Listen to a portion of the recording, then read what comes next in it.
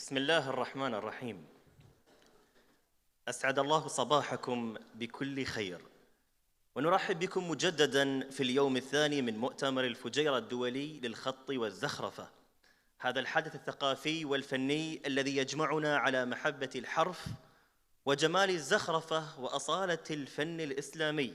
نلتقي اليوم لنواصل هذه الرحلة البصرية والمعرفية مع نخبة جديدة من المحاضرين والخبراء من مختلف دول العالم، فشكرا لكم على حضوركم وتفاعلكم، وشكرا لكل من ساهم في استمرار هذا الزخم الثقافي، ونسأل الله أن يكون يومنا هذا مليئا بالفائدة والإلهام. سمعتوا عن المتنبي؟ تعرفونه صح؟ شاعر معروف، ما في أجمل من أشعاره، يمكن حتى نتغنى فيها ومن يوم احنا كنا صغار. بشارة الخوري، وين اخواننا اهل لبنان؟ حبايبنا، اخواننا واخواتنا، حد موجود من لبنان هني؟ حد موجود من لبنان؟ شوف اياديكم. بشارة الخوري الشاعر اللي هو معروف باسم او اللقب الاخطل الصغير، وليس رئيس الجمهورية طبعا. في شاعر اسمه بشارة الخوري معروف، وصف المتنبي من ضلاعته في الشعر وبراعته في وصف الأحوال، قال هذا مستحيل يكون من البشر، بل وصفه في إحدى أشعاره بأن والدته جنية لهذه الدرجة. كان يقول: عرس من الجن في الصحراء قد نصبوا له تحت السرادق والقبب. لهذه الدرجة يعني يوصف حال المتنبي. متنبي لا غبار عليه. كان يقول في إحدى أشعاره: ما كل ما يتمناه المرء يدركه، تجري الرياح بما لا تشتهي السفن. اختلف معاه شوية في هالبيت، أتوقع ما كان حاضر اليوم معانا ولا كان موجود في الفجيرة عشان يشوف هذا الإبداع. لو بنعاشيه بالشعر وبنرد عليه بنقول: تجري رياحنا كما تجري مدرستنا، أنتم الرياح وأنتم البحر والسفن. صح دكتور؟ هذه الوجوه الطيبة وهذا الإبداع من يوم كامل، وما شاء الله مستمرين معاكم في صباح اليوم بعد. أتوقع المتنبي راح يوقف منبهر أمامكم. الله يحفظكم ويزيدكم من خيره وفضله. نبدأ برنامجنا اليوم بمحاضرة تحت عنوان ثقافات المخطوطات في العالم الإسلامي، يقدمها لنا البروفيسور إدهام حنش، مدير مركز الخط والمخطوط في منظمة العالم الإسلامي للتربية والعلوم والثقافة الإيسيسكو وأستاذ متخصص في فن الخط وعلم المخطوطات الجمالي. ألف أكثر من 20 كتاباً في مجال الخط والفن الإسلامي، ترجم بعضها إلى أكثر من 7 لغات عالمية، ويعد من أبرز الأصوات المعاصرة في هذا المجال الحيوي. فليتفضل مشكوراً.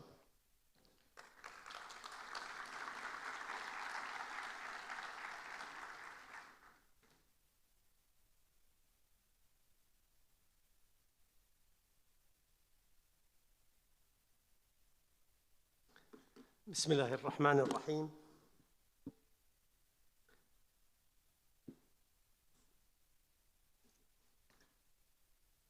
وبه نستعين، والصلاة والسلام على سيدنا محمد أشرف الخلق وخاتم المرسلين، وبعد.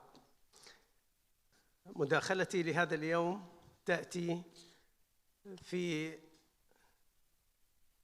سياق عملي المتواصل على تأصيل علوم المخطوطات. فبعد أن قدمنا في السنوات الماضية علم المخطوطات الجمالي، وشاع وانتشر وترجم إلى عدد من اللغات، نعمل اليوم على تأسيس علم المخطوطات الثقافي.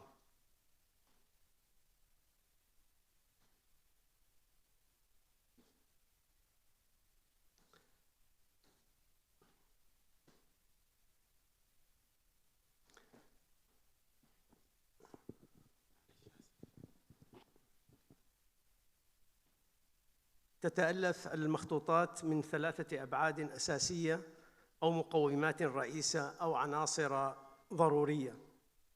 هي الوعاء المادي الحامل لمحتوى المخطوط ومضمونه، والنص المحمول أدبياً في هذا الوعاء المادي، وصورة المخطوط الجامعة لكل ما يتعلق بالوعاء والنص من المظاهر والأشكال والصور.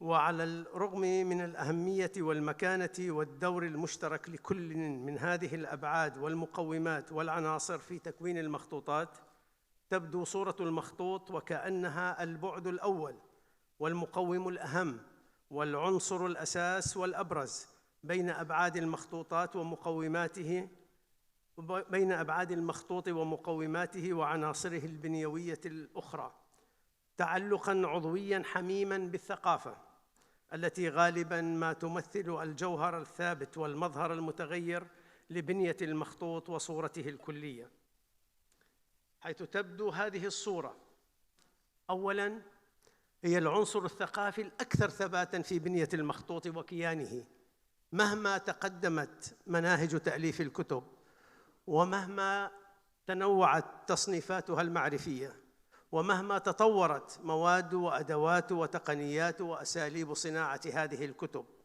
بأنواعها المخطوطة والمطبوعة والإلكترونية، ومهما قد يصيب البعدين الآخرين الوعاء المادي أو النص الأدبي من التأثرات والتحولات والتطورات السلبية والإيجابية. وتبدو صورة المخطوط أيضاً وكأنها العنصر الثقافي الأهم وظيفة والأبرز دوراً في إظهار ما وراء المخطوط من القيم الثقافية المتعلقة بالأصالة والإبداع وبالفن والهوية الحضارية التي غالباً ما تقوم على قانون الوحدة والتنوع في العناصر والهياكل والأشكال التي تؤلف بنية المخطوط الكلية وطبيعتها الثقافية.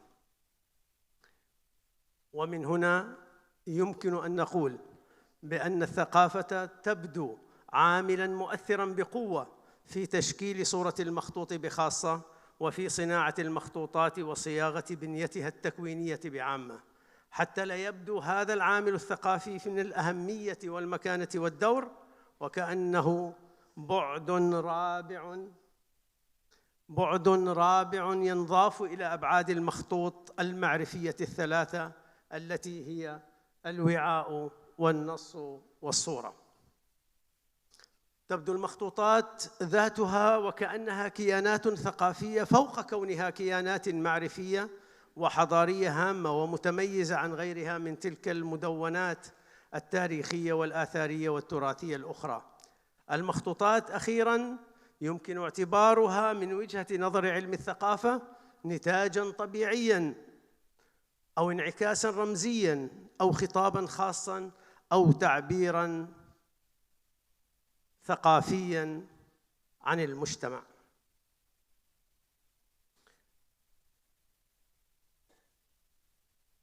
في هذه المقاربة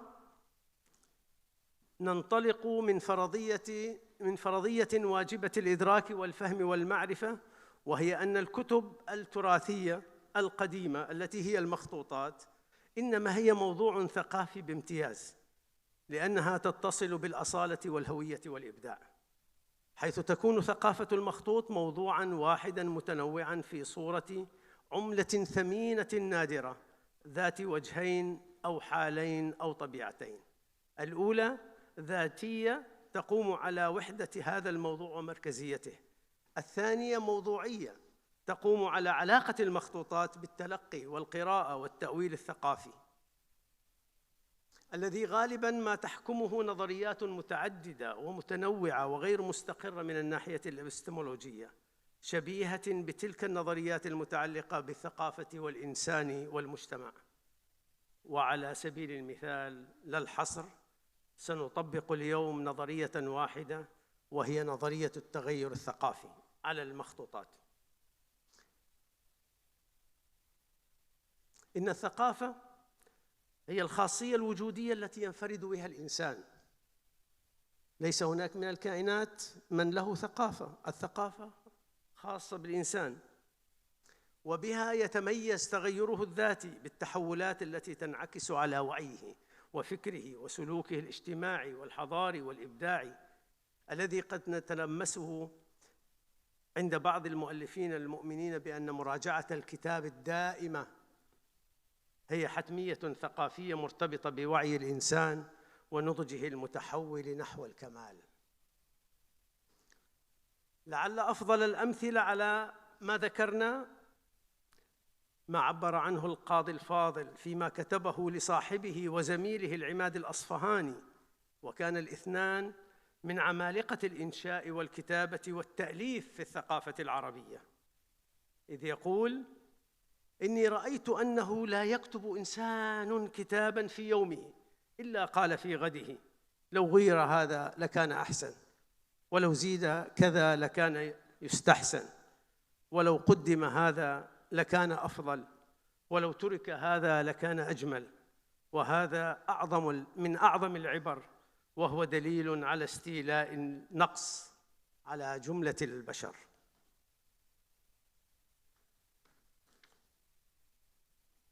كيف يمكن أن ندرس المخطوطات ثقافياً؟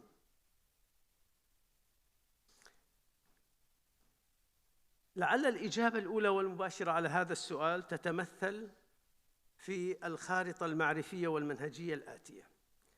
أولاً، اختيار المفهوم الأنسب للثقافة من بين هذا الكم الهائل والكبير من المفاهيم العامة المفتوحة والخاصة الضيقة للثقافة. طبعاً هناك نظريات كثيرة ومفاهيم عديدة للثقافة.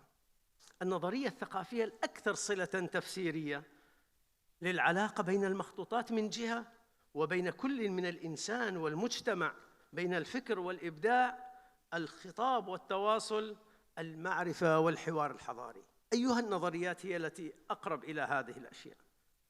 ثالثاً، اختيار المنهج الأصلح لدراسة العلاقات البينية والتكامل المعرفي بين الثقافة والمخطوطات. كل ذلك من أجل تمكين هذه الدراسة الثقافية من الوصول إلى غاياتها أو أهدافها النهائية، وهي توكيد طبيعة المخطوط الثقافية، وبيان كون الاعتبار الثقافي قيمة مضافة additional value، وبعداً لازماً آخر من أبعاد المخطوط المعرفية. ولو حاولنا البحث في مفهوم الثقافة ونظريتها الاعتبارية المناسبة للمخطوطات، سنجد أن أفضل هذه النظريات تقوم على اعتبار الثقافة ظاهرة ثقافية ثلاثية التكوين والوظيفة والدور. فعلى صعيد البنية والتكوين الثقافي، غالباً ما تبدو المخطوطات كيانات مادية تتمتع بشخصية متميزة نوعاً ما، وهوية خاصة إلى حد ما، وكون ثقافي نسبي ونسبي قادر على تقييم ذاتها ثقافياً من حيث كونها مخطوطات أصيلة أو هجينة. تجدون كثير من المخطوطات هذه مخطوطة أصيلة، هذه مخطوطة هجينة، هذه، حيث يمكن اشتغال نظرية الرموز الثقافية على اعتبار المخطوطات حوامل ثقافية خاصة لنصوص ومضامين ومعتقدات ذات طبيعة خاصة جداً، قد تجعلها لدى كثير من الناس ما يشبه الأيقونة. هناك مخطوطات نفيسة جداً إلى درجة الأيقونة، أو الرمز، أو التحفة النفيسة التي يبدعها هؤلاء الناس، ويتعارفون على الإيمان الثقافي بقداستها ومكانتها السامية التي تعلو على كل شيء مهما كانت طبيعته الكتابية أو الغير الكتابية، لأنها تعد أصلاً ومصدراً وملهماً ثقافياً لهم في كثير من شؤون حياتهم الخاصة والعامة. على صعيد الوظيفة، غالباً ما تكون المخطوطات وسيطاً ثقافياً ناقلاً لكل شيء من الفكر والثقاء والمعرفة بكل أركانها العلمية والأدبية والفنية بين مختلف اللغات والمجتمعات والدول. ويمكن أن تكون هذه المخطوطات وسيطاً ناقلاً أيضاً لثقافتها الخاصة التي تتميز بها وتعرف عنها، وذلك من خلال انتقال هذه المخطوطات بوصفها كيانات ثقافية قابلة للانتقال والهجرة والاستيطان الجديد بكل أريحية ويسر ومقبولية خارج بيئتها الثقافية الأم. كما تعرفون أغلب المخطوطات العربية والإسلامية هي موجودة خارج بيئتها الثقافية الأم. المثاقفة عبر المخطوطات.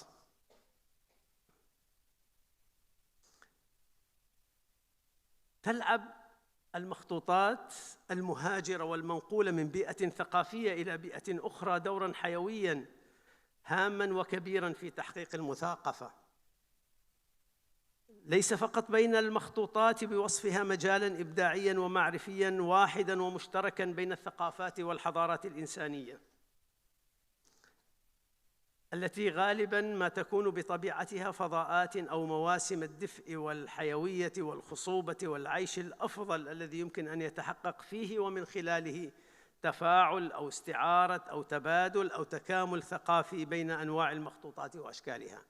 هناك لدينا مخطوطات نعتقد بأنها مثلاً بالهوية الفلانية ولكن هي ذات هوية هجينة متداخلة متكاملة.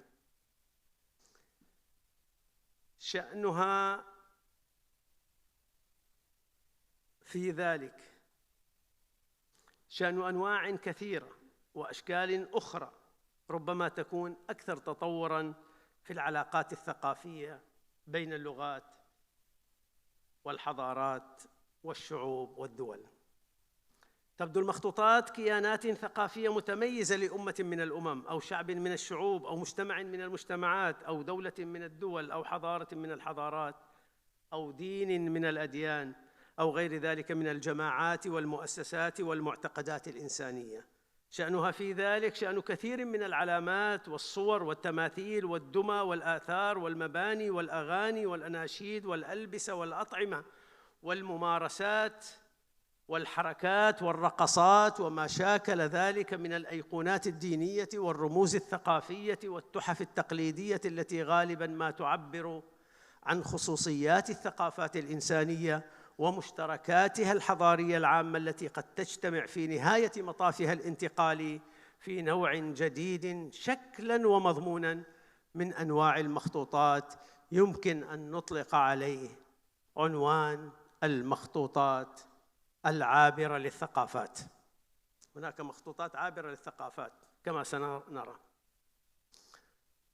نقصد بهذا العنوان المخطوطات عابرة الثقافات تلك المخطوطات التي غالباً ما تبدو وكأنها جامعة ثقافية عامة لموضوعات أو أشكال تنتمي إلى ثقافات متعينة ومتعددة وذات اهتمام إنساني مشترك بين المجتمعات والشعوب والحضارات، سواء كانت هذه الموضوعات أو الأشكال ذات طابع عام أحادي من الناحية الثقافية أو ذات طابع خاص ومنحاز إلى ثقافة بعينها كموضوعات الآداب والفنون. وغالباً ما تكون الترجمة اللغوية والثقافية هي الوسيلة الأهم والأبرز لصناعة هذه المخطوطات العابرة للغات والثقافات والحضارات. أفضل مثال لدينا وأوضح هو كتاب كليلة ودمنة الذي لا يزال من أكثر هذه الكتب المترجمة قديماً وحديثاً وأكثر مخطوطاتها التي تم نسخها وجرى تحقيقها وتكرر نشرها في الشرق وفي الغرب. يعود كتاب أصل كليلة ودمنة أصلاً إلى الثقافة الهندية وتمت ترجمة الكتاب الأولى إلى اللغة الفهلوية والثقافة الفارسية، ومنها قام ابن مقفع بترجمته إلى اللغة العربية لأول مرة في منتصف القرن الثاني الهجري الثامن الميلادي. بل إن هذا الكتاب المترجم إلى اللغة العربية لاحقاً أكثر من مرة ترجم أيضاً أكثر من مرة، ولأول مرة صارت الترجمة العربية هي الأصل اللغوي والثقافي لكل أصول الكتاب ونسخه المترجمة إلى اللغات الأخرى. إلى اللغات الأخرى يقدر طبعاً عدد اللغات التي ترجمت إليها كليلة ودمنة ب28 لغة.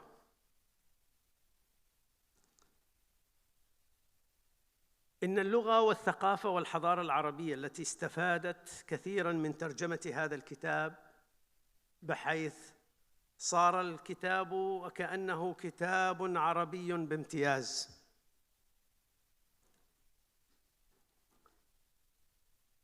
ولكي نختم، لا بد من أن يكون هناك تحليل ثقافي للمخطوطات يقوم على قانون الوحدة والتنوع بوصفه جوهر نظرية النقد الثقافي للمؤلفات والأعمال والصناعات الإبداعية التي غالباً ما تنتمي معرفياً إلى الأدب والفن. فالتحليل الثقافي يشتغل على المضمون حيث وحدة المخطوط بوصفه مؤلفاً، ويشتغل على الشكل حيث تنوع العناصر الفنية في المخطوط بوصفه عملاً فنياً.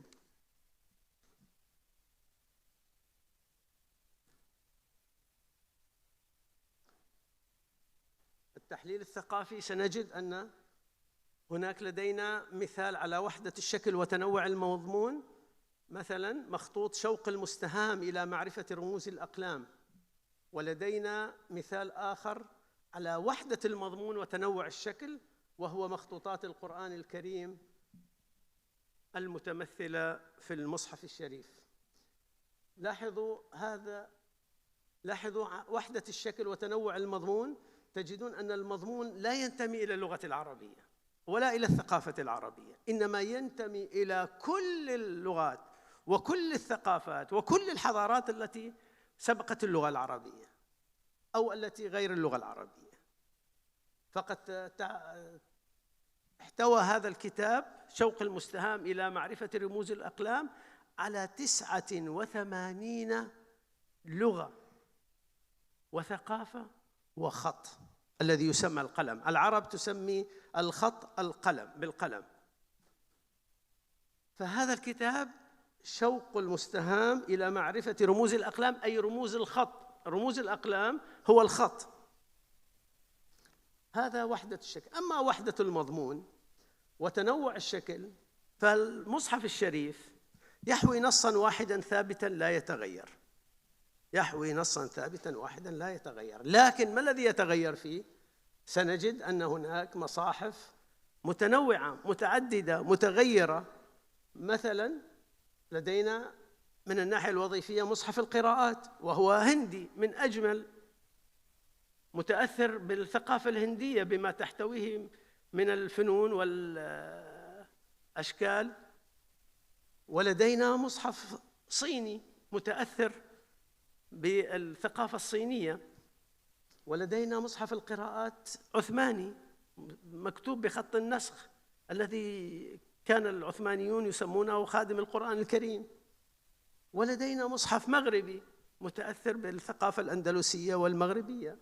ونجد أن هذا التحليل الثقافي يوصلنا إلى نتيجة نهائية أنه بالإمكان أن ننشئ علماً خاصاً بثقافة المخطوطات يقوم على العديد من الموضوعات الأساسية أو المحورية، منها العلاقة بين الثقافة والمخطوطات، منها الطبيعة الثقافية للمخطوطات، منها ثقافة المخطوطات نفسها، منها القيم الثقافية للمخطوطات، منها العناصر الثقافية للمخطوطات، منها الوظائف الثقافية للمخطوطات، ومنها أخيراً المثاقفة عبر المخطوطات. والمثاقفة تعرفون هو تفاعل الثقافات وحوارها وتكاملها. والسلام عليكم ورحمة الله وبركاته. شكراً بروفيسور. أطلب منك إذا ما عليك أمر نفتح باب الأسئلة للجمهور الكريم، السيدات والسادة، الإخوان والخوات، اللي حاب يسأل سؤال البروفيسور الدكتورة دهام. ودنا نشوف ناس يمكن ما قد شاركوا معنا من يوم أمس، إذا تكرمتم في أي سؤال. أتمنى بس الإخوان المتطوعين يشوفون، يمكن أنا ما ألقط الناس اللي بعاد عني. في حد يبي يسأل هاك الصوب؟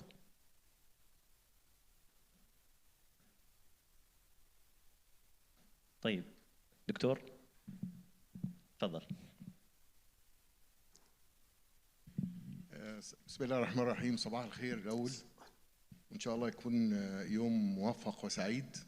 الحقيقة أنا اللي عجبني إن حضرتك تناولت المخطوطات من منظور ثقافي، واللي أزعجني بعض الترجمات بوصف المخطوط الثقافي. هو ليس بالضرورة أن يكون مضمون أو محتوى المخطوطات كالتشرال، لكن حضرتك كل اللي تم تناوله هو المخطوطات from cultural perspective، ككيان ثقافي. ما الذي يميز المخطوط ككيان ثقافي عن الكتاب المطبوع؟ شكرا.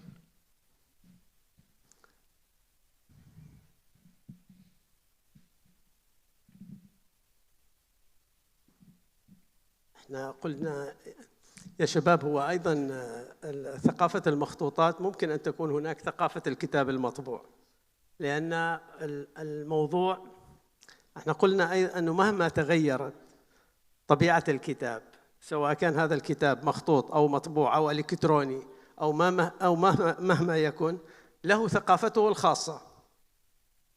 الثقافة هي بعد رابع لكل شيء، كما الصورة هي أساس وجود أي شيء، لا شيء يوجد من غير صورة. ولهذا وضعنا في علم المخطوطات الجمالي أن الصورة هي البعد الثالث، احتراما وتقديرا وتماشيا مع ما قيل سابقا عن علمي المخطوطات المتعلق بالتحقيق الذي نسميه علم المخطوطات اللغوي أو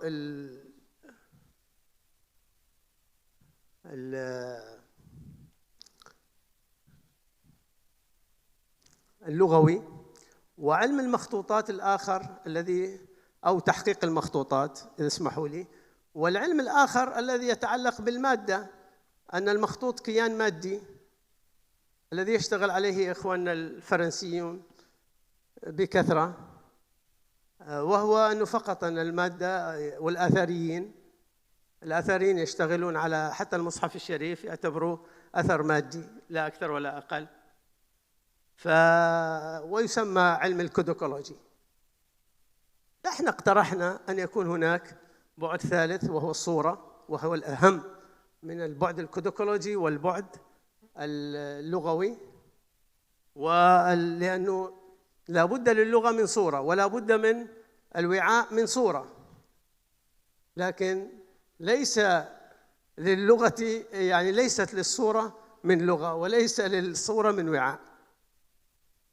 المهم البعد الآخر الذي ينبغي أن يكون في المخطوطات هو البعد الثقافي، لأن هذا المخطوط لم ينتج في الهواء، ولا يمكن التعويل على أي عنصر لوحده، لابد من إضافة عنصر ثالث. مهما تغير الكتاب المطبوع له ثقافته الخاصة، الكتاب الرقمي له ثقافته الخاصة، الكتاب المخطوط له كتابته الخاصة. أنا لم أدخل في ثقافة المخطوطات العربية بالذات لأن الوقت لم يسمح، لكن الفرق لكل ثقافته الخاصة، مثل ما كلنا ننتمي إلى ثقافة عامة، لكن لكل منا ثقافته الخاصة. نحن تجاوزنا موضوع تعريف الثقافة، لأن الثقافة تعريفاتها كثيرة ومتعددة ومتنوعة ومتغيرة أيضاً، ولم يحسم أمرها مصطلحاً جامعاً مانعاً إلى اليوم. شكراً بروفيسور، جزاك الله خير وما قصرت في الطرح. ولاحظوا القلق الموجود، مثل هو عرض الدكتور البارحة في محاضرته القيمة جداً حول موضوع التصنيفات العالمية للتراث الثقافي. لاحظوا القلق الهائل في اليونسكو وفي المنظمات الدولية وفي الأسيسكو، في المنظمات، أنا أعمل في الأسيسكو، في المنظمات الدولية لا يوجد اتفاق. ما هو التراث الثقافي؟ هذا يأتي فلان يقول هذا تراث ثقافي، يأتي الثاني يقول لك هذا لا يدخل في التراث الثقافي. إذن السبب هو ليس السبب أنه عدم اعتراف هذا بهذا، لكن كل ينطلق من رؤيته الخاصة للثقافة، لأن الثقافة نسبية، والثقافة ترتبط بالشخص، بالمجتمع، بالمؤسسة، وهكذا. السلام عليكم. وعليكم السلام. شكرا لك دكتور، يعطيك الصحة والعافية.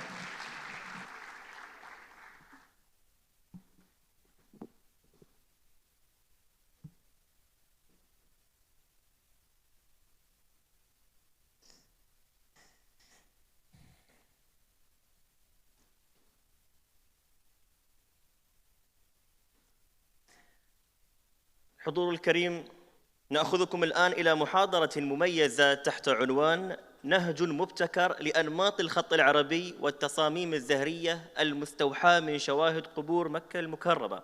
تقدمها لنا الدكتورة هبة بركات، مديرة متحف الفن الإسلامي بوزارة الثقافة في المملكة العربية السعودية، ومؤرخة فنون إسلامية وخبيرة متاحف مرموقة. أدارت لأكثر من 20 عاماً القسم الإشرافي في متحف الفنون الإسلامية في ماليزيا، وأشرفت على أكثر من 40 معرض عالمي، وتعمل حالياً كباحثة مستقلة ومستشارة لمشاريع متحفية رفيعة المستوى. فلتتفضل مشكورة.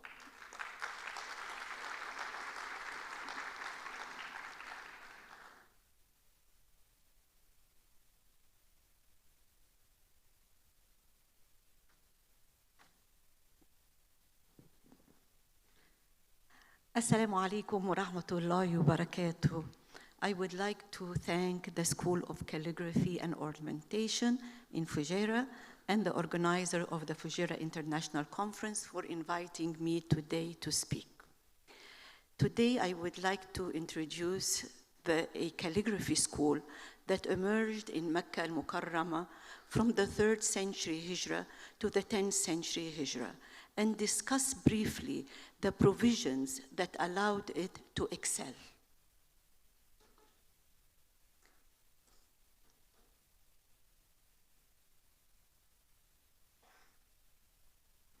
Since the advent of Islam, Mecca has played a vital role in spreading knowledge and endorsing religious scholarship. Yet, scarcity of information on the development of the early writings in the region led many scholars to vaguely refer to or even skip this phase in their study and the teaching of Islamic arts.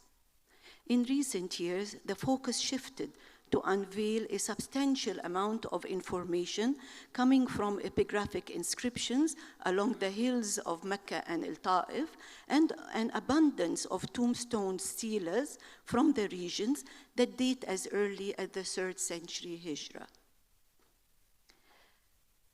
Interpreting these findings led to speculations on the existence of a unique school of calligraphy in Mecca that gained profound knowledge of the script styles developed around the Muslim world, while improvising its own calligraphy style.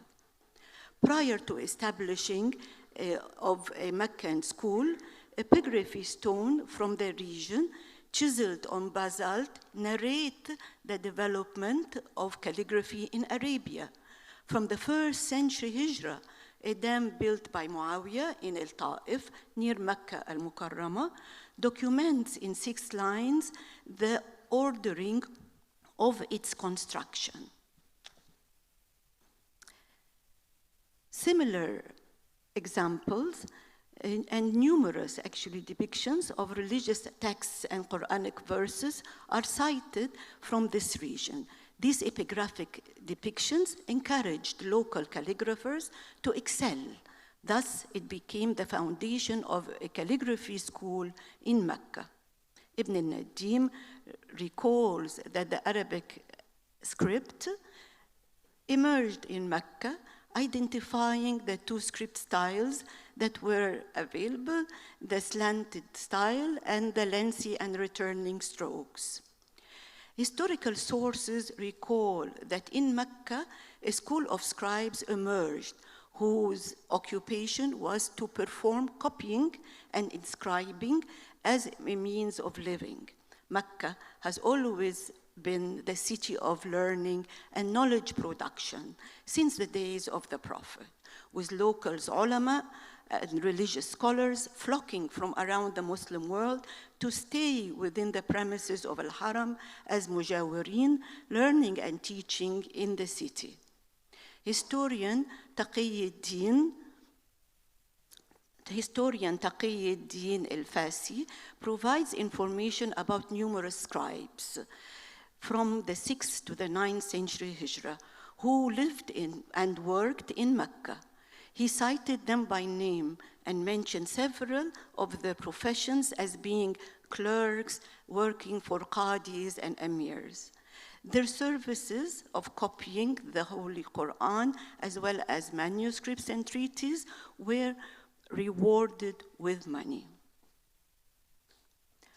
From the corpus of tombstones found in Mecca, all of them are published. Many of its calligraphers, chiselers, were among the learned group, scribes and sheikhs. According to Groman, the signatures on tombstones indicate that a calligrapher carefully designed the wording on paper before transferring it onto stelas and carefully chiseling it.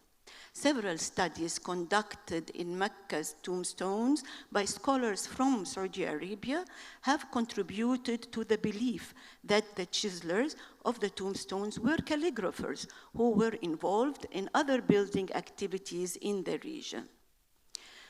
Mecca has long received waqf documents and waqf gifts to the Haramain. These waqfs were the most exquisite manuscripts, embroidered drapes, and architecture elements. These precious gifts led the local Meccan calligraphers to be aware of the trends and developments of styles emerging from around the Muslim world. The focus of this paper is in the manner in which these calligraphers, along a span of 500 years, were able to freely express their artistic creativity and develop a particular unique script style in Mecca.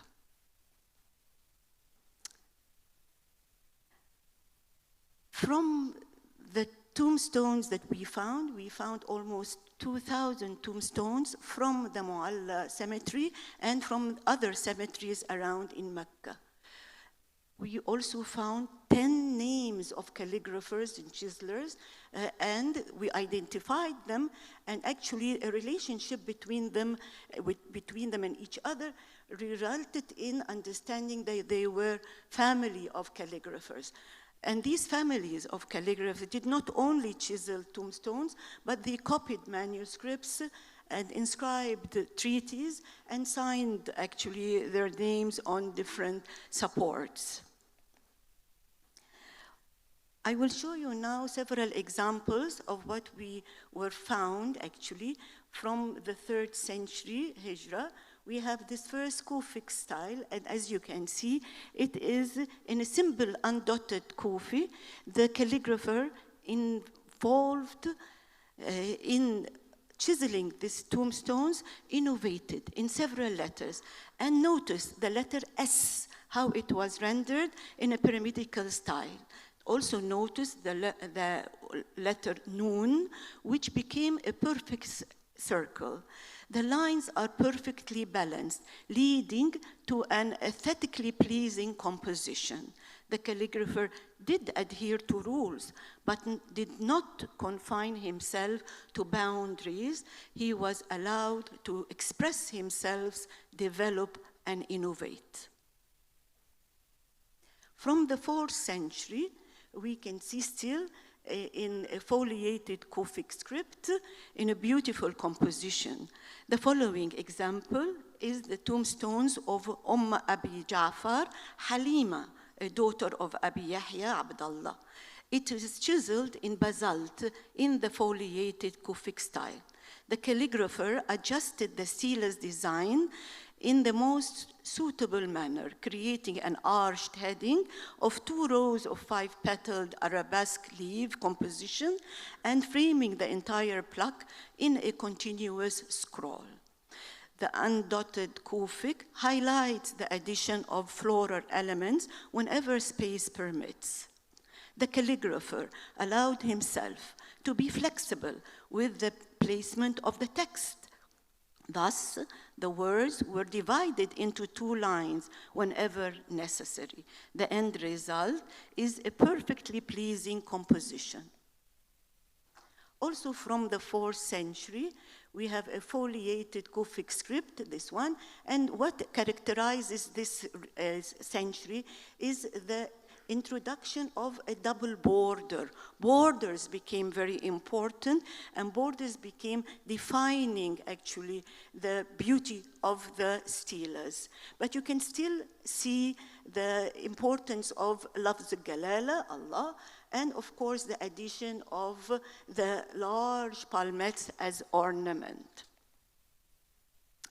When I say that the arched composition became important and the border became important, this is an example from the 5th century, and you can see how the borders developed. So it is not just the roundels and the flowery leaves on top, but also a double border and a border within a border. Yet they still continue with the script style that they have developed, where they augment the lafz al-kalala. This outstanding frame design composition of the arched tomb demonstrates the eagerness of the calligrapher to impress. He pushed the boundaries and innovated. He mastered the styles and the design, but still look at the word Rasul and the S in the Rasul and Iswatan. The S also kept faithful to the triangular design that have prevailed in the past 200 years. It is this era that the tombstones acquired outstanding frames, frames that were based on vegetal geometric designs and domical structure. So in a way, it became clear that we are living in a time where the tombs were representing a culture that is prevalent in this region. These are some of the finest examples, whether it is a polylobed arch or whether it is an appointed arch with the circle encircling the word Allah. What happened when the text started to move from Kufic to Naskh? We started to see a lot of new additions.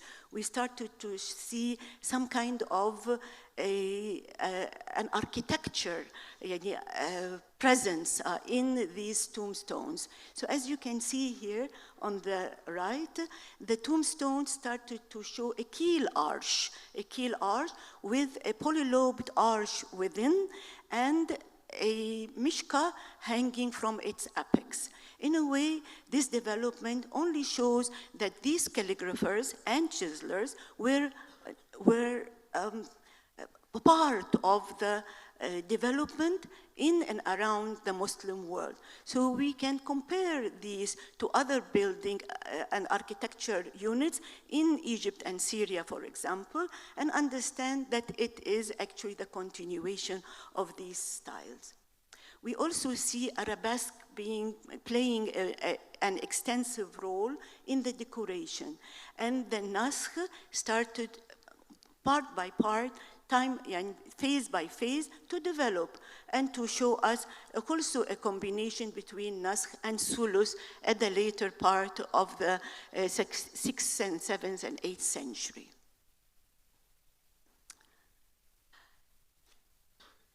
In this example, I would like to show this is the stela, the tombstone of the daughter of Khwaja Ghiyasuddin, and it is dated to 960 Hijra or 1552 Common Era. From this period onwards, the tombstones were treated as if they were folios. They were folios of manuscripts. They had arched text space and a mishka suspended from its apex, spandrels with decorated with floral compositions, all topped with crenellation, giving the composition its architectonic feel. This resemblance to manuscripts confirms that the calligrapher were engaged in various projects, were copying manuscripts and producing Hajj certificates that actually looked very much like the steles that we have here. Basically, it is this period that we see a lot of changes in and around the steles. And by the time that the Ottomans came to Mecca, everything has changed. Today, we see that in recent years, a noticeable increase in calligraphy competitions with the Arabic world and in the Arabic world and internationally, and they gave the Arabic calligraphy a boost to yield interest from calligraphers, art historians, and museum curators, as well as collectors. The presented artworks became the indicator of future innovative and masterly artworks. Yet, in many competitions, the script types were clearly marked either Kufic, Naskh, Rik'a, Muhaqqaq, Maghribi, or other requests such as Divani and Divani Jalli. Boundaries were further supplemented with somewhat rigid approaches to media. All this brings back memory and things, why are we restricting these calligraphy competitions while we can in reality begin to release these very strict rules and regulations and give today's calligrapher, as we gave the calligraphers of Mecca from the 3rd to the 10th century Hijrah, the freedom to innovate. Yet, we can also see that the calligraphers of Mecca, to conclude, that who have left us their signatures on tombstones, contributed to the development of traditional script styles with little limitations. They prove to have a clear understanding of the importance of rules and standards, ratios and balance, and aesthetics, and utilize them to become vehicles for change rather than obstacles to change. From the analysis of the tombstones, the following measures were followed. They clearly delivered the balanced ratio between the font size and space, thus producing aesthetically pleasing steles. The design utilized augments the text and does not overshadow it. When mixing styles, their aim was clear. And the balance was maintained. And finally, when dotting and articulation started to be included, they respected the words and treated the marks as additional rather than the main. This leads us today to conclude that Mecca has contributed greatly to the development of its script style, and leads us also to understand that in order to continue developing today, the strict guidelines of calligraphy competitions needs to be revised. Thank you very much.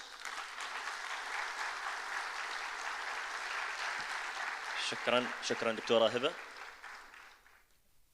لأول مرة أنا أستمتع إني نجعل وقت خلصتي. شكرا دكتورة هبة بركات على هذه المحاضرة الطيبة. طيب نفتح باب المشاركة للجمهور. طيب نشوف المتطوعين الموجودين وينهم. زين ناخذ من صوبك أخويا. هاك الصوب. شوف حد من الإخوان والأخوات دامك قريب منهم. الأخت اللي هنا في النص.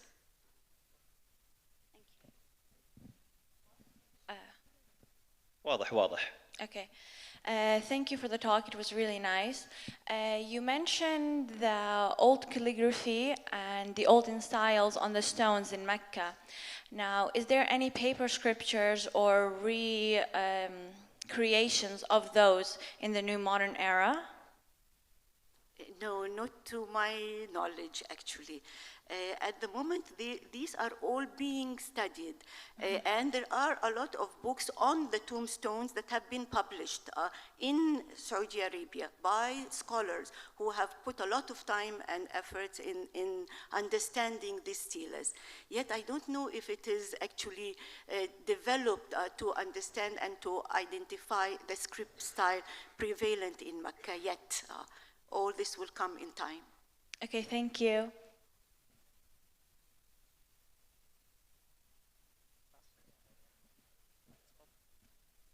Thank you so much for that amazing presentation. I would like to ask you, were any of the inscriptions on the tombstones done in the Hijazi script? Because the Hijazi script is the oldest script, which actually was just recently discovered 10 years ago. The oldest Quran was actually transcribed in the Hijazi script. So I was wondering if you could shed some light on the Hijazi script. Thank you. Okay, thank you very much. This is a very important point. Actually, we have epigraphy from the 1st, 2nd century. We have tombstones from the 2nd until today, but actually we have not seen what today and what recently has actually emerged in museums as the slanted Hijazi script that we see on folios. We have not seen that neither in the epigraphies of Mecca nor in the tombstones of this holy city. So actually what we have seen in reality is actually the elongated strokes and the roundels of the memes, the stressing of the words of the Jalala, but we have never seen in the tombstones the slanted Hijazi script that we talk about today. But I have to say that 20 years ago, we have not seen the Hijazi script. There was nothing called, or we did not in the museum world, know much about the slanted Hijazi script. I think this is all by time. Perhaps we will be seeing the Hijazi script, or perhaps the slanted Hijazi script was not actually utilized on tombstones and were only utilized on folios. We will still have to look more into this. شكرا دكتورة هبة، يعطيك العافية.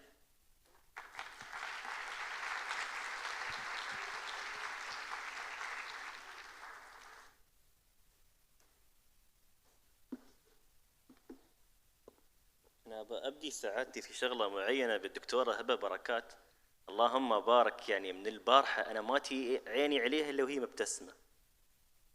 يعني أشوف الوقت يتأخر حتى وبعد ساعات طويلة أشوفها كل ما تي عيني بعينها أشوفها مبتسمة. اللهم بارك على هذه البشاشة الجميلة، عساها دائما على محياك ومحيا الجميع إن شاء الله.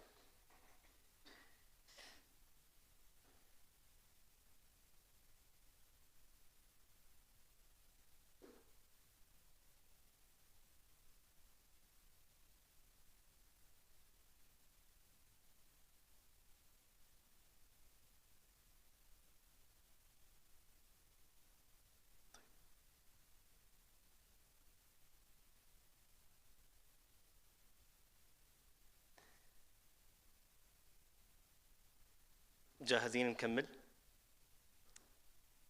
ها دكتور شو تقول؟ نكمل عادي؟ ولا تبى كوب قهوة؟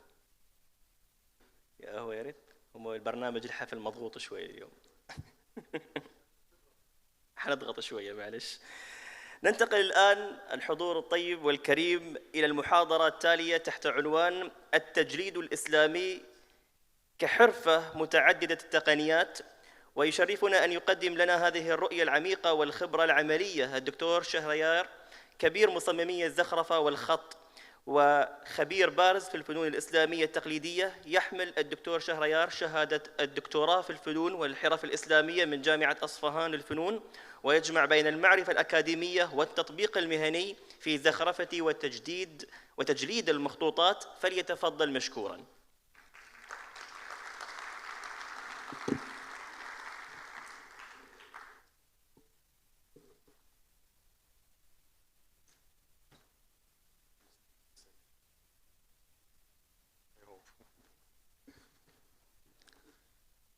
Bismillah ar-Rahman ar-Rahim. Assalamu alaikum.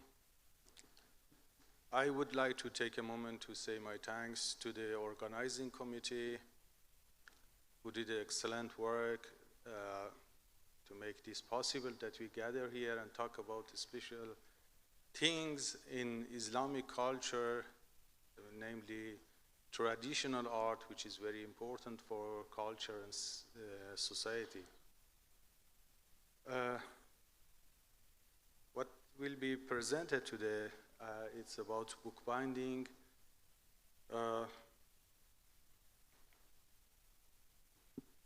Islamic traditional bookbinding,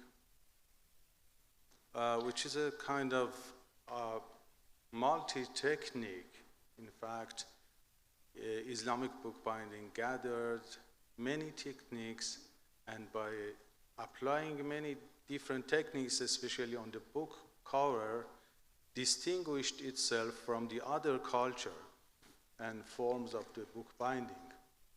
So in principle, as it was in the past, craftsmen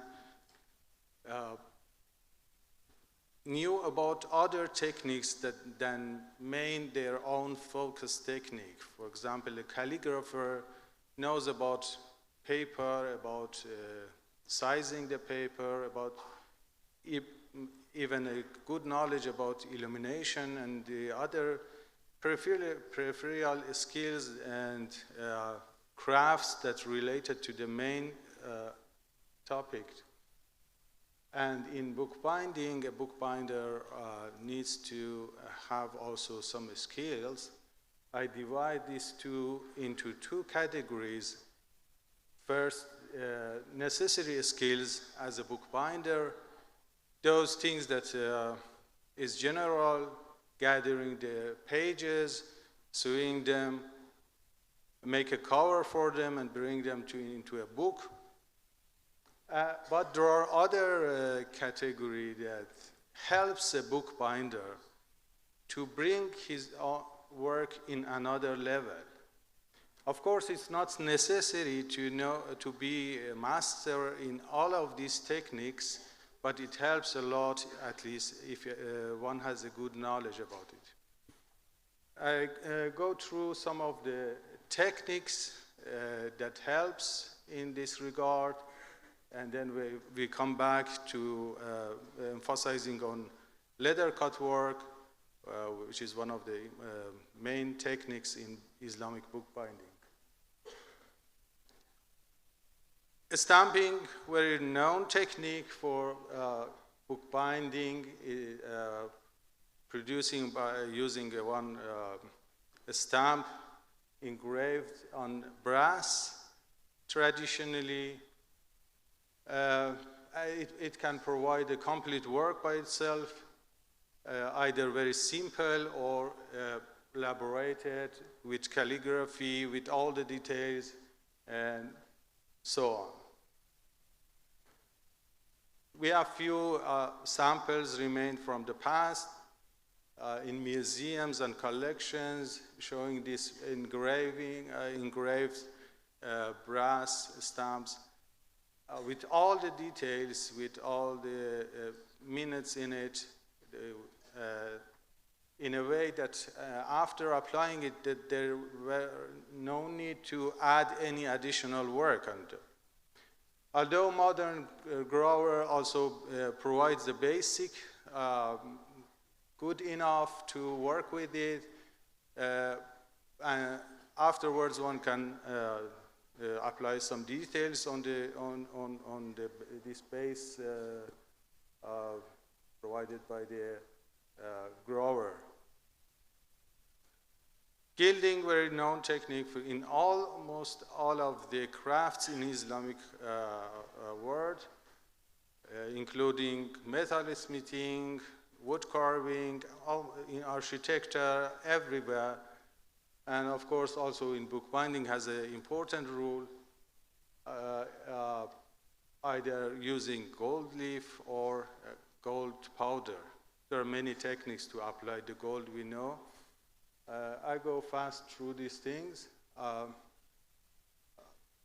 Calligraphy, may astonishing why I'm mentioning calligraphy in context of bookbinding.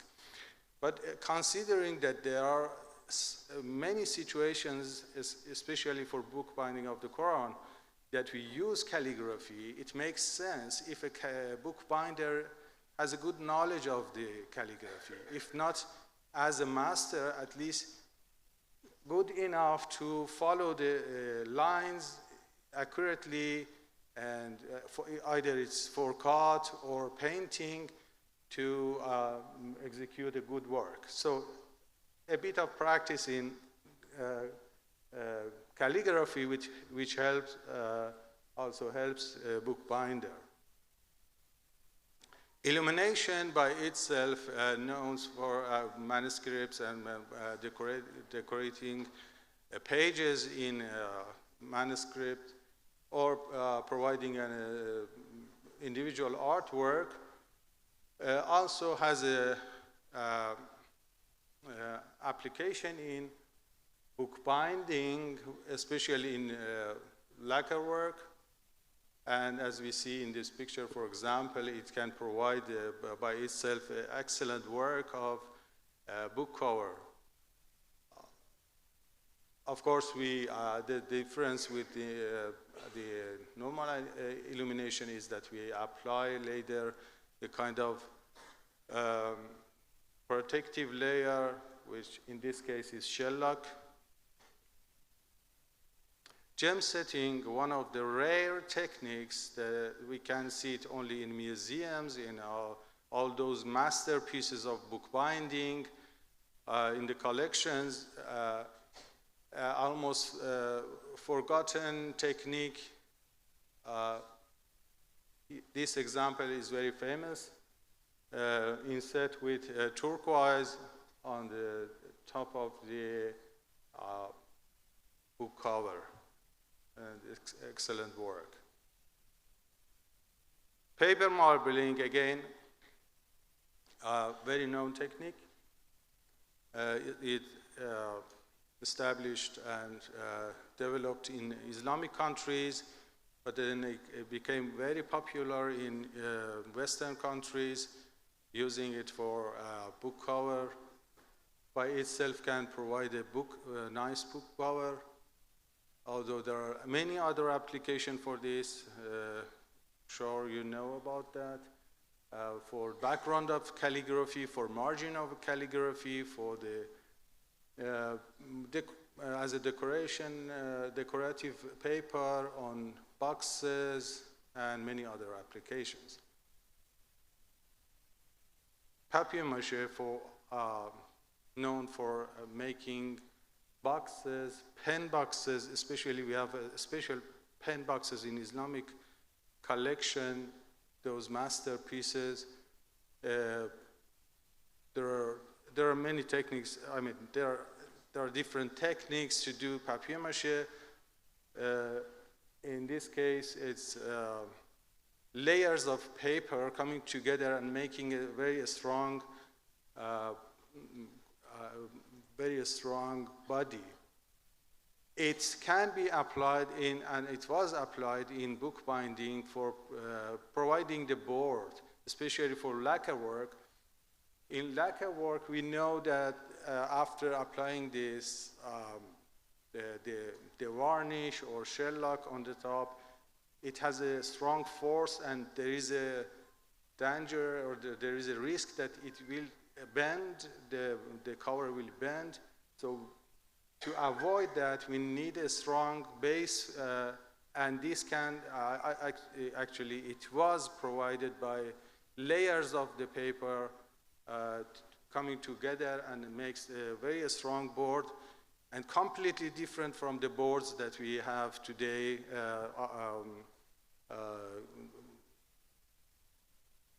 made machinery. Again, a combination of those techniques, marbling at the middle with lacquer work, papier-mâché, illumination and painting. In fact, all of those paper and book arts are kind of related together. And one cannot avoid to investigate other techniques when working in one of them. Paper cut work, one of those techniques which is going to be forgotten, but fortunately there are a few people still practicing it, known as qatta'i in Arabic. It can provide independent artwork, and in bookbinding, especially in leather cut work, we use it for the background of the leather cut work to provide the different colors. We will come back to it. And finally, leather cut work, which we go a bit into the details and the steps. Leather cut work normally used inside the book because it makes an even surface, one level surface, which doesn't harm the inside and then doesn't harm the pages. But it can also apply on the surface, on the outside of the book. But in this case, we need to have different levels to be protected because it's very fine work. For this technique, actually, we start with drawing as always, preparing the leather because we need a very thin layer of leather to do it. It could be either skiving or splitting, then stiffing or sizing on the leather, transfer of the design cut, gilding, adhering, and finishing. Drawing in this technique has a special specifics about it. It should be kind of woven together, connecting parts and make a one piece after cut. It makes everything easier when we apply it on a surface. Of course, it can be divided to 2 or 3 parts, but it's not recommended to have all the details separately cut, and actually it's not in this technique. We have a kind of grill afterwards. To have a good cut, we need good tools, and it was very common for craftsmen to do their own tools. Again, one of the side skills that helps a bookbinder in special cases, in special situations, to come and make a special tool for his work. And also it helps for maintenance of the tools, sharpening, and all of those things. It kind of, in fact, making the tools is a kind of intimacy, makes an intimacy between the craftsman and work, and there is in between the tools. Providing the leather for leather cut work, either with skiving it to bring it to a layer of about 0.5 millimeter or even less, or splitting it into 2 pieces. And it goes naturally, but it needs more skill to do it correctly without stretching the leather. And afterward, when we do that, we have a really nice surface, even, ready to cut, a bit very soft, actually, which is difficult to do the cut.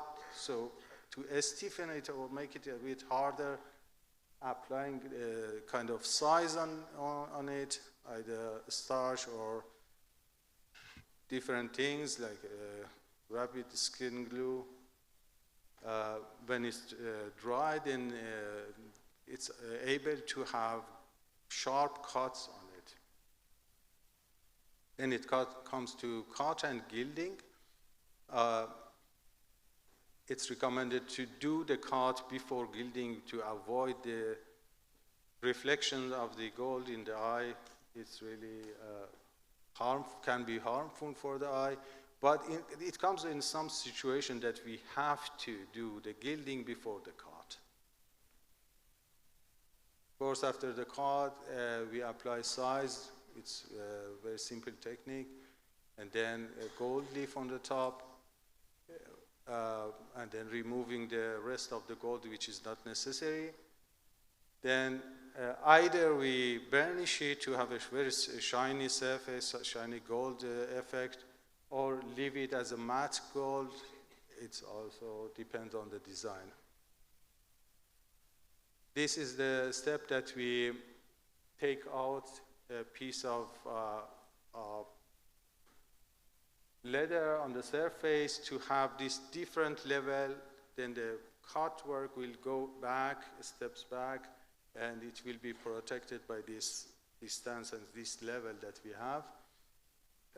Again, in the drawing, if a bookbinder knows about the drawing, he will have this in mind, that there are areas that can be divided by or separated by the color in the background, and this can be either by painting it or a piece of dyed paper, or as we see in many of the masterpieces in the past, it's a piece of cloth.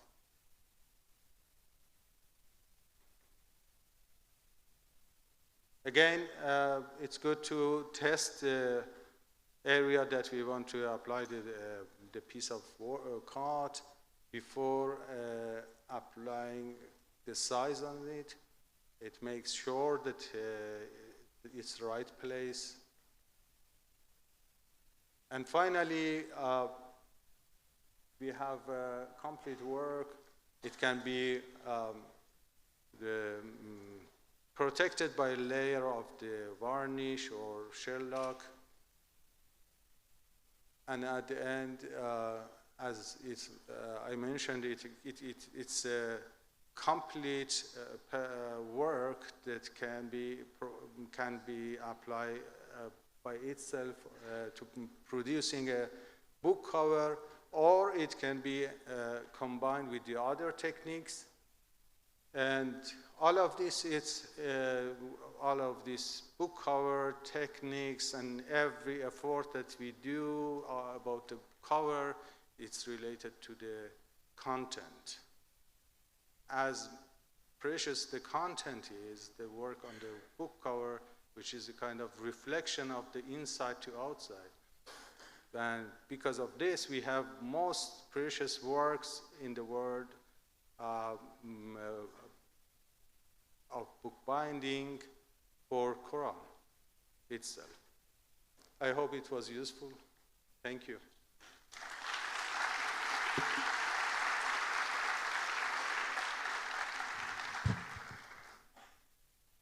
Thank you so much, Dr. Shahriyar, for the speechless speech. So, اخواننا واخواتنا، انت ترفع ايدك دكتور تخلينا ننحرج عاد من البدايه حتى انا ما فتحت باب الحوار. تفضل دكتور. بما ان عندنا وقت راح ناخذ مداخلتين. زين، عندك بعد مداخله ولا؟ دكتور عندك المايك. هذا المايك. زين. جزيلا دكتور، برزنتيشن مميز جدا. دكتور، الورق في الكتابة كخطاط، الورق في الكتابة يحتاج إلى تحضير حتى يكون صالح للكتابة وصالح للتصحيح. الجلود المستخدمة في تجليد الكتب، هل هي محضرة بطريقة تختلف عن الجلود المستخدمة في استخدامات أخرى كالأحزمة والحقائب؟ هذا السؤال الأول. السؤال الثاني، الألوان I got a bit of the, but I'm not sure I got it exactly. Can you provide the translation? Come again, please. Thank you. مرة ثانية دكتور. الجلود المستخدمة في التجليد هل يتم تحضيرها كأرضية تستقبل اللون وتستقبل الذهب؟ زين. I need a good translator on this. Yes, please, Dr. Khawla. Oh, Khulud. Okay. He was asking that when they use the paper for a manuscript, they treat it in a different way. What about the leather? When you use it for the binding, is there a special treatment for that than the leather used for bags or anything else? وهل توجد ألوان خاصة لها ثباتية كبيرة على خامة مثل خامة الجلد؟ Okay, and is there like special colors that are used for the book bindings, like? شكرا جزيلا. Thank you for your question. It's actually a very important question. Yes, there were a special color for dyeing the leather, either veg base, vegetable base, or other type of colors. It depends on what they wanted to do afterward. What was the design? In fact, if it's supposed, thank you very much. If it is supposed to do painting on the surface of the leather, then it was not a layer that covers all the, its natural absorbance of the leather remained there. So it was a kind of vegetable-based, which allows the paint to be attached to the leather itself. We know that in nowadays when we work on the leather, to prepare the leather for other application for the normal usage, there is a layer which is separated from the natural part of the leather. So in that case, it was recommended to have this natural contact between the surface and paint. And afterwards, of course, we could protect it with these other things. But as little knowledge allows, and investigation in the museums of those masterpieces in the past, it was always natural colors that helped with that. I hope I could answer your question. Thank you so much, Dr. Shahriyar. We have another question. Yes, please. Thank you very much for your presentation. It's a very simple question I have, triggered what you said in the end, so that the more precious the content, the more precious the book binding. So I wanted to ask if there's specific motifs that are only used for specific content. For instance, a decoration motif that is only used for the Quran and for nothing else. Mm-hmm. Actually, it's vice versa. That there are motifs that we cannot apply it on Quran book cover. We know that it's all kind of restriction in Islamic Sharia to avoid animals or figurative motifs, especially on Quran. For example, we have in lacquer works, we have kind of what we call it flower and birds, golomorg in Persian, and this applied in many books, but not in Quran. When it comes to the Quran, we have only flowers. This is one part that is restricted. The other part is that, the artists were aware of what they were doing. So when the content is so precious, and then it's matter of belief that they put all their strength to produce amazing works. And because of this, I think we see those masterpieces, the amazing works, the best things that done is for Quran always. Sure. Thank you so much, Dr. Shahriyar. According to the last speech, could we have one last question? Yes, please. Shukran. Thank you for this lecture. I want to ask you about the techniques, how we can learn to develop our works as conservators, manuscript conservators, to use these techniques in our work, because now we have very valuable collections in our national libraries here in the Middle East. And we want to learn more and more about these techniques for our work as conservators. Thank you very much. Again, very important question, about, especially for collections and museums. This is completely true. To do a good restoration, we need to know about the technique, the process of the work, how it's done. Otherwise, in blind following the things, it doesn't lead to good work. That's true. But unfortunately, especially about the bookbinding, if it is about calligraphy, I can tell you that there are many, alhamdulillah, great masters that you can ask them, you can go to learn from them. About paper making, there are many, but bookbinding is one of those techniques that is going to really be forgotten. I mean, there are many bookbinders, but to know all those techniques that done before as in masterpieces, it really takes time. I started when I was 12, going from master to master, and still I think I'm a student. There are many, many different techniques to apply in bookbinding. But to not be disappointed by experiment. It's better to do some experiment before doing the main job in restoration. So if there is an area of bookbinding that is damaged, maybe you can try it with different materials, try to figure it out, or ask some expert how to do it, and then after making sure that it's right way, then you can apply it. This is what I can. Thank you. Thank you so much, Dr. Shahryar. Appreciate it for this hard work and nice speech. Thank you very much.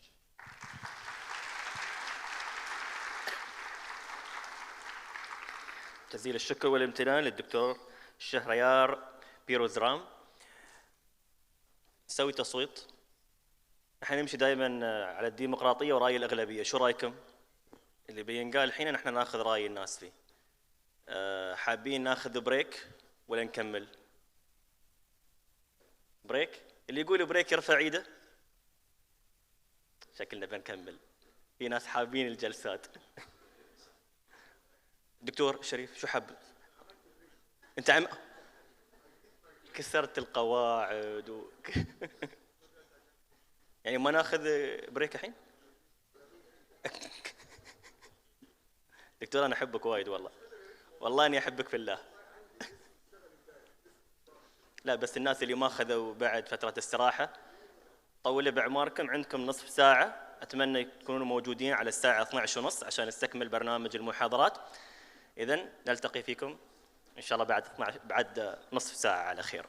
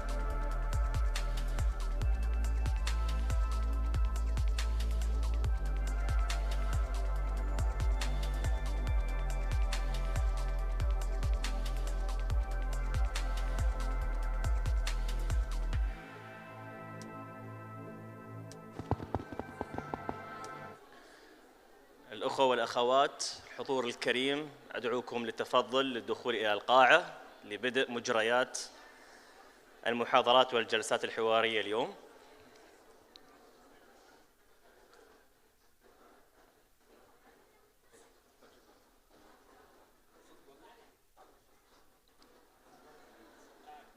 الأخوة والأخوات في البهو الخارجي ممكن تتفضلون للدخول.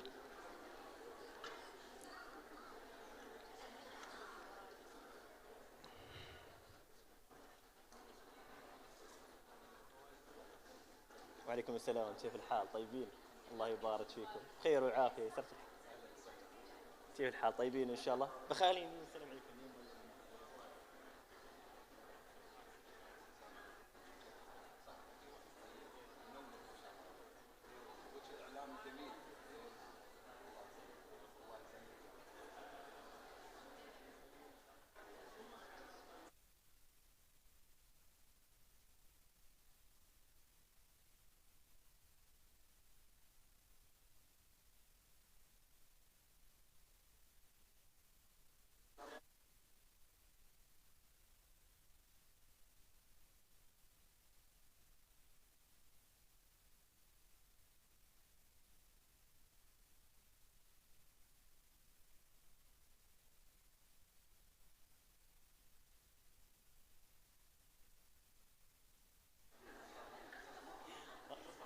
ما حد يعاتب الا اللي يحب استاذه فاطمه، من المحبه والمعزه.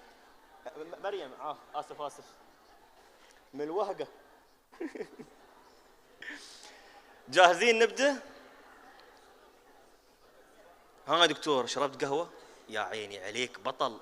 الله يا اخي الدكتور تعطيني طاقه انت، ودي اقدم المحاضره لك انت بس على هالطاقه الجميله. الكل حاضر، الكل موجود. اللي يشرب قهوة أشوفك بعيد هناك. ها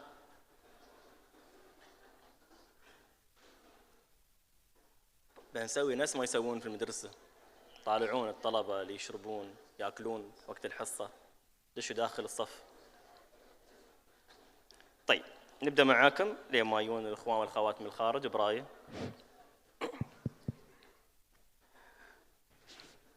السيدات والسادة الحضور الكريم، أهلا وسهلا. ندعوكم للانضمام إلينا في جلسة نقاشية مميزة تحمل عنوان مع الخط، تجمع نخبة من الخطاطين الإماراتيين الأستاذ محمد التميمي، الأستاذة مريم البلوشي، والأستاذ عمران البلوشي. جلسة نتأمل فيها سحر الحرف وجمالية التشكيل، ونستمع خلالها إلى قصص وتجارب ملهمة حول فن الخط وأثاره في الثقافة والفن المعاصر. فلتتفضلوا السادة الكرام ببدء هذه الجلسة النقاشية.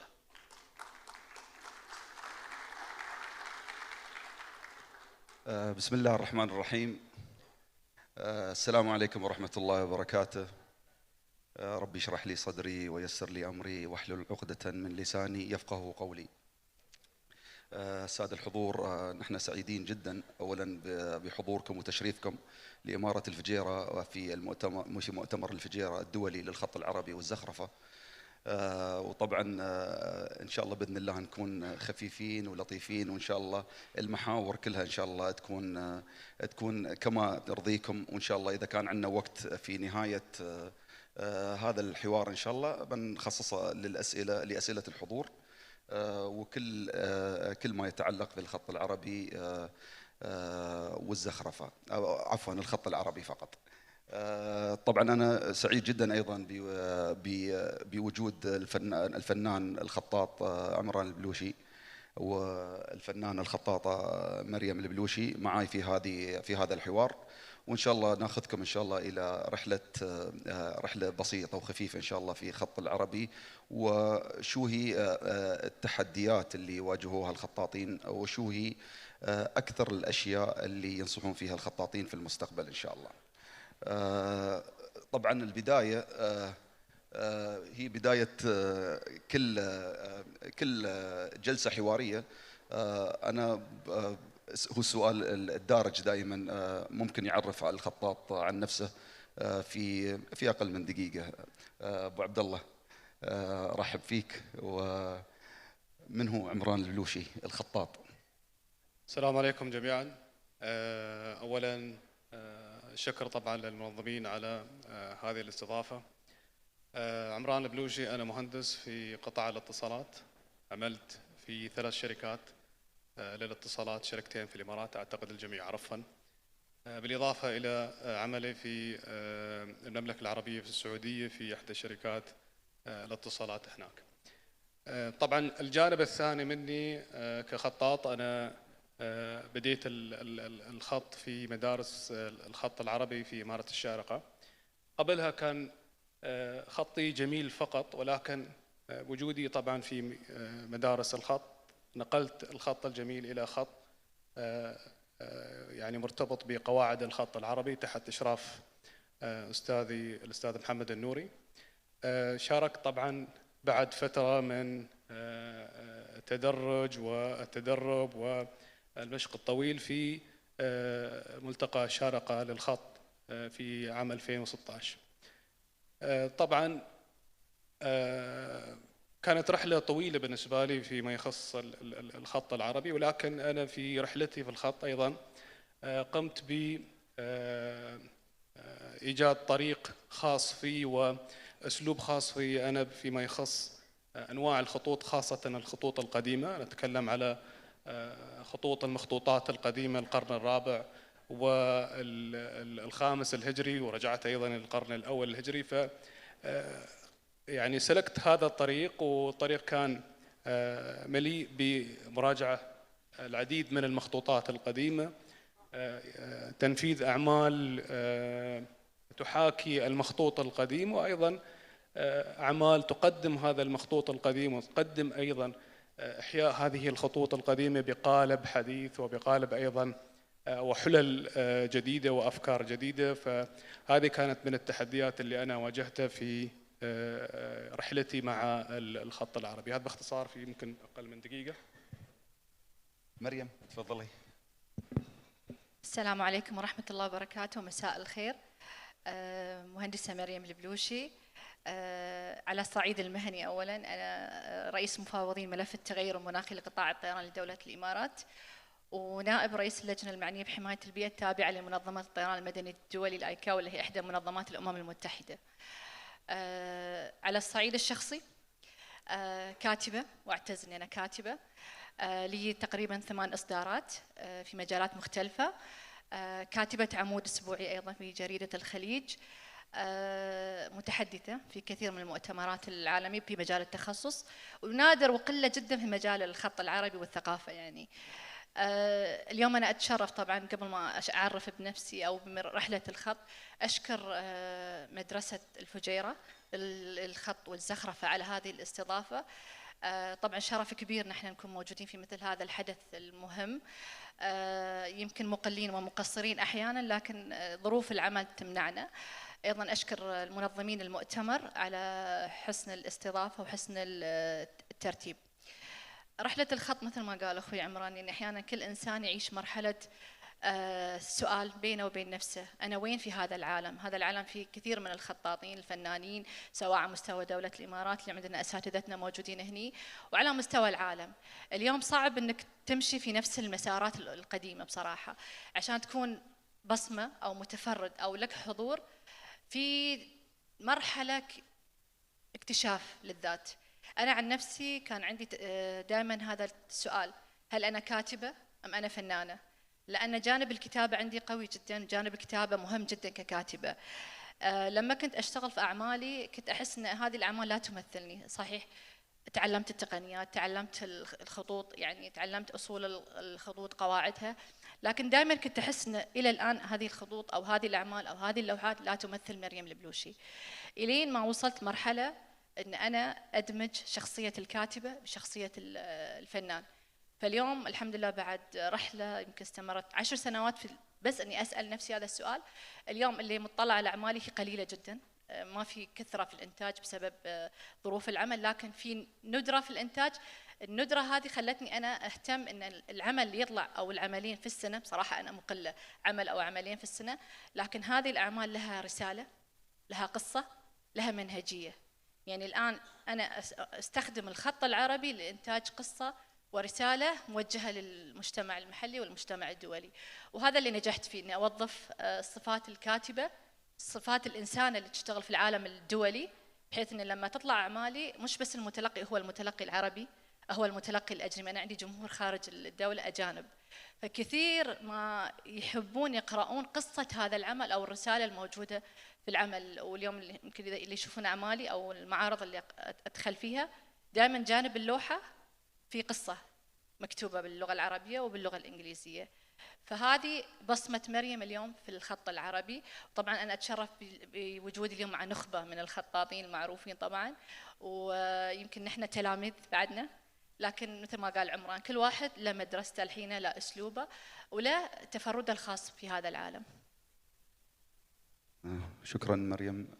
قبل ما أسير للسؤال الثاني، عندك لوحة هي أتوقع القهوة، ممكن تذكرين للحضور؟ هي نعم، أتوقع شاركتي فيها في البرازيل، أتوقع كانت أول ظهور لها. وهذا السؤال مو متفقين عليه ترى. لوحة القهوة أنا أنتجتها بصراحة، هي أول لوحة تطلع فيها قصة، أنتجتها في 2015، لكن لم تظهر للجمهور لغاية 2023، كانت محبوسة في المرسم عندي 8 سنوات يعني 8 سنوات تقريبا. سبحان الله، أحيانا الأعمال يكون لها منحنى أو ظهور خاص فيها.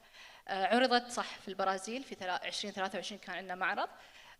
طبعا البرازيل دولة معروفة بالقهوة، والقهوة بالنسبة لهم مصدر اقتصادي وثروة مهمة، فصادف ان انا اعرض لوحة القهوة بقصتها بالرموز اللي فيها في البرازيل كأول ظهور رسمي لها. واتذكر لما عرضت القصة، أنا ما شاء الله كان الحضور كبير، وحتى وزيرة الثقافة كانت موجودة. لما كنت اشرح القصة وتجربتي في هذه اللوحة وكتابتي للقصة، هي اللوحة الوحيدة اللي هي من كلماتي الخاصة، يعني ما في لوحة ثانية بس هذه، وأرفض أني حتى أبيعها. كنت أشوف الناس متأثرين وكانوا يبكون. لما أسأل ليش تبكون، أنا ربطت اللوحة بعامل اقتصادي مهم عندهم. القهوة اللي يقرأ في تاريخ البرازيل هو اللي غير حياتهم، هو اللي حولهم من دولة فقيرة لدولة غنية. فهذه اللوحة أخيرا رجعت بعد 2 سنين من العرض، معروضة الآن في متحف الشارقة للخط العربي بعد ثاني ظهور هني. شكرا مريم. أبو عبد الله، سامحنا عاد سألنا مريم سؤالين. أبو عبد الله، في رحلة الخط طبعا في تحديات كثيرة جدا تواجهتها وأنت ذكرت منها بعضها، لكن أساسا نركز على الجانب الإيجابي. في لحظات أنت حسيت فيها في بالفخر أكيد في إنتاج لوحة، ولا أنك تعديت مرحلة صعبة في الخط العربي؟ فهل ممكن تذكر لنا يعني شو هي اللحظة اللي أنت شعرت فيها في الفخر بأنك أنت خطاط؟ والله شوف، لحظات الفخر طبعا تأتي مع الإنجازات بشكل عام. يعني في تكريم صار لي في كذا جهة فيما يخص جوائز الخط العربي، طبعا في الملتقى الأخير ملتقى الشارقة الخط تم تكريمي بجائزة الخطاط الإماراتي للوحة للمغفور له الشيخ زايد بن سلطان آل نهيان، أو من كلمات الشيخ زايد بن سلطان آل نهيان طيب الله ثراه. ولكن يعني كانت اللوحة مكتوبة بخط قديم، والطابع الخط القديم اللي هو الخط الكوفي المصحفي، طبعا أحد نماذج الخط الكوفي المصحفي كانت موجودة، أو اللوحة نفذت بطريقة دائرية، والخط هذا بشكل عام خط يابس، فقدرت يعني أطلع بطابع جميل فيما يخص العمل في نظري، يعني فيما يخص إنتاج العمل. فالتكريم دائما هي لحظات فخر. لقاء مثلا أصحاب السمو، خاصة صاحب السمو الشيخ الدكتور سلطان محمد القاسمي في إمارة الشارقة، ووالدنا ومعلمنا أيضا، كانت دائما لحظات جميلة تحس فيها بالفخر. لكن اللحظات الثانية فيما يخص الفخر لما يكون عندك أنت أسلوب خاص في الكتابة، وأسلوب خاص في تصميم وإنتاج الأعمال الفنية. لما يجونك الناس يعني في معرض ويقول لك أنا شفت عملك مثلا على من بعيد عرفت أن هذا عملك. مثلا في هذه اللحظات أنا أفتخر فيها، لحظات اللي أدخل فيها مثلا في مدارس الخط وأشوف الأساتذة الكبار يناديني مثلا أهلا بالكوفي اللي هو الخط الكوفي، فأنت مميز بهذا الخط القديم. اللحظات الثانية اللي أشوف فيها مثلا في بعض الأصدقاء والخطاطين لما يجيك يقول لك أنا أبغي أتعلم هذا الخط، أبغى تعلمني هذا الخط، أبغى أقعد معك قعدات. ففي أيضا لحظات أنا قاعد فيها مع الشباب في أبجديات الخط اللي أنا يعني مشيت فيه في رحلتي. فهذه لحظات أنا بالنسبة لي أفتخر فيها وأعتز فيها أيضا يعني. شكرا عبد الله.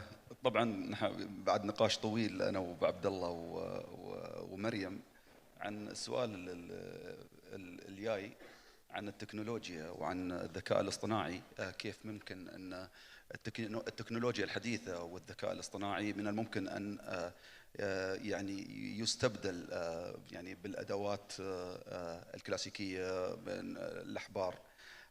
فأنا ودي أني أنا أعرج على هذا الموضوع وأسمع رأي الضيوف بكل أمانة فيما يخص التكنولوجيا الحديثة، وشو هي تأثيرها، وهل في لها إيجابيات وسلبيات يعني على فن الخط العربي في المستقبل. مريم.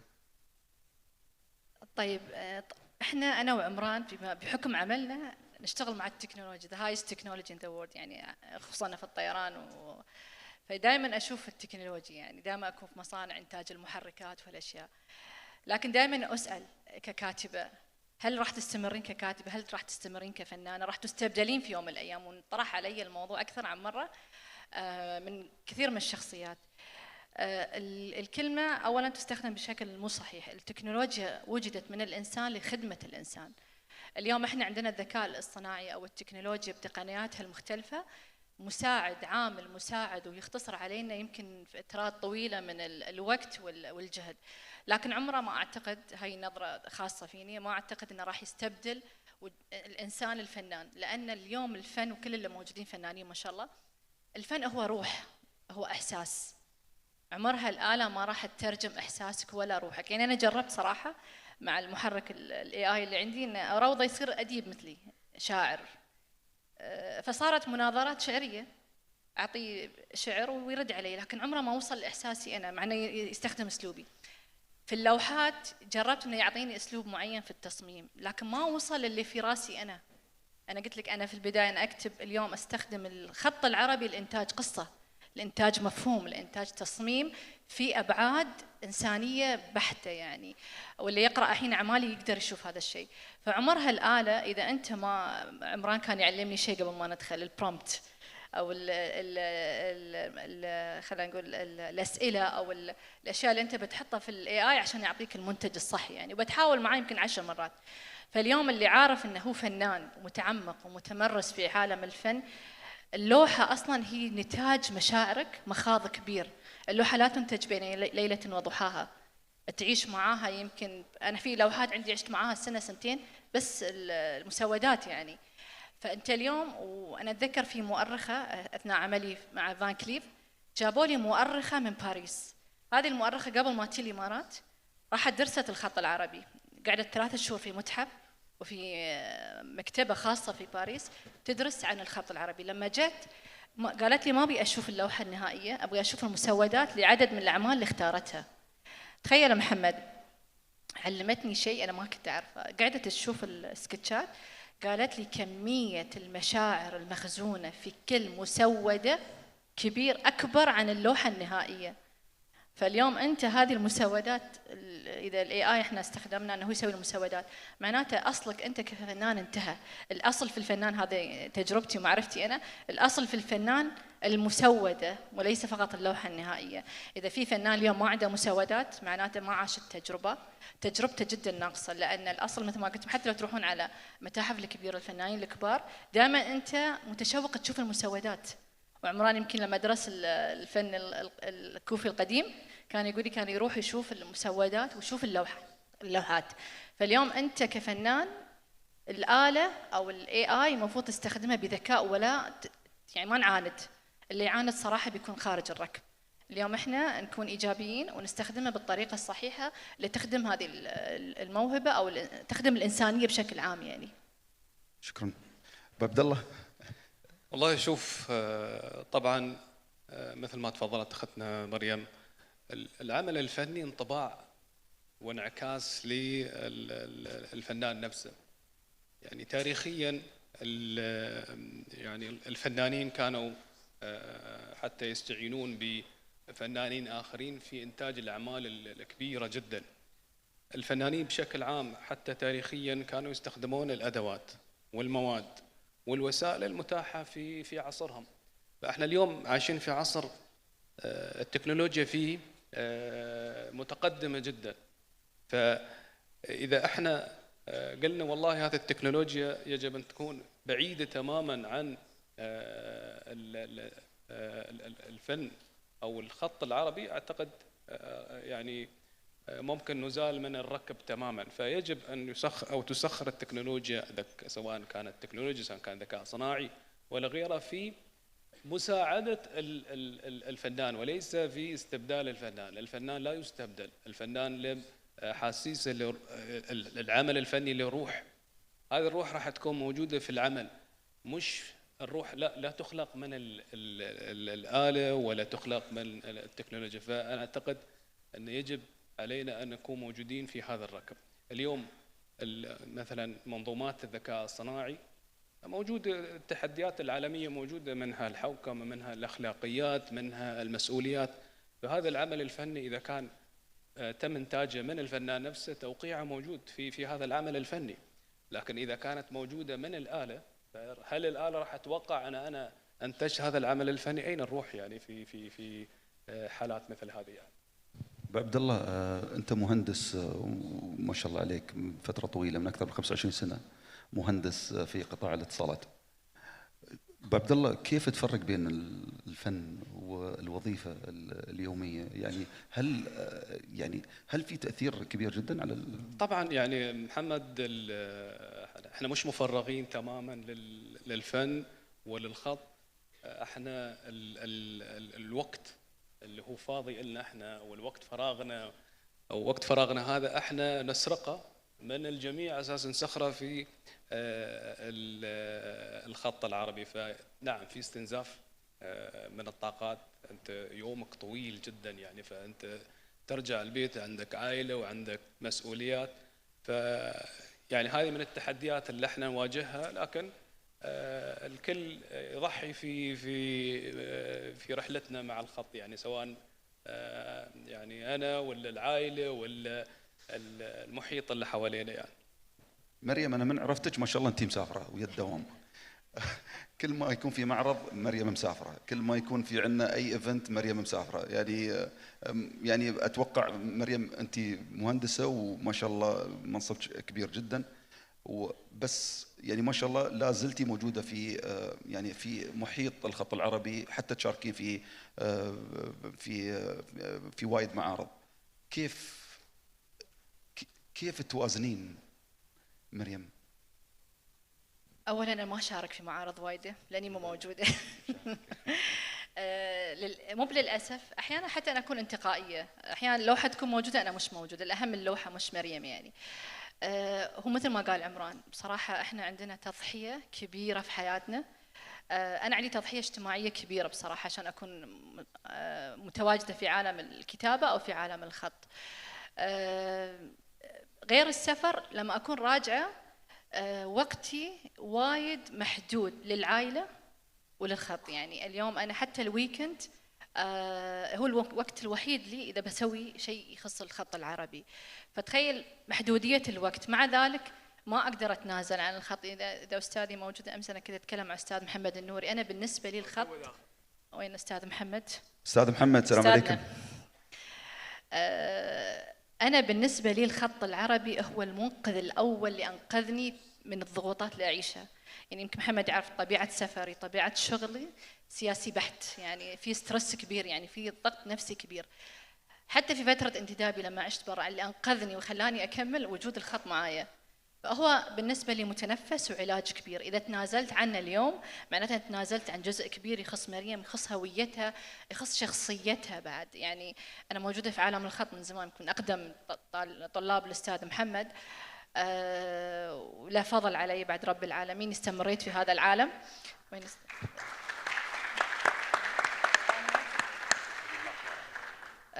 وعمران بعد من طلاب الأستاذ محمد، فلنا فخر أن احنا أستاذنا ما شاء الله عليه من الشخصيات اللي لم تتنازل عنا. أنا بالنسبة لي قطعت 6 سنوات كان يتصل علي، كان يطرش لي رسائل، أي مكان يشوفني لازم التميين في الخط. فهو كان منقذ كبير، كان هو الحل النفسي، هو الحل الاجتماعي، هو الحل حتى في وقت الفراغ لما تكون عايش في غربة وفراغ، ترى ممكن الفراغ يقتلك. فكان المنقذ هو أن أنا أكمل في عالم الخط. فهي كانت فترة يعني العودة واللا عودة، لكن لما رجعت كان قرار حاسم، ما راح أترك هذا العالم. فالحمد لله أحاول. يعني شو يخوفك في الخط العربي؟ أخاف أفقد الموهبة صراحة. كيف فقد الموهبة؟ لأن عدم الممارسة والانقطاع فترة طويلة ممكن تضعف عندك الموهبة. وأخاف بعد إني أستسلم إني ما أقدم المنهج اللي أنا خليته لنفسي. المنهج كبير بالنسبة لي، أقدم رسائل وقصص، فكل لوحة تحدي، عشان شيء أطول فيها. يعني يمكن أغيب فترات طويلة، لكن لما أعرض لوحة أكون فخورة وأنا عارضة اللوحة فيها منهجية، فيها قصة، فيها تصميم مختلف. فأخاف مع الوقت، مع إحنا لأن كل ما كبر منصبنا وكل ما كبر شغلنا الطاقة تقل، الجهد يزيد في الشغل وليس في الإبداع. يعني يمكن جانب إيجابي أو سلبي حسب يعني إحنا كيف نتعاطى مع الموضوع. فأنا دائما عندي خوف إني أترك. يعني أوكي أنا قلت هذه لحظة حاسمة، بس أخاف أترك، أخاف أوصل مرحلة ما أقدر أنفذ. يعني الخط أو اللوحة مجهود كبير وصبر على اللوحة، وليش مو بشيء بسيط يعني. أبو عبد الله أبو عبد الله، أنا بذكر في حادثة، في أتوقع قصة طريفة صارت لأبو عبد الله. أبو عبد الله شارك في معرض الشارقة أتوقع آخر مرة بلوحة بخط الكوفي القديم، وسبحان الله يا أحد الزوار وقال إنه بيقتني اللوحة هذه، لوحة أبو عبد الله. لكن سبحان الله أبو عبد الله بعد ما جاء وشاف اللوحة طلع فيه حرف ناقص في اللوحة هذه، فأتوقع ودى اللوحة عند الأستاذ محمد النوري على أساس إنه يشوف كيف إنه ممكن يعدل في اللوحة هذه. فممكن أبو عبد الله تعطينا من أقل من دقيقة يعني شو اللي صار بعدين؟ والله أنا ما أعرف وين جبت القصة هذه وكيف ذكرتها، ولكن يعني هذه واحدة من الأشياء اللي تستوي مع الخطاط نفسه. كان أحد الدكاترة عندي في الجامعة كان يقول لي، يعني شاف عندي خطأ في تقرير أعتقد كان نهاية أو فاينل يير بروجكت اللي هي مشروع التخرج. فقلت له أنا ما أعرف كيف أخطأت في هذا الجملة ولا في هذا، ما أذكر شو كنت بالضبط يعني. فقال لي sometimes you get blind من كثر ما تشوف الأشياء. نفس الشيء بالنسبة للعمل الفني، ساعات تكتب العمل نفسه مع أنك تقوم بعملية التدقيق وغيره، ولكن سبحان الله ساعات تكون في مثلا حرف زايد ولا حرف ناقص، فيجب تكون في معالجة للعمل هذا. فرحنا عند الأستاذ محمد، طبعا حاولت أنا أقوم بعمل التعديل نفسه، ولكن أنا أعترف أني فشلت. فرحت عند الأستاذ محمد النوري كالخيار النهائي يعني. فما مشى الحال 100%، لكن هو وجد طريقة لحل المشكلة هاي بإضافة زخرفة بسيطة جدا. كان خيار جميل وقدرنا نحل الموضوع نفسه يعني. الحمد لله. طبعا المحاور كثيرة جدا بكل أمانة، والوقت لا يسعفنا بكل أمانة. عندنا تقريبا 4 دقائق، إذا حد حاب من الحضور والله يسأل الفنانين. أستاذي ودنا، لكن وقت داهمنا جدا يعني. احنا بدينا شوية متأخرين المحاضرة أو الجلسة الحوارية، خلاص خلصنا، فنحن نعتذر يمكن حتى. زين. ناخذ سؤالين دكتورة؟ طيب ناخذ سؤالين على عجالة. يلا تسمحون؟ طيب الأخوة الكرام. طيب تفضل أستاذي.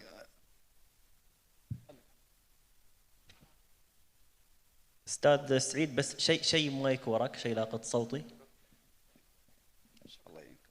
السلام عليكم. نتشرف بمعرفتكم، وخصوصا ان احنا في إمارة الشارقة. طبعا الإمارات كلها واحدة يعني، بس سؤالي، أنا لاحظت إنه الأستاذ عمران والأستاذة مريم درسوا هندسة. هل في علاقة مباشرة بين دراسة الهندسة والخط العربي؟ سيمترية الحرف العربي؟ ده سؤال. شكرا. أنا دارسة هندسة كيميائية وبترول، يعني حتى مش عمارة. بس اليوم أعمالي فيها جزء هندسي كبير، يعني فيها فعلا تصميم هندسي وفيها فكر هندسي. فكم من شخص حتى قالوا لي اليوم أعمالك الشخصية الهندسية منعكسة في الأعمال. إحنا في الهندسة، ويمكن عمران أكيد مثلي، نتعلم الانضباط، الدقة، البرفكشن، المثالية القاتلة أحيانا. فهاي الأشياء درسناها وتعمقت فينا كمهندسين بصراحة. في عالم الخط مطلوبة أيضا، فالجانبين متشابكين في هذا الشيء. أنا عندي الخط قبل الهندسة، يعني تعلمت الخط وأنا صغيرة قبل ما أدرس هندسة. بس الظاهر أن هاي الشخصيات مثل ما قلت، شخصية الكاتبة، المهندسة، الفنانة، كلها توليفة واحدة. يعني يقولون أيضا الخط هندسة روحانية، كلها هندسة. إذا بتشوفها حتى في أعمالنا إحنا، مثلا رسم الدائرة، معادلة الدائرة موجودة في تنفيذ العمل، الأطوال، الدقة. فهذه الأبعاد هذه كلها موجودة في العمل الفني. فمن معادلات رياضية وهندسية موجودة. يعني حتى في عمل، يعني بحكم وجودي في مجال الاتصالات عندنا الذبذبات الصوتية والكهرومغناطيسية. فكانت في وحدة من الأعمال نقاشي مع الأستاذ محمد النوري أن هذه تمثل صوت، والصوت فيه ذبذبات صوتية وكهرومغناطيسية. فهذه الرسمة اللي موجودة أصلا انعكاس للهندسة نفسها. في سؤال ثاني ولا في حد بيسأل؟ عليكم. أنا أدرس هندسة ديكور، وحبيت نرجع على النقطة لاستعمال الذكاء الاصطناعي والتكنولوجيا. بعض الفنانين يستعملوا التكنولوجيا بطريقة إعطاء الأفكار، والتكنولوجيا تقوم بتوليد الصور. يعني الفكرة كلها قائمة على أفكار من الفنان وتوليد من الذكاء الاصطناعي، وتعتمد هذه الأفكار في كثير من المشاريع. يعني نحب نعرف هل هذا هو الاستعمال الصحيح للتكنولوجيا، أم أنه عدم الممارسة باليد والخط والمسودات يعني يلغي الجزء المبدع وهوية الفنان. شكرا. أنا أعتقد يعني الاعتماد التام على الذكاء الصناعي في إنتاج هذه الأعمال في الديكور زين ممكن يفقد الخط العربي هويته، لأن هذه الأعمال عبارة عن أعمال يعني مولدة من خلال خوارزميات الذكاء الصناعي، مش مولدة من قواعد الخط العربي. ممكن في المستقبل تكون قواعد الخط العربي وخوارزميات الموجودة في الذكاء الصناعي تعطينا أنماط وتعطينا دقة أكبر في الخط العربي، ولكن في الوقت الحالي يعني حتى مع وجود الذكاء الصناعي وحتى في عدم وجود الذكاء الصناعي، المتطفلين حتى على الخط العربي يقومون بإنتاج أعمال. هذه الأعمال عبارة عن تشويه لفنون الخط العربي. فأعتقد يجب علينا يكون حذرين جدا في استخدام الآلة واستخدام حتى الذكاء الصناعي بشكل عمياني جدا. أعتقد مش جاهز الذكاء الصناعي في الوقت الحالي أن يولد هذه الأعمال، ولكن احنا تكلمنا سابقا في موضوع الروح اللي موجودة في العمل الفني اللي هي راح تكون معدومة تماما بوجود الآلة في تصميمها وفي إنتاجها يعني. شكرا عبد الله. طبعا الوقت يسعفنا، ودنا نجلس وندردش معاكم اكثر، لكن طبعا مشكورين ما قصرتوا على وقتكم وعلى جهودكم. طبعا بدوري انا اشكر الاخوه القائمين على مؤتمر الفجيرة الدولي للخط والزخرفة على اختيارنا نحن نكون جزء يعني من نجاحهم في هذا المؤتمر، واتمنى لكم التوفيق ان شاء الله. جزاك الله خير. شكرا لكم الاساتذه الكرام. كل الشكر للأستاذ محمد تميم على إدارة الجلسة الحوارية، والمتحدثين كذلك الأستاذة مريم البلوشي والأستاذ عمران البلوشي. كفيتوا ووفيتوا، ودنا نسمعكم طول الوقت بعد. يعني جميلة هذه البلاغة في الوصف، وفعلا وصلتوا المعلومات بطريقة جدا سلسة للجمهور وللحضور الكريم. جزاكم الله خير، شكرا لكم. هي البلاغة جميلة دائما في كل وقت، يعني يستاهلون صفقة. على طاري البلاغة، هذه يعني ملاطفة لغوية، هذه مقولة تنسب ولا أعرف إلى من تنسب حقيقة، يعني قرأتها من زمان. إما تنسب إلى سيدنا عمر بن عبد العزيز أو المختار بن يوسف الثقفي، كان معاتبا أحد الولاة. شوفوا جمالية البلاغة بس اللي استخدمها. يقول له لقد قل شاكروك وكثر شاكوك، فإما اعتدلت وإما اعتزلت. ما يبي وبخة. يعني شوفوا جمالية اللطف في المعاملة. وهذا أيضا الحمد لله دولة الإمارات دائما نتعامل بالبلاغة والفصاحة، حتى اليوم حتى في خطاباتنا الرسمية نستخدم أجمل الألفاظ. فهذه جمالية أصلا التعامل البشري بكل ود ومحبة. ننتقل معكم الآن الحضور الكريم لنأخذكم في رحلة معرفية مميزة تحت عنوان من الهندسة المقدسة إلى الكود التوليدي، ربط التقاليد بالابتكار الرقمي. ويشرفنا أن يقدم لنا هذه الرؤية الإلهامية الدكتور البروفيسور سلجوق أرتوت، أستاذ برنامج الفنون البصرية وتصميم الاتصال البصري في جامعة سابانجي بإسطنبول. فليتفضل مشكورا.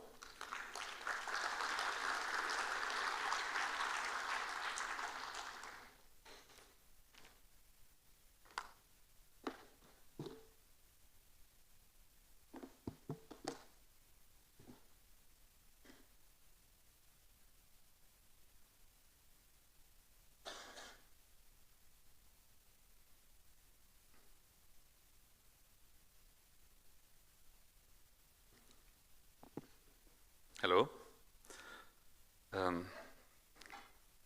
Assalamu alaikum wa rahmatullahi wa barakatuh. I would like to express my gratitude to the United Arab Emirates authorities, His Highness Sheikh Mohammed bin Hamad Al Sharqi, the School of Calligraphy and Ornamentation team, and Dr. Esra Al Hamal, and Dr. Khaled Al Yami, and dear Allah Sawalaha, and all the people who made this miracle to come true. I'm so delighted to be part of this magnificent event, to see some good friends, to own some new good friends. My talk is on the title From Sacred Geometry to Generative Code, which will carry you from a history of the past to today, and hopefully maybe to the future. So, geometric patterning possesses a deep-rooted historical lineage extending to antiquity, with its most elaborate and conceptually advanced manifestations arising during the Islamic Enlightenment. This period witnessed the synthesis of mathematical innovation and artistic abstraction, wherein practitioners adept in geometry produced intricate visual systems that exemplified both structural precision and aesthetical sophistication.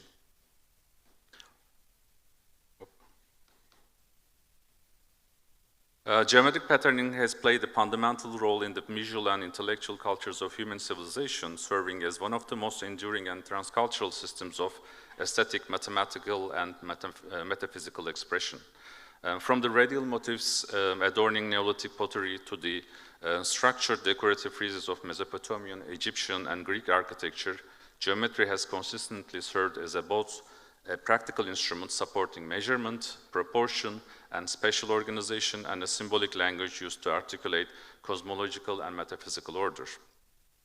This jar is belonging to the late Ubaid period pottery from southern Iraq, which resides in the Museum of Fine Arts at the moment. So among the most conceptually rich and technically sophisticated expressions of geometric design emerged during the Islamic Enlightenment, a period marked by flourishing of scientific, philosophical, and artistic inquiry across the Islamic world, from Al-Andalus and North Africa to Persia and Central Asia. Geometric patterning possesses a deep-rooted historical lineage extending to antiquity, with its most elaborate and conceptually advanced manifestations arising during the Islamic Enlightenment. And what you see on this presentation is it's a Roman floor mosaic in geometric design, dating to the late 1st century. It's from a villa, Guido Castle near Rome. And the next series of patterns belong to an excavation site called Perge in Turkey from the 1st and 2nd centuries. So the Islamic Golden Age was a period of scientific, economic, and cultural flourishing in the history of Islam, traditionally dated from the 8th century to the 13th century. This period is traditionally understood to have begun during the reign of the Abbasid Caliph Harun al-Rashid, with the inauguration of the House of Wisdom, which saw scholars from all over the Muslim world flock to Baghdad, the world's largest city at the time, to translate the known world's classical knowledge into Arabic and Persian. From the intricately tessellated pavements of ancient Greek and Roman mosaics to the elaborately constructed mukarnas and girih patterns, characteristics of Islamic architecture, geometric design has historically functioned not merely as ornamentation, but as a visual embodiment of formal logic, philosophical order, and spiritual symbolism. By understanding geometric art as a proto-computational system, we begin to see its relevance not only as a historical tradition, but as an enduring conceptual model for systematic design thinking. And drawing on Hellenistic mathematical resources, especially Euclidean geometry, Islamic scholars and artisans transformed geometric knowledge into a comprehensible visual system that emphasized key principles such as repetition, symmetry, and infinity. Highly structured geometric compositions were executed using only a compass and a straight edge, embodying a disciplined constructive methodology rooted in Euclidean principles. The visual vocabulary of Islamic geometric design includes girih patterns, polygonal tilings, star polygons, and multi-axis rosettes, frequently organized around 5, 6, 8, 10, 12-fold symmetrical grids. Geometric art, then, may be understood not only as a historically situated aesthetic system, but also as an algorithmic precursor, a tradition that encoded recursive logic, formal constraints, and systematic thinking in visual form. Computational and generative art. I will be moving forward to the history of today, indeed. So the emergence of computational and generative art practices in the digital age has significantly transformed the methods and epistemologies of visual pattern production. Unlike traditional artisans who employed compass and straight edge techniques, as I have told before, contemporary practitioners frequently rely on programming languages, computer codes, creative coding platforms, and algorithmic logic to generate complex, evolving, and interactive visual forms. I'll be presenting you some examples from the near history. So this is a work by Solevit, which he made it in the 1960s. So his emphasis was to, particularly in his wall drawings, he created through meticulously formulated instruction sets, exemplified this principle. So the artwork is not the hand-rendered output, but the coded system, a verbal or diagrammatic prescription. In another series of works in the futurist art, despite its far-right political connotations, futurism art has been influential in many art forms and techniques, including computational generative arts. And here you will see another example from the same period where you can easily understand there's a depiction of dynamism on a solid surface. Here's another painting from the same period of the futurism where the movement has been painted on a static surface. And I also would like to underline and include another period of the art, which is the Russian constructivist movement, which we owe a lot in terms of the design and graphic design, where the constructivist aesthetics were deeply rooted in belief that artistic forms must serve ideological and technical purposes. So these historical lineages underscore that computational generative art does not emerge in isolation, but it's deeply embedded within a long durée of artistic engagement with systems, structure, and abstraction. And I'm going to show you more recent examples by Vera Molnar from 1974, More examples by Manfred Mohr in 1993. Another example from more contemporary, Sogwan Chung, a Chinese artist. I'm gonna show just glimpses of her work and quickly move on to another group of artists. So she's using technologies to be a collaborative partner to make all these beautiful, magnificent art pieces. Also, another group of artists from UK, United Visual Artists. Here we see the epistemic shift with the visual arts that privileges processual emergence and interactivity. More works from recent outcomes. So collectively, these practices reconfigure the ontology of the artwork from static self-contained object to responsive and temporal systems, where the traditional geometric practices often followed orally transmitted or visually codified procedural systems such as grid partitioning to produce infinitely extendable, non-repetitive forms. A particularly salient parallel is found in their mutual reliance on algorithmic thinking. I'll move on to show you some of the works I have done, which is, I hope, going to be very inspiring. So, artistic practices research contemporary geometry in action. Within the broader historical and conceptual framework outlined in this study, my artistic practice engages computational geometry as both an epistemic tool and an aesthetic medium. So I will present you some of the works I have exhibited in the past, including GeoMart UT series, the universal and enduring legacy of geometric patterns, interwoven confluences, and phantom limbs and motifs ad infinitum. And my artistic research investigates how algorithmic systems can operate as frameworks for the reinterpretation, reanimation, and extension of traditional geometric patterns. So let me start with GeoMart UT series. So this is a work I did in 2022. It exemplifies a sustained engagement with historical Islamic geometric traditions through the lens of contemporary computational aesthetics. So let's enjoy.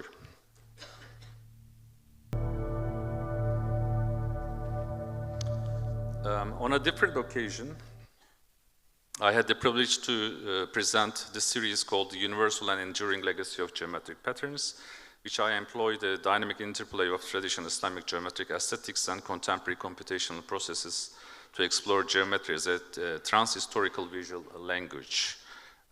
So I'm also going to present a video.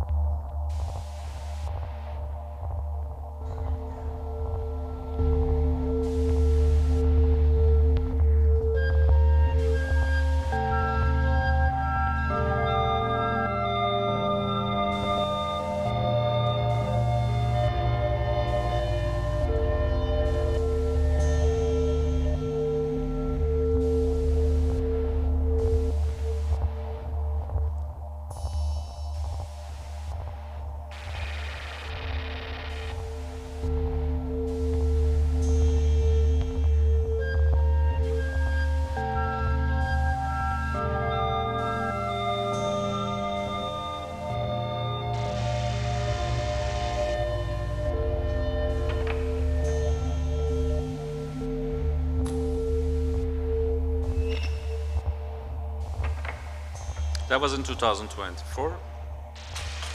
Now I'm going to present you a more recent one, which is indeed at the moment at exhibition. It's currently exhibited in Expo Osaka in Japan. And the series is called Interwoven Confluences, which interrogates the visual and conceptual possibilities of entanglement through generative systems. In this installation, points and lines operate not as static compositional elements, but as agents in unfolding network choreography, governed by computational rules of alignment, spatial proximity, and tension.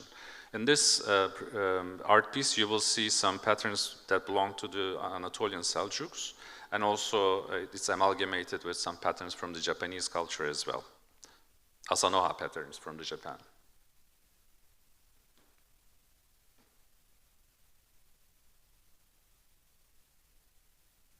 I'm only showing you an excerpt of this. It's a 3 minutes video.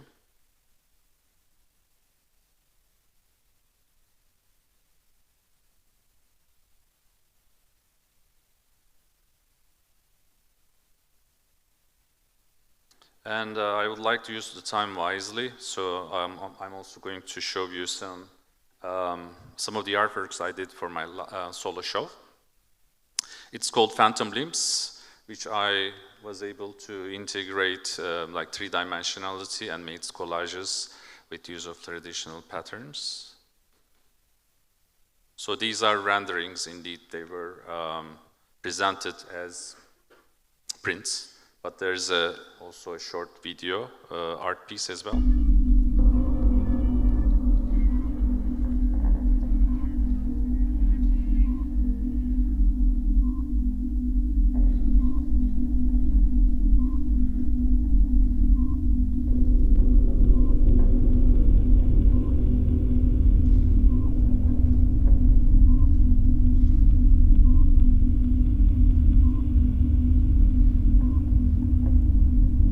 Again, this is a 3 minutes video. I'd like to use the time wisely and move on to an immersive exhibition I did, which is called Motifs ad Infinitum, Remediations in Time. Here you will see some of the photographs taken in this immersive room. And there's a video.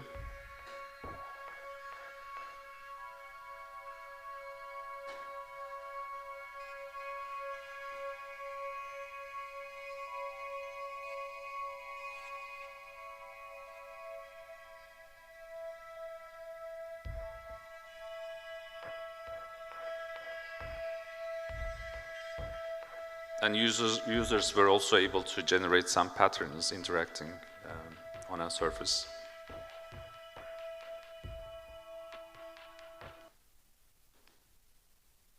Another short video.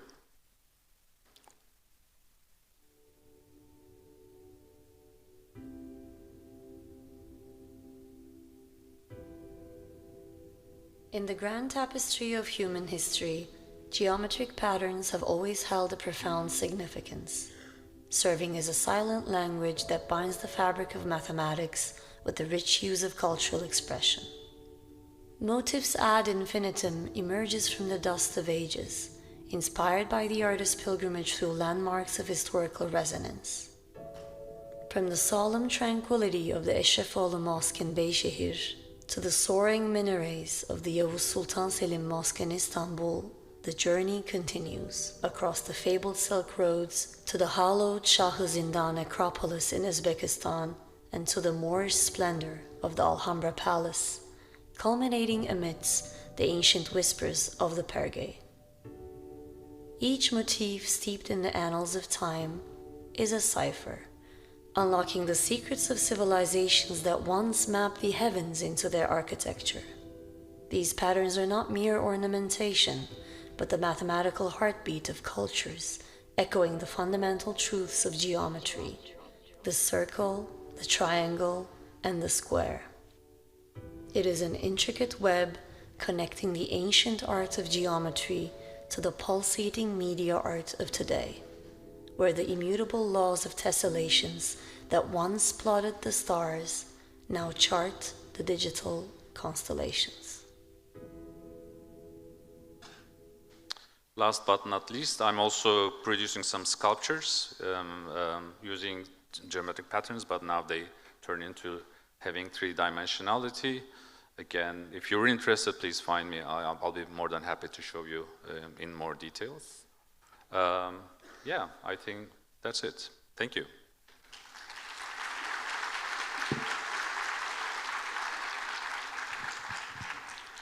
Thank you so much, Professor Seljuk, for this speech. نفتح باب الأسئلة إذا ما عليك ممر. في حد عنده سؤال من الجمهور الكريم؟ ما شاء الله وايد ايادي اشوف انا الحين بس لان عشان المتطوعين. اذا ناخذ السؤال هذا عقب ناخذ الاخت. ناخذ سؤالك اختي تفضلي. ما علي ناخذ السؤال الثاني عندك تمام؟ تفضلي. شكرا. I would like to, first of all, I would like to thank you about your presentation, and I want to ask what's the logiciel, the program or the software do you use to generate your artwork? Thank you. I have brought a book of mine. It's not advertisement. Sharing is caring. The code is available for free. But anyway, the book is available. I'm teaching people how to write JavaScript-based programming skills to learn coding for the arts.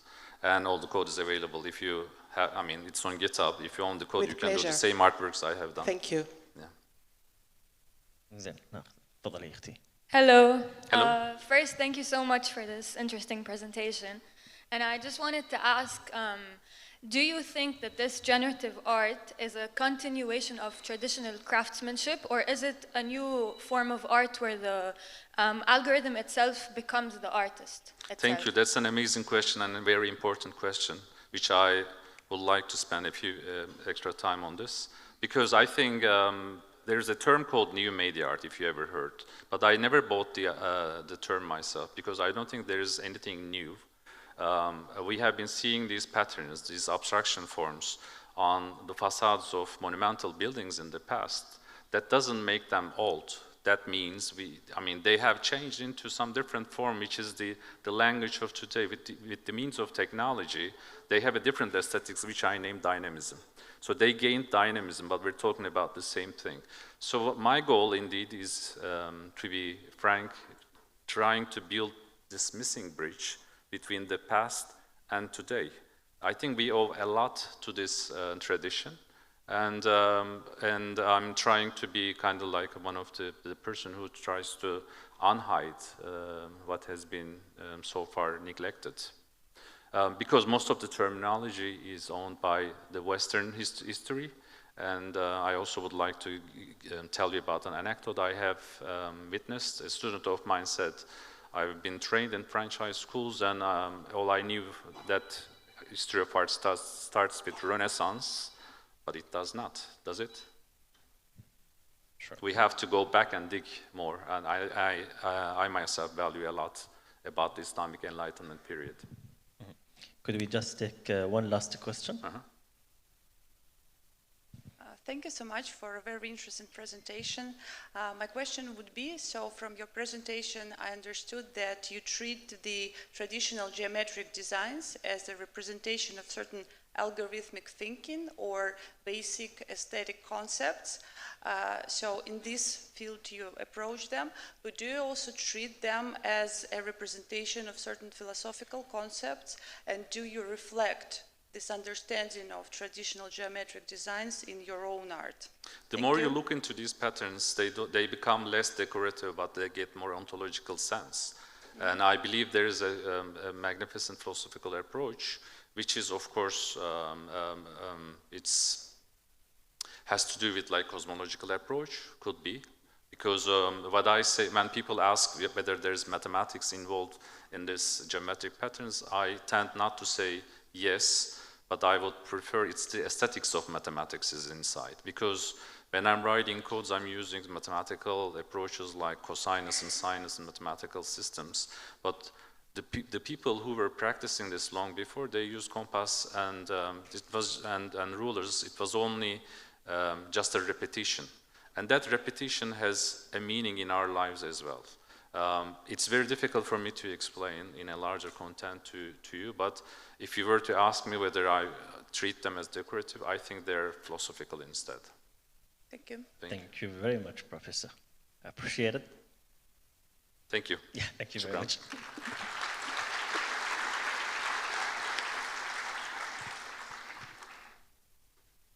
تشكر درم دكتور. يقولها بالتركي. تشكر درم. Did I say it in the right way? Yeah, great. الحمد لله. صحة. طيب. يعتوا يا جماعة؟ يعنا صح؟ بصراحة يعت. على كثر ما اني وعانا اسمع محاضرات حلوة، على كثر ما انا بعد لازم بعد. البطن عليه حق بعد لازم نغذيه. زين. نترككم لاستراحة الغداء. ساعة إن شاء الله ترجعون للقاعة لاستكمال برنامج الحفل اليوم والبرنامج الختامي. فبإذن الله ننتظركم على تمام الساعة 2:30. إذا ما عليكم أمر، أجهزة الترجمة تبقى على الكراسي. أتمنى ما تأخذون معاكم أجهزة الترجمة. إن شاء الله المختصين في التقنية راح يرجعونها لكم من جديد. وهني وعافية مقدما.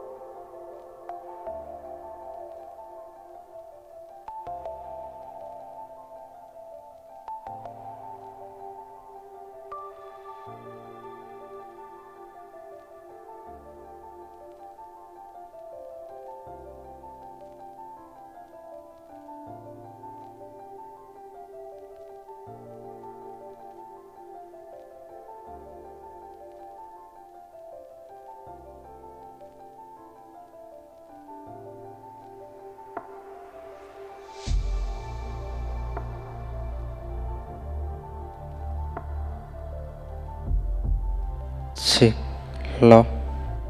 Hey. Check.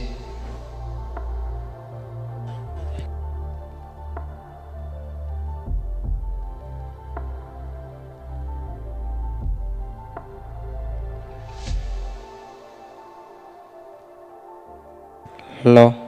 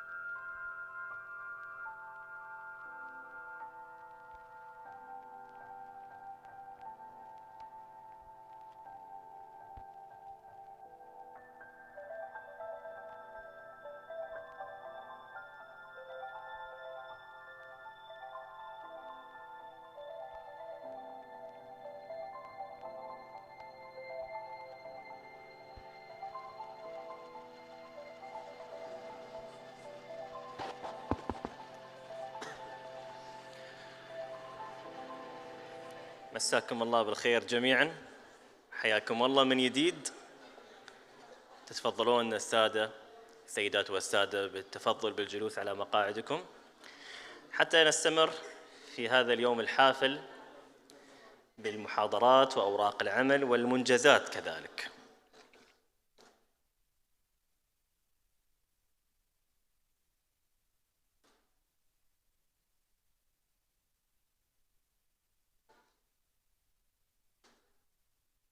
دكتور شريف، كلت عدل؟ أمورك طيبة؟ حاب شيء بعد على الخفايف نجيب لك يا سويت، شيء قهوة؟ شوف إذا بتتكلم عن السويت أنا محلي بشوفتك، أنت شوف إذا حاب أجيب لك شيء يا حبيبي. الله يخليك، أعتز بكلامك، الله يسلم. الله يخليك، من طيب أصلك، من طيب أصلك دكتور. نبدأ؟ آخذ الإشارة منكم، نبدأ؟ شو المعنوية يا شباب؟ علي علي علي علي من كل مكان، ما يصير. نبغى نوحد الصوت، شو رأيكم؟ تتفقون؟ جاهزين شباب؟ شو المعنوية؟ أستاذة مريم، أنت راضية على الأداء؟ الأمور طيبة؟ الحمد لله. طيب، نستكمل معكم برنامج المحاضرات وأوراق العمل مع السادة المتحدثين. سنتناول الآن موضوعاً غنياً تحت عنوان المعالجات البعدية لمداد الكتابات الدقيقة والمنمنمات، يقدمها الدكتور رسول حمزة الزركاني، فنان وخطاط عراقي متخصص في الفن الإسلامي، حاصل على الدكتوراه في الفنون الجميلة، ويشغل حالياً منصب رئيس فرع بابل لجمعية الخطاطين العراقيين، فليتفضل مشكوراً.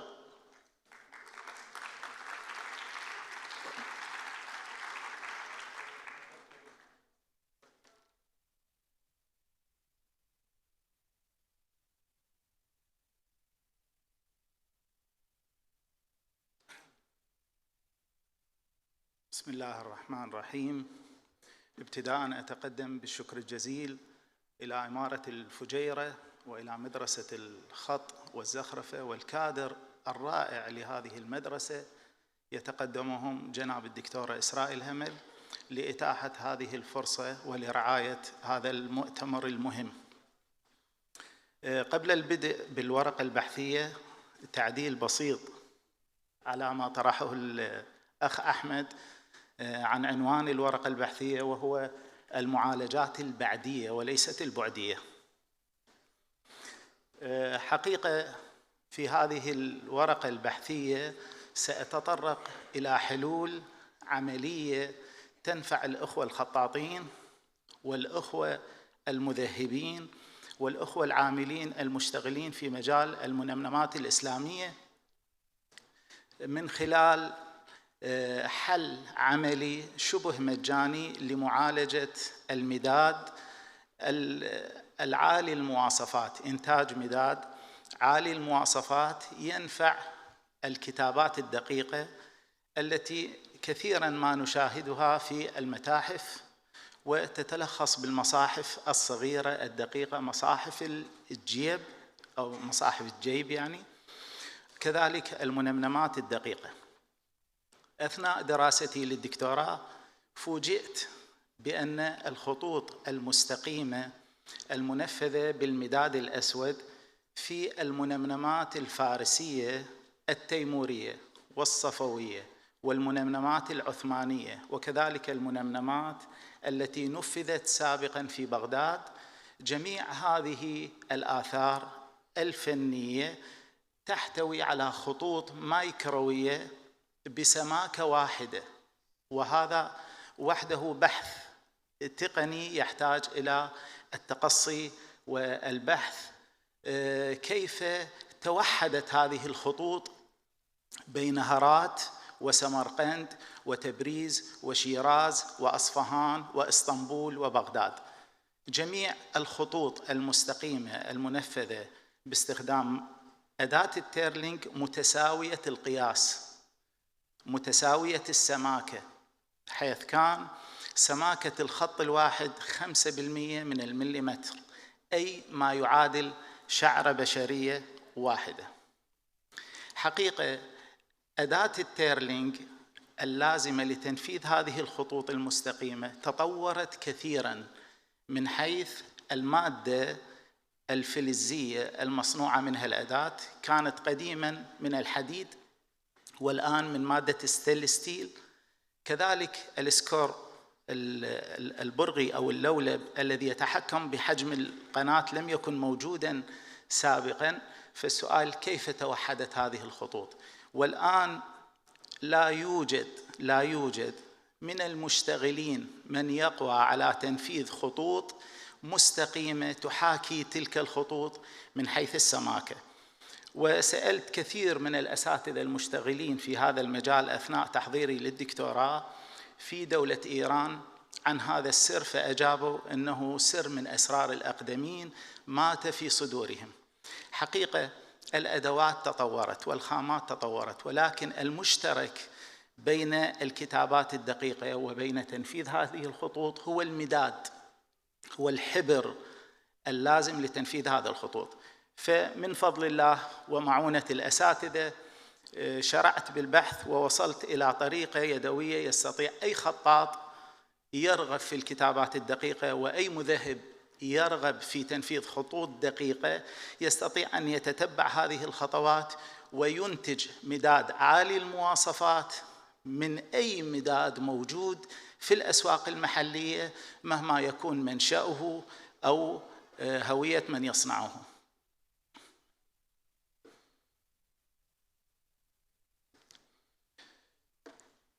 في المقدمة الكتابة تعتمد على 3 عناصر، هو القلم والورق والمداد. والمداد قديما، المداد خلينا نمر مرة سريعة على المداد. المداد يختلف عن الحبر، الحبر صبغة والمداد مادة صلبة تحمل في سائل صمغي. أشهر أنواع المداد هو المداد المتخذ من أسود الكربون من السناج أو ما يسمى بالهباب. الإخوة المصريين أعتقد دكتور شريف أعتقد الهباب كلمة مصرية أيضا في المصادر يسمى الهباب. أجود أنواع المداد هو المداد المتخذ من سناج النفط. قديما صنع المداد من حرق عظام المواشي وأخذ أسود الكربون الناتج من الحرق الجزئي مع نقص الأكسجين، ثم تطور الموضوع وصنع المداد من حرق زيت بذرة الكتان، من ثم حرق زيت الزيتون، من ثم إيجاد خلطة بين زيت الزيتون ودهن الكتان.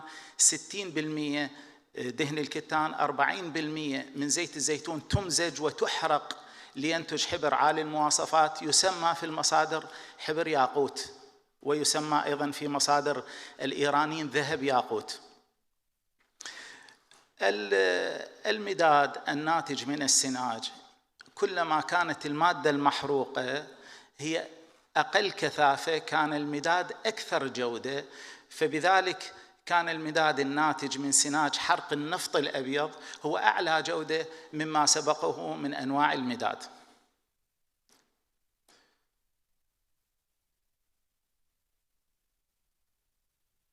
مشكلة البحث حقيقة البحث أكاديمي، فلا بد من المرور على المشكلة. عن مشكلة البحث تطرقت لها، فأريد أفتح أكبر وقت ممكن للأسئلة، فما تحتاج ننطيها من وقت البرزنتيشن.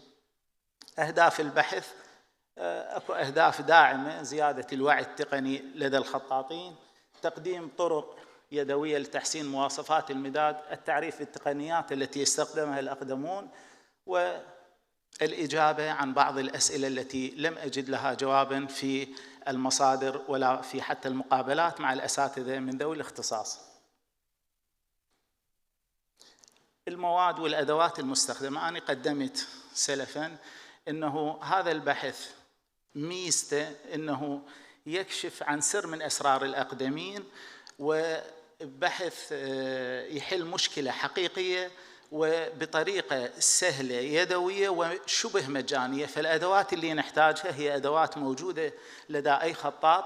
نحتاج مداد تقليدي مهما يكون منشأه، نحتاج قطن طبي كمية قليلة أيضا شبه مجانية، نحتاج الخل يعني خل التمر أو خل العنب، ونحتاج صحن طعام مسطح.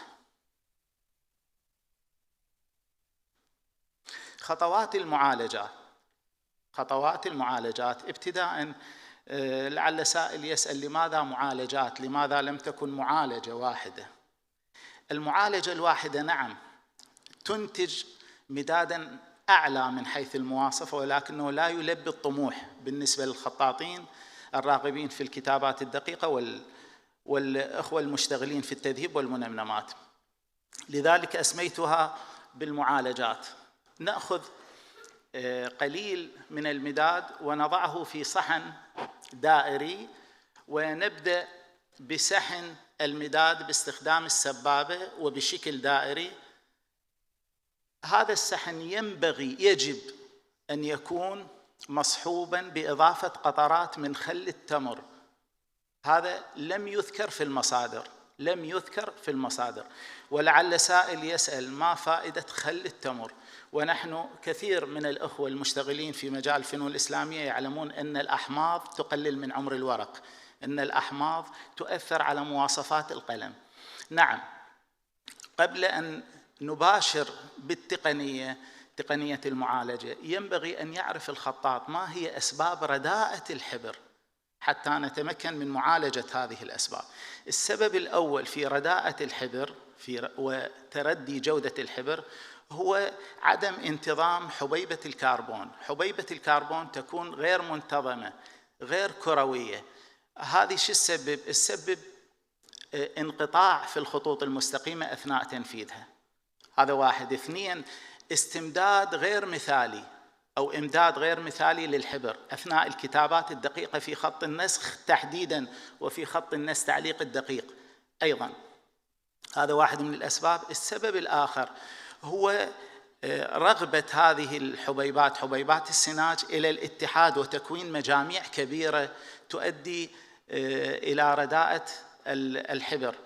هذه القضية الثانية. القضية الثالثة تجمع الحبر أو ترسب الحبر بعد مدة من خزنه. قديما كان الحبر بعد المداد بعد صناعته يجفف على شكل حبات حمص ويحمل في صرة ويحل آنيا ويكتب به، فمتى ما حل بالماء يكون مدادا جديدا قد صنع للتو. أما الآن فالمداد موجود في جميع المتاجر، مضت عليه 2 أو أكثر من الخزن، فنجد الماء أعلى القنينة والسناج أسفل القنينة. وهذه من سلبيات المداد التي تؤثر سلباً على مواصفاته. هذه أهم الأمور اللي تسبب رداءة المداد. إحنا قبال حبيبة من الكربون لا ترى بالعين المجردة، نرغب في تحويل شكلها من غير منتظم إلى شكل كروي حتى نحصل استمداد، ونرغب في تشتيتها وعدم تجمعها، وأيضاً نرغب في فصل الكبيرة عن الصغيرة حتى نحصل مداد عالي المواصفات. عملية السحن اليدوي تسبب تشذيب هذه الحبيبة وتحويلها من شكل غير منتظم إلى شكل كروي تنزلق الواحدة فوق الأخرى لتعطي استمداد مثالي. عملية إضافة الخل، هذه العملية تشحن هذه الحبيبات بشحنة متشابهة تسبب تنافر هذه الحبيبات، فإن ترك هذا المداد لمدة 6 أشهر لا يترسب، سنة لا يترسب. هذه العملية هي عملية تغيير شكل الحبيبة وعملية شحنها بشحنة متشابهة حتى تتنافر ولا تتجمع. بقت قضية واحدة وهي فصل الحبيبات الكبيرة عن الحبيبات الصغيرة. فصل الحبيبات الكبيرة عن الصغيرة تكون باستخدام القطن، أي باستخدام الخاصية الشعرية. المداد الذي تم سحنه لمدة 10 دقائق توضع فيه قطعة من القطن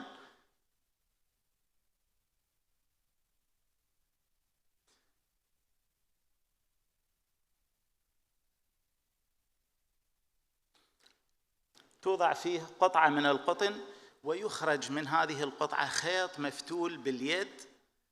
هذا الخيط راح يرتفع إلى الأعلى ثم ينزل إلى الأسفل لترشيح المداد النقي في إناء يكون أسفل الإناء الأول.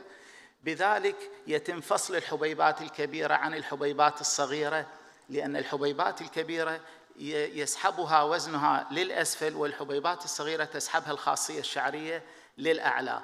هذه العملية تمثل مرحلة واحدة أو معالجة واحدة من هذه المعالجات.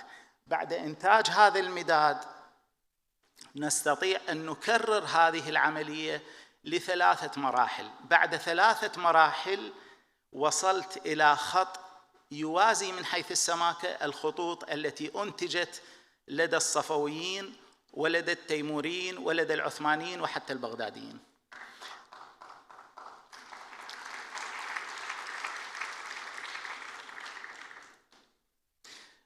هذا الفيديو يوضح لنا طريقة تدلي خيط القطن المفتول وكيفية صعود الحبر بعد التنقية ونزوله في الإناء الثاني.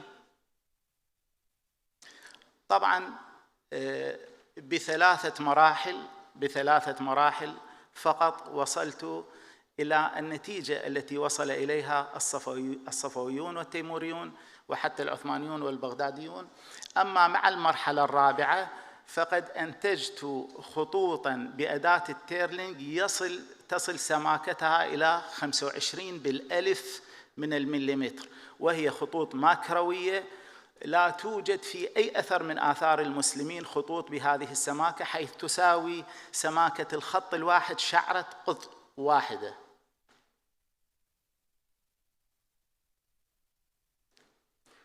النتائج أيضاً نتائج أنا تكلمت عنها وما أريد أنطيها حصة من الوقت، أريد أكثر وقت ممكن يعني نخليه للأسئلة. هذه إناءين، هذا الإناء الأول بحبر خام اللي هو الحبر المحلي وتشوفون التكتلات واضحة جداً، وهذا الإناء الثاني كان في حبر منقى، أي تكتل أي حبيبة لا توجد. التوصيات أهم توصية ضرورة إجراء أبحاث تقنية علمية نافعة تكشف عن أسرار الماضين وتمهد لاستمرار هذه الفنون التي تكاد أن تندرس. هذه حقيقة اللي تحدثت عنها أني ينبغي أن يدعم علمياً. أنا فحصت الريفرنس العينة الأولى الخام، وفحصت العينة الثانية، العينة الثالثة والعينة الرابعة، وهذه مقارنة بين الفحصين طبعاً في كلية الهندسة المواد في جامعة بابل في العراق، في جهاز اسمه particle size. إذا تشوفون هذا الريفرنس الأول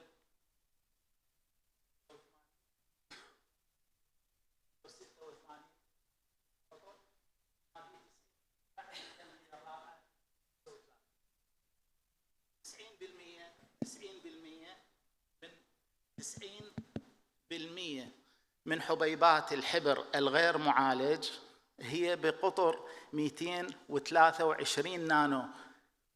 أما بعد المعالجة الرابعة ف90% من الحبيبات هي بقطر 32 نانو، أي ما يعادل 17% من الريفرنس. أشكركم جزيل الشكر لحسن الإصغاء وأعتذر عن الإطالة.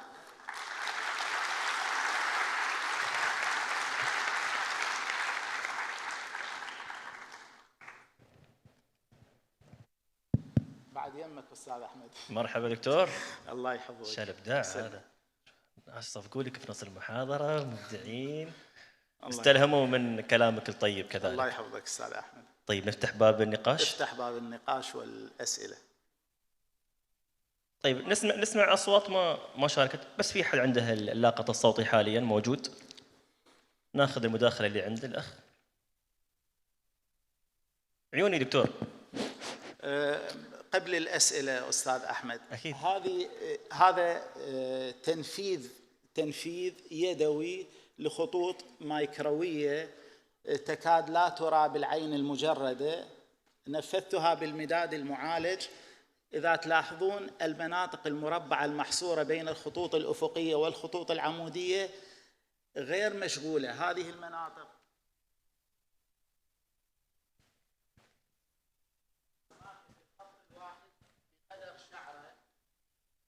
شكرا جزيلا أستاذ أحمد. سماكة الخط الواحد بقدر شعرة قط، أي ما يعادل 25 بالألف من المليمتر، والمسافة بين خط وخط هو 5% من المليمتر، أي ما يعادل شعرة بشرية.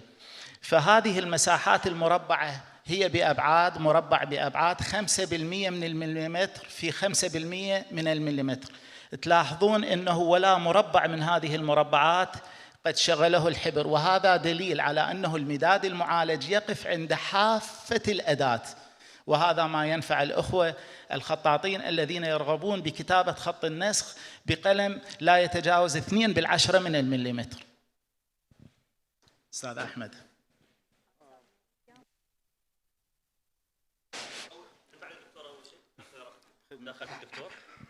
تفضل دكتور. محاضرة، لكن كان يهمني من حضرتك أن تشير لأن في محاولات ودراسات سابقة لعلماء وحرفيين عرب ومسلمين في كتابة رسائل في صناعة الأحبار والأمدة، زي كتاب الأزهار في صناعة الأحبار لابن ميمون المراقشي، وطرف الخواص في طرف الخواص للقلوسي، وعمدة الكتاب المنسوب للمعز بن باديس، وغيرها من الدراسات. وقامت عليها دراسات قام بها بعض العلماء زي العالم التونسي المعروف الأستاذ إبراهيم شبوح، ونشرت هذه الأشياء فيها التركيبات والتكوينات كما كانت موجودة في القرن الخامس والقرن السادس لكيفية صناعة الأمدة والأحبار. شكرا. شكرا جزيلا. شكرا جزيلا دكتور. من باب الوفاء، هناك الكثير من المصادر تتحدث عن صناعة المداد، مداد الخطاطين، وكثير من الخلطات وكثير من الوصفات لصناعة هذه المداد. أنا بدأت بهذه التجربة من مداد مصنوع سلفاً ولم أصادر جهود الآخرين. قديماً دكتور، قديماً كانت هناك آلية لصناعة مداد عالي الدقة أو عالي الجودة، وهي وضع المداد في جرار خزفية وربطها على عنق النياق الذاهبة في موسم الحج إلى مكة، فتقوم برج قنان المداد ذهابا وإيابا حتى نحصل على حبيبات كروية وحبيبات دقيقة. ولكن هذه العملية الآن متعسرة مع عدم وجود نياق ومع وجود سيارات ووجود طائرات. شكرا جزيلا دكتور. شكرا دكتور رسول. ناخذ آخر مداخلة. تفضل أخوي. الله يعطيك العافية. والله يعني إذا كان هذا الشيء فعلا ما بعتقد التيموريين كانوا عاملين ريسيرش ومقيسينه بالنانو، فإذا هيدا الإنتاج الحبر هيدا فعلا بدراستك للأحبار وتخصصك ودراستك بالكيمياء وبالفيزياء بعد، فهذا الشيء بيستاهل بعتقد براءة اختراع. هو فعلا هذا البحث هو فعلا براءة اختراع في العراق، فعلا براءة سجلها لأنه بتستاهل تسجيل عالمي يعني. بالي. الله يوفقك. شكرا جزيلا. شكرا لك. شكرا لك. يعطيك العافية دكتور. الله تسلم. يعافيك أستاذ أحمد. شرفتنا. الله يحفظك. شكرا لسعة صدرك. الله يخليك. واجبنا. الله يسلمك. شكرا.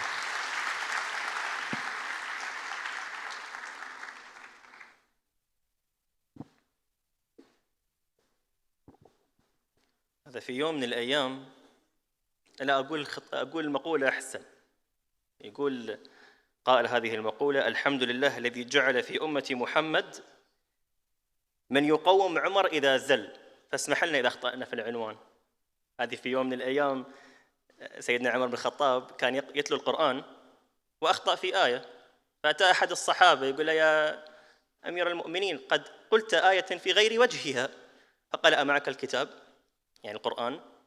قرأ وقال هذه المقولة: الحمد لله الذي جعل في أمة محمد من يقوم عمر إذا زل. فعندي دكتور رسول يقومني إذا نزلت. الله يخليك عزيز وغالي. نستكمل معكم الحضور الكريم بمحاضرة تحمل عنوان رمزية الزخارف في لوحات أبي صبحي الطيناوي تحت الزجاج، تقدمها الدكتورة هلا قصقص، زميلة باحثة في مركز الخليلي لدراسات الفن والعمارة الإسلامية بجامعة أكسفورد، فلتتفضل مشكورة.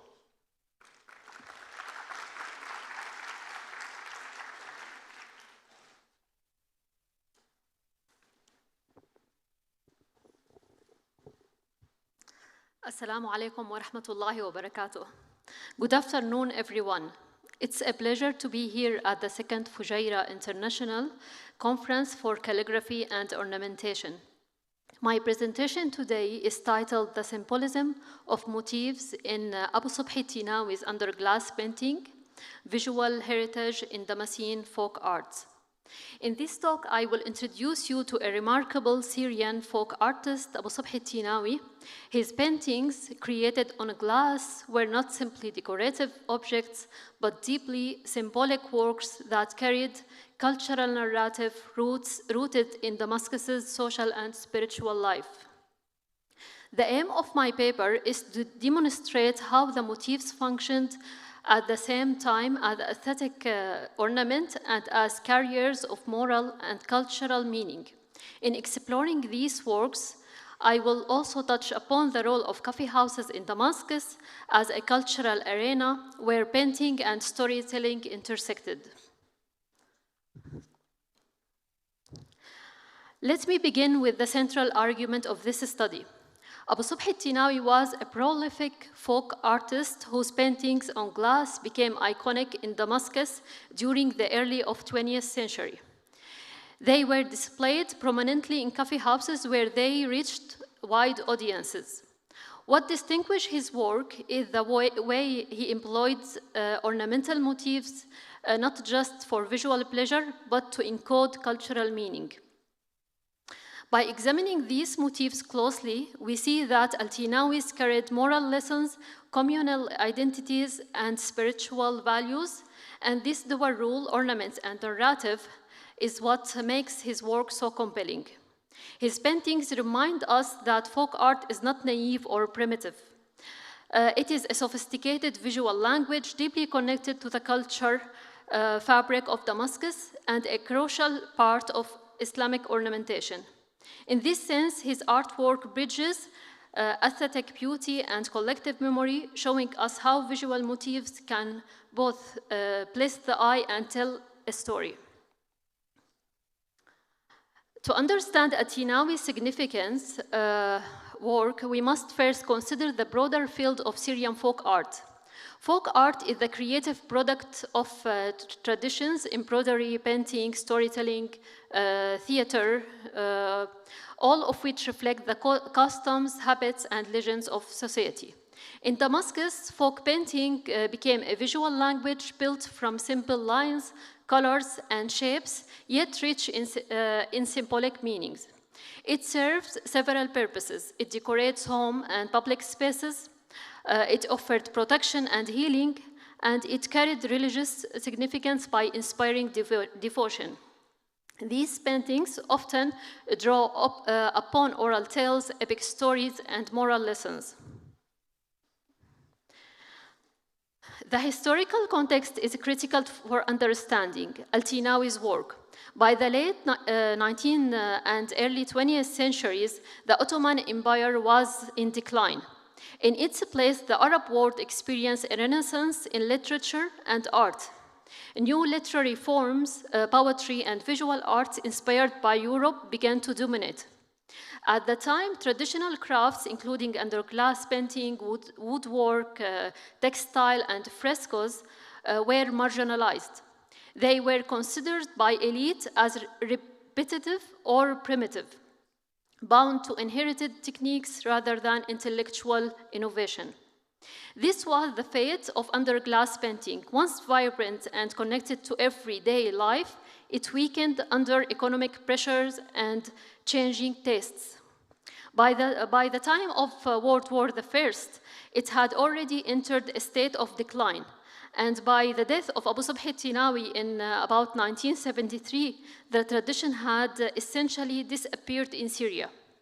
So we are left with a paradox. The very period that produced a renaissance in Arab literature and elite arts also witnessed the erosion of popular visual traditions. It is within this shifting cultural landscape that At-Tinawi emerges as a preserver of a disappearing practice and its last major representative. The Damascene coffee houses was the heartbeat of popular culture. These were not simply places to drink coffee. They were immersive cultural arenas where oral and visual tradition merged.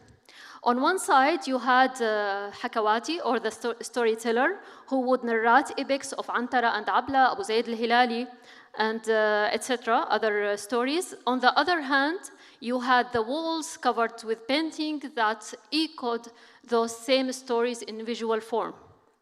The paintings were not passive decoration. They actively narrated themes of heroism, piety, and moral virtue. In this sense, the coffee house became a kind of visual archive, preserving stories for the community. In fact, the folk painter fulfilled a role remarkably similar to that of the storyteller. Each translated communal memory into a different medium. Together, they created a space where Damascenes could see, hear, and embody their cultural narratives. This explains why Al-Tinawi work is inseparable from the coffee house's environment. His paintings were not made for elite salons or galleries. They were designed for these communal spaces where ordinary people engage with these daily. To fully appreciate this visual tradition, let me now turn to the figure at the heart of this study. Abu Subh al-Tinawi, born in Damascus in 1888, his original name was Muhammad Harb, coming from a family of artisans, both reversed class painter and textile workers. He was immersed in craft tradition from an early age. When he opened his own workshop in Damascus, he began signing his work under the name of what we know him, Abu Subh al-Tinawi. His chosen medium was reversed glass painting, a technique with European origin that had traveled through Asia before taking root in the Bilad Sham. Al-Tinawi localized this medium using natural dyes and Arabic gum. He created compositions that reflected Syrian folk traditions. His subjects were drawn directly from the cultural environment around him. Religious tales, heroic epics, and folk legends that people already knew through oral culture. Al-Tinawi's position in Syrian cultural heritage is paradoxical. Though he was almost entirely illiterate, his visual literacy was exceptional. He translated oral stories into pictorial compositions with striking clarity and symbolic power. In 1955, his art was formally recognized with an exhibition at the National Museum of Art and Popular Tradition in Damascus, and this was an important milestone situating his paintings within Syrian intangible heritage. Today, his legacy is preserved internationally as well. The Dallul Art Foundation in Beirut holds several of his work, ensuring their preservation within a modern institutional framework dedicated to Syrian art. Also, some resources even suggest that his work entered major international collections, including the Louvre Museum. Themes in Damascene folk painting are encoded in three main categories. First, biography. Epics heroes like Antara and Abla, Zahir Peppers, Erzir Salem, depicted in dynamic battle and tableau that dramatized moral valor. These paintings turned oral epics into visual theater of courage and loyalty. Second, religion, simplified but powerful depictions of sacred stories such as Ibrahim and Ismail alayhim as-salam, the Prophet's night journey and ascension, or the pilgrimage to Mecca. For largely illiterate audiences, these images made Quranic narrative immediately accessible, combining piety with visual imagination. Third, myth, creatures and forces drawn from both pre-Islamic cosmologies and Islamic metaphysics. Angels, jinn, and allegorical beings populated these scenes, embodying the supernatural layers of cultural belief. When we look at the components of folk painting, of Abu Sabh al-Tinawi paintings, we see a symbolic structure where every element carries meaning. At the center is often we have the hero, a turbaned man with mustache mounted on a horseback, symbolizing valor and youth. Also, women are present, rendered with stylized features, flowing hair, arched brows, and jewelry representing ideal of beauty and nobility. Animals serve critical roles. Also, horses stand for power and social prestige. Camel mark the sacred journey of pilgrimage. Or maybe the joy of wedding processions. They anchor the painting in familiar ritual of life. Decoration is never incidental. Birds and flowers symbolize renewal and paradise. Framing motifs recall Quranic manuscript border, and inscription is in stylized Arabic script reinforce the moral or spiritual lessons. Thus, the painting is not simply an image, it's a composition in which human, animal, and ornamental forms all work together to tell a story and transmit a cultural meaning. When we examine Tinawi style, we notice immediately that it departs from academic conventions. His paintings are characteristically flat, with figures arranged along a single visual plane. There is no attempt to reproduce depth or perspective as we would expect from academic art. Instead, everything is prioritizing everything brought forward into the same field of vision. Anatomy is likewise simplified. Faces are stylized, limbs are exaggerated, and proportions ignored. These choices were not technical limitations. They reflect a conceptual intention to privilege narrative clarity. This approach resonates with long-standing Islamic artistic tradition where representation emphasized spiritual and symbolic values rather than mimetic realism. Despite depicting dynamic subjects, battle, pilgrimage, mythical encounters, his painting often convey a stillness, even a timeless quality. Figures are frozen, faces impassive, gestures static. This gives the work a sense of permanence, as though they were visual memorials rather than fleeting moments. Tinawi also made playful choices sometimes. In one painting, when the frame couldn't accommodate a horse tail, he drew it separately above the canvas, and he wrote, "These tails is for this horse." Such detail reveals his freedom within compositional constraint. Finally, his bold, flat color, red, yellows, orange, green, add emotional intensity, while thin black lines create rounded, rhythmic contours that echo oral storytelling flow. Together, these stylistic elements form a unique aesthetic vocabulary that defines his work painting. The motif in Al-Tinawi's work form a symbolic language through which moral and cultural values are expressed. I will give three examples of these motifs. First of all, we have the palm tree, which appears frequently in his painting. In Arab culture and in the Quran, where it's mentioned more than 20 times, the palm is a symbol of abundance, fertility, and divine blessing. Its significance stretches back to pre-Islamic association with fertility deities such as Astarte. And in folk painting, it reappears as a sign of life and prosperity. The snake, by contrast, represents evil. Al-Tinawi typically draws it as a wavy, dotted figure with horns and sharp fangs. In his composition, the snake is the antagonist, a visual stand-in for destructive forces often placed in opposition to heroes. The sword is perhaps the most charged symbol. It represents valor, divine justice, and martial virtue.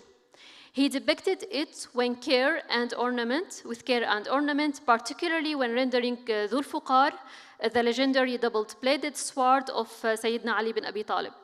In these works, the sword is not just a weapon, but a sign of righteous authorities, justice, and strength. By combining these elements in his composition, At-Tinawi condensed entire moral universes into recognizable visual codes that every Damascene would have understood. To deepen this analysis, we can apply Aby Warburg's concept of the pathos formula, the idea of emotionally charged visual formulas that carry effective memory across time and culture. In this light, Al-Tinawi's recurring motifs are not just decorative elements. They are cultural formulas encoding memory and transmitting values across generations. They are carriers of what Warburg called surviving emotional intensities. For example, the palm tree does not simply stand for fertility. It resonates with centuries of cultural association, evoking both pre-Islamic and Quranic layers of meaning. Also, the sword is not just a weapon, but an echo of valor, justice, and communal identity stretching across Arabic and Islamic history. At-Tinawi abstracted these forms, reducing them to simplified lines and shape. This abstraction was not intellectualized in the modernist sense, but intuitive, a way of distilling complex cultural memory into instantly recognizable signs. Through this process, his art became a visual shorthand, an archive of cultural sentiment that was legible to all who saw it, regardless of literacy or social status. Symbolism, then, was the essence of his practice, transforming ornament into narrative and motif into memory. Too often, ornamentation is dismissed as embellishment, as sometimes something added only to please the eye, but in this painting, ornament is narrative.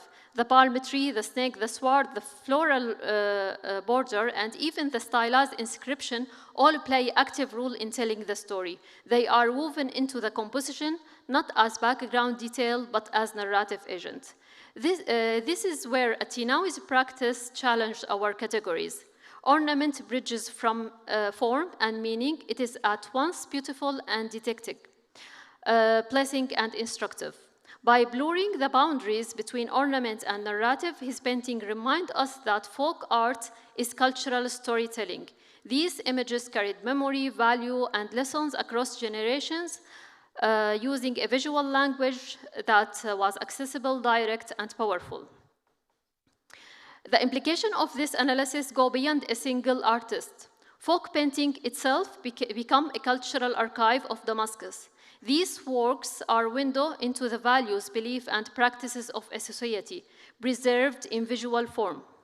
But they also raise the broader questions. Should we see Damascene folk painting as a static, tradition-bound form, or as something adaptive and responsive to social changes? And do its value lie mainly in aesthetics or in its capacity to sustain collective identity?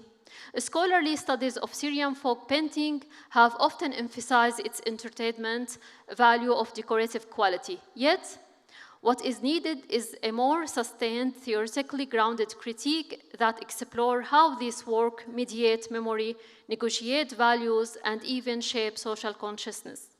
In this sense, the study of At-Tinawi work is not just about one painter, but about rethinking the cultural complexity of folk art in modern Arabic society.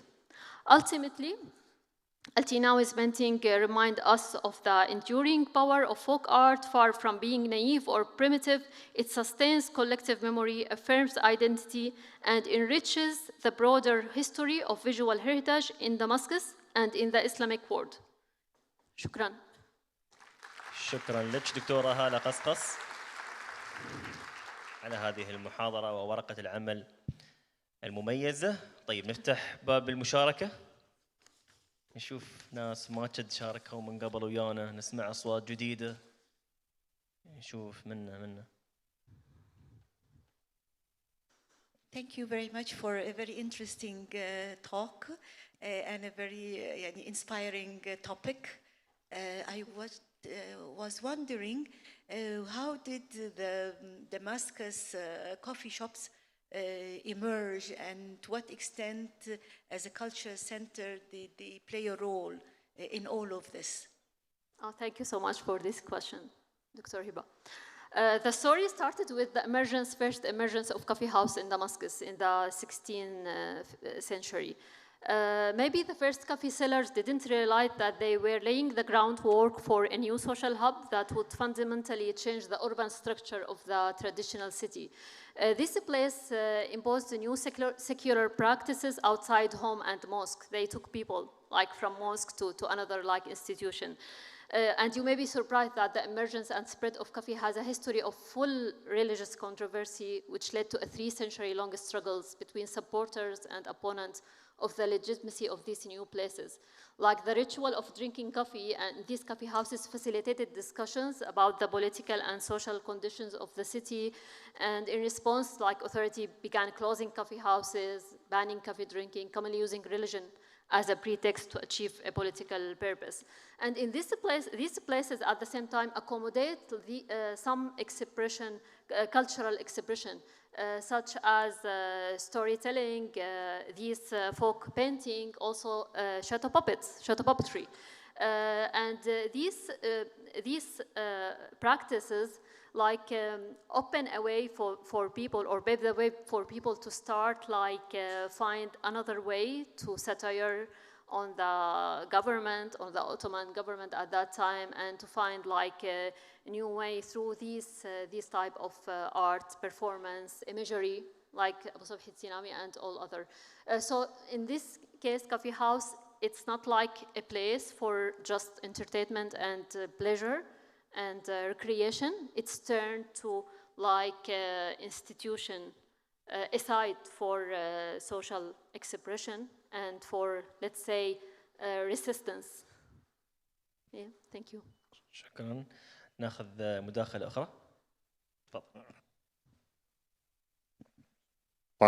Yeah, thank you very much for this super interesting presentation. I was very happy to know about the Syrian coffee houses art, because I just studied 19th century culture period and folk art there. So for me, it was very interesting to know that also existed in Syria. And my question is about the origin of the technology itself, because these reverse painted glasses, they also existed in the early Qajar period in Iran, Vera Glomizet. So my question is, how did it appear in Syria? What's the origin of this technique there in Damascus? Yeah, as I read through the references, this technique comes from Europe, from France to Asia until it reached Syria. But there is no proof about this. It's just said.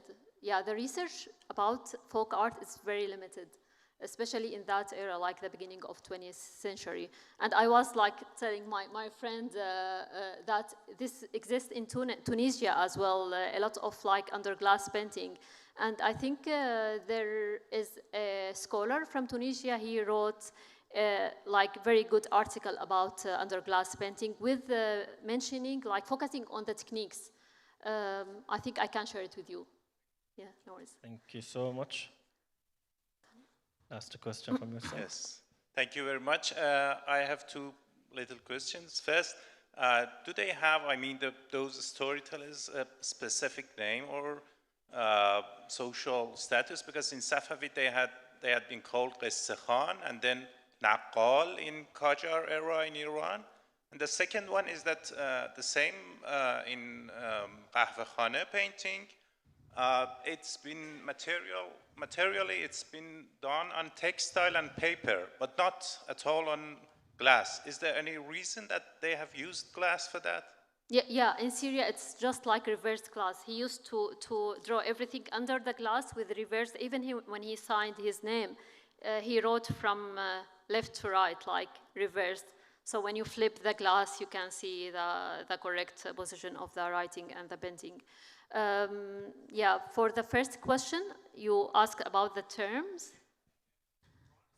In Farsi, they call them qisse khan or naqal. I mean, the people who just give the stories, the storytellers. Oh. Is there a specific name for them in Syria?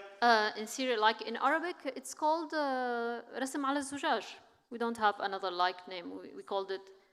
There is no like specific term. Al-Hakawati. You said about who narrated this story. Yeah, Hakawati. Oh. Storyteller. Yeah, sorry about this. I missed your question. شكرا جزيلا يعطيك العافية دكتورة.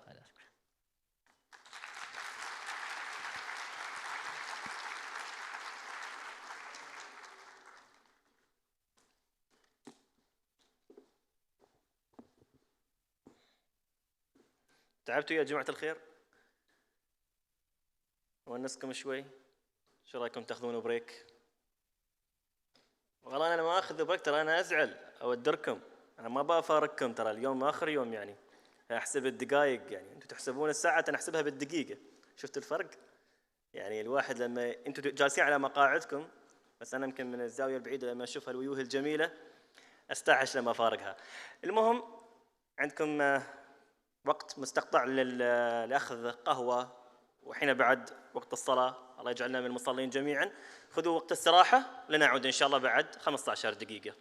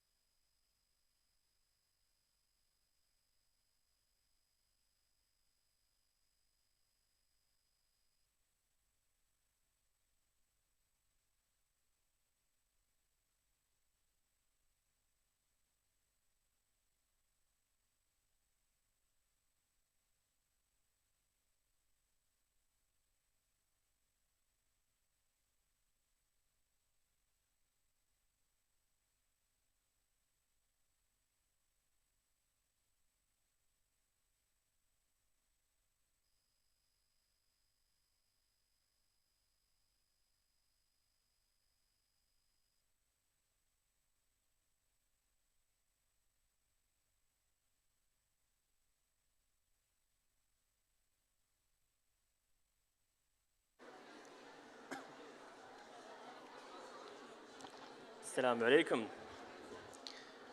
جمهورنا الجميل، حضورنا الطيب، الله يبارك فيكم جميعا. استأذنكم بس بالدخول إلى القاعة. الفقرة التالية راح تكون فقرة استثنائية بإذن الله، راح تعجبك دكتور، شيء خرافي بيكون، أنا أوعدك. من بعد إذنكم الأخوة والأخوات، السيدات والسادة، تتفضلوا بالجلوس على مقاعدكم للاستمرار في برنامج الحفل.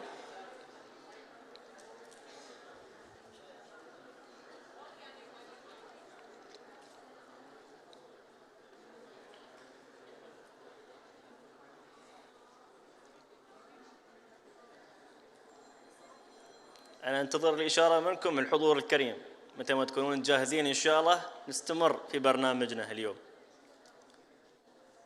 أخوة والأخوات في البهو الخارجي تفضلوا.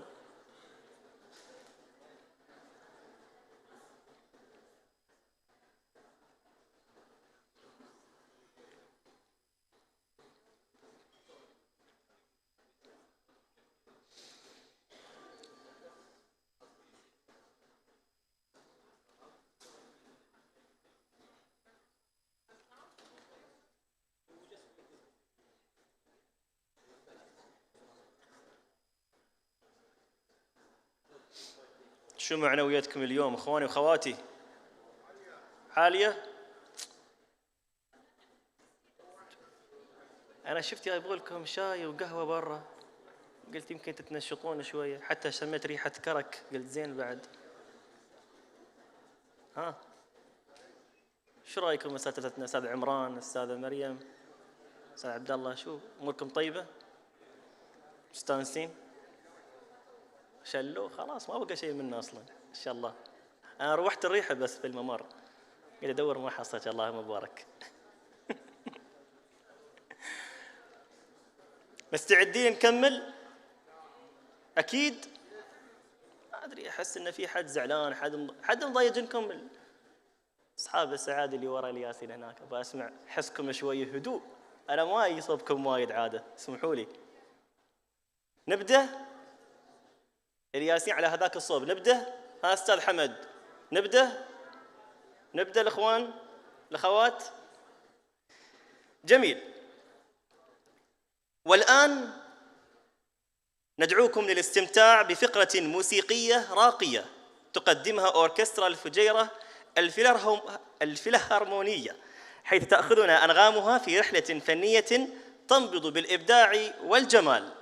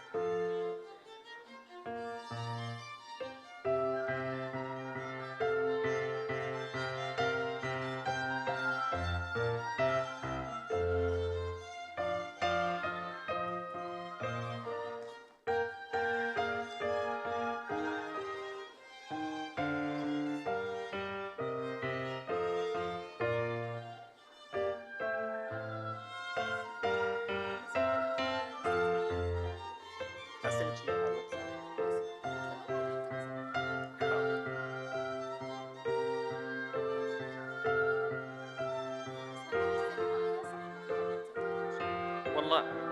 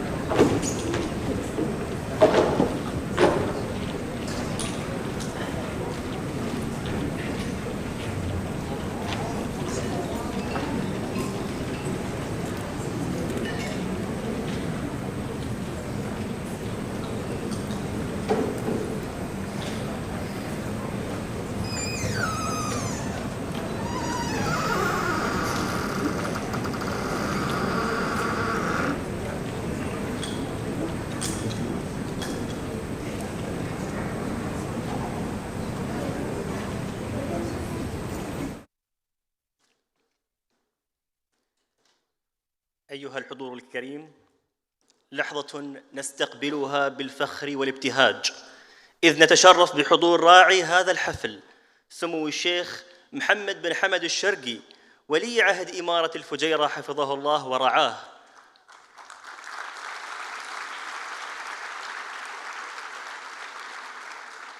نرحب بسموه ترحيباً يليق بمقامه الكريم، فحضوره البهي يضفي على هذا المؤتمر بهاء ورقيا ويجسد ما تحظى به الفنون والجماليات في إمارة الفجيرة من رعاية كريمة واهتمام دائم. إن سمحتم لي سموكم أود أن ألقي بعض الأبيات الشعرية محبة واحتفاء بإمارة الفجيرة وحكومتها الرشيدة. أقول: إلى حمد الشرقي في العز قامة يجدد مجد العرب تسمو مآثره، به الفجيرة أزهرت في مجدها وتفتح في وجه الزمان منابره. سنى الطموح على الجبال تجلت وخفقت له الأرواح حين تناظره. سخي الأيادي ما يضاهيه منعم وفي نبله تسمو وتزهو سرائره. يجالس الحكماء في فكر راشد ويسمعهم في كل قول جواهره.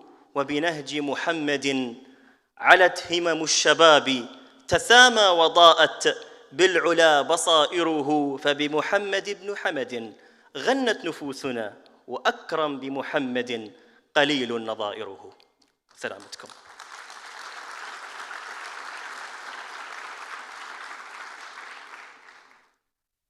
السيدات والسادة، ننتقل الآن للاستماع إلى محاضرة بعنوان كشف تراث المخطوطات في جنوب شرق الجزيرة العربية، يقدمها الدكتور مايكل جيمس إردمان، الباحث المتخصص في دراسات الشرق الأوسط وآسيا الوسطى ورئيس مجموعات الشرق الأوسط وآسيا الوسطى في المكتبة البريطانية. فليتفضل مشكوراً.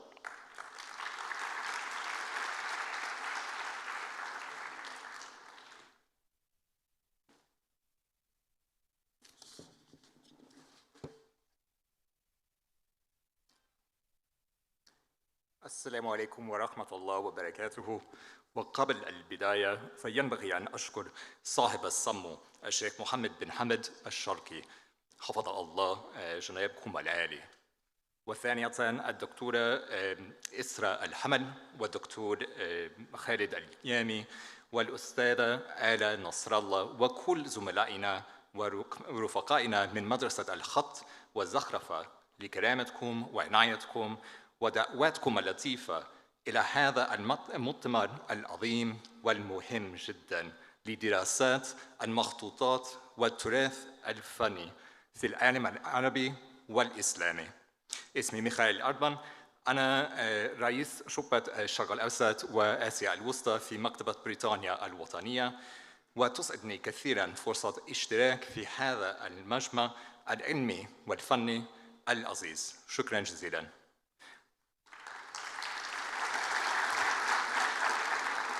I will spare you my shaky Arabic for the rest of the presentation when I go through some of the manuscripts that attest the manuscript heritage of this region of Southeast Arabia within the British Library's collection. It's a great honor to do this here today. in the region where these manuscripts came from.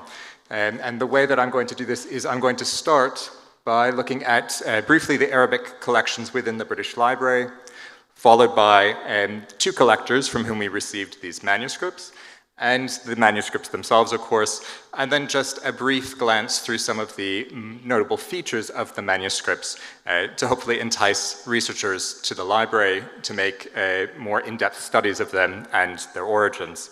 And here, of course, you have OR 6566, the cover, a stamped and gilded display of some of the artwork from the region. And this is the Diwan al-Mahalli, which comes to us from the late 19th century. So the British Library, I know some of you in the audience have already been to visit us. We hold about 14,000 manuscript volumes in Arabic, and these attest from the 8th to the 20th century Arabic language compositions across the Arabic-speaking world. So as we heard today about the manuscript of the Ma'al Quran, here we have a page from it, OR 2165, which is likely a 2nd century Hijri manuscript mushaf, or rather a fragmentary mushaf. And we have works that attest to the heights of Arabic calligraphy, illumination, illustration, decoration, bookbinding. Here you have an example of one of the asba of Sultan Baybar's mushaf, produced by Ibn al-Wahid in 1305-06, one of the models that is used to understand the development of Arabic Quran production. Essentially, the library's collection looks at the breadth of Arabic writing production from Morocco to eastern China. But some of those regions in between the two poles that I've just mentioned are thinly documented or represented within the collection. And today I'm going to look at a way to gather some of the small number of manuscripts within our collection that attest to one of those thinly documented regions, Southeast Arabia. And to do that, what I'm going to have to do is look at two specific collectors, one of whom is Samuel Barrett Miles. Born in 1838 in England, he died in 1914 back in England, but in between was in India and most notably in Muscat, where he was posted as the political agent in 1873, serving along the southern and eastern coast of the Arabian Peninsula until 1887, and indeed even on the northern coast of the Arabian Gulf, collecting manuscripts, collecting information, representing Her Majesty's government. And when he returned to England, he was known largely as an ethnographer and as well as a historian of the region, having written what was in the 20th century one of the seminal works about Arabia's history and peoples, the countries and tribes of the Persian Gulf. His colleague, Atmaram Jayakar, who was born in 1844 in India and ended up passing away in 1911 in England, also served in Muscat between 1873 and up to 1900. He started as an associate surgeon, but then went on to become the Surgeon General, even attending to Sultan Turki bin Said up to his passing in 1886, and then in 1900 left for England. He was a doctor, of course, but also a lexicographer. He collected and published one of the only works on Omani dialects for much of the 20th century, as well as a zoologist and botanist. So these ideas of Miles being a historian and Jayakar being a scientist and being someone who was interested in language inflected the way in which they collected manuscripts. Their manuscripts are not easily identified in our catalogs. For those of you who know them, the supplement doesn't really identify Arabian manuscripts as such as a group. So I've had to go through and collect some of the information about the manuscripts that these two men gave to us. Miles gave more than 50 Arabic manuscripts to the British Museum, which is our predecessor, before his death in 1914, and the majority of these are either Christian works in Arabic, whether Arabic proper or Garshuni, or a mixture of Arabic and Syriac, or materials from further west in the peninsula, Yemen, the Red Sea area. But I've identified 3 manuscripts that we received directly from Miles and 2 from his widow that do come from this region.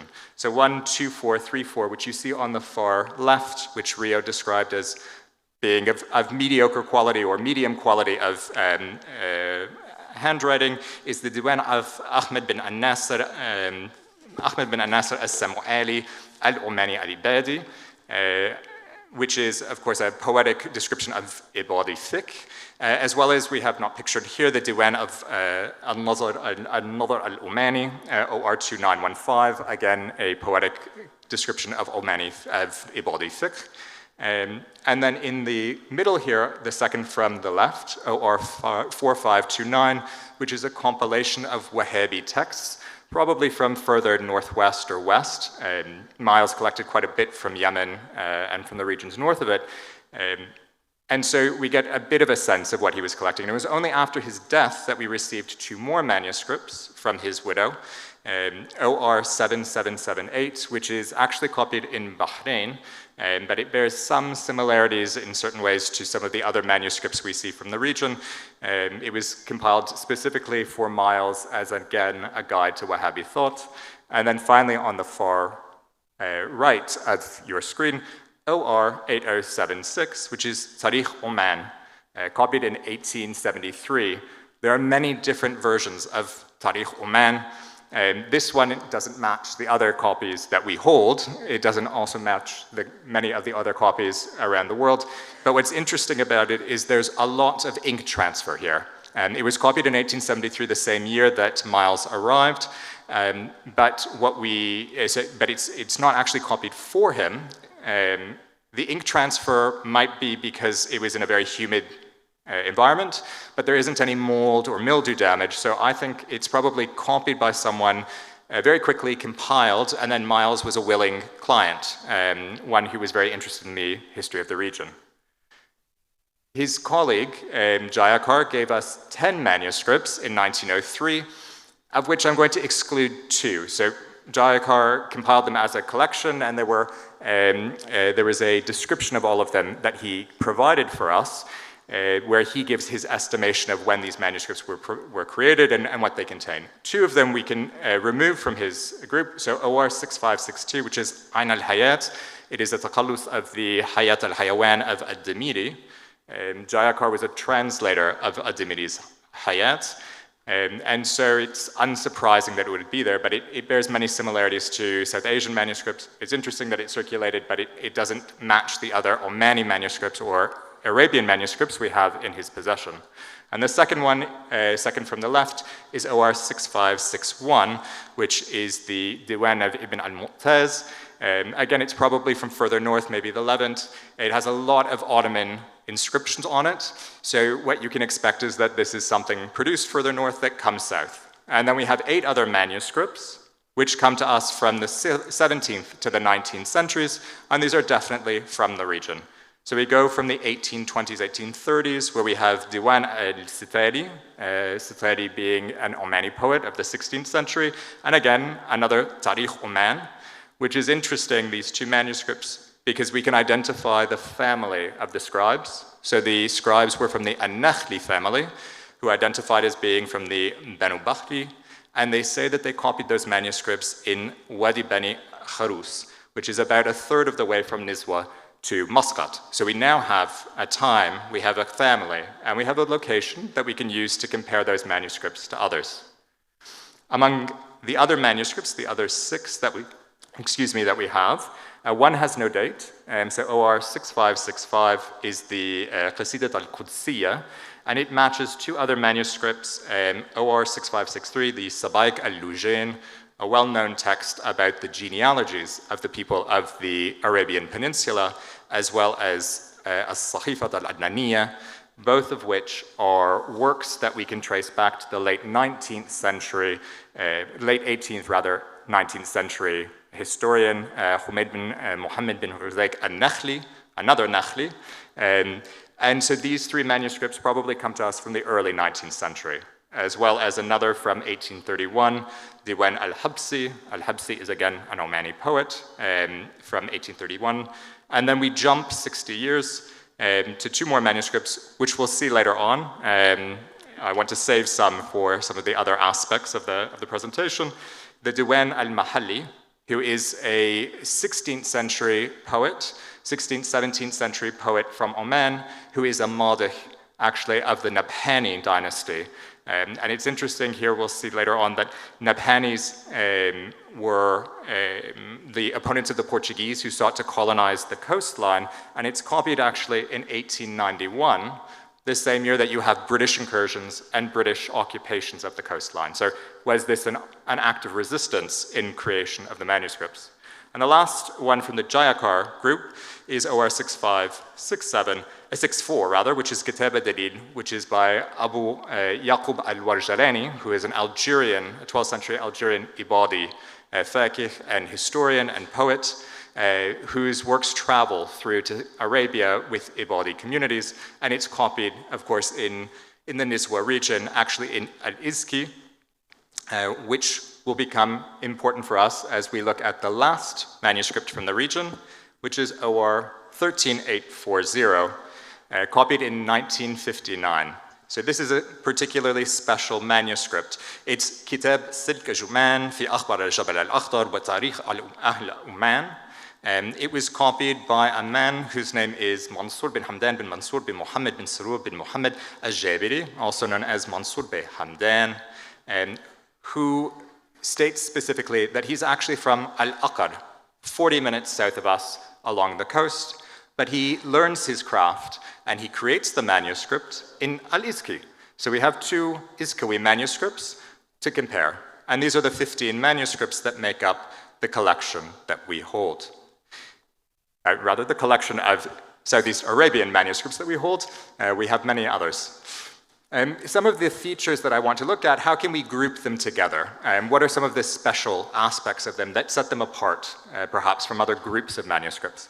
Well, about half of the manuscripts, 7 of the 15, include this purple ink. It's quite a distinct aspect that it groups together all of the works that are either identified as being from near Nizwa or from unidentified locations.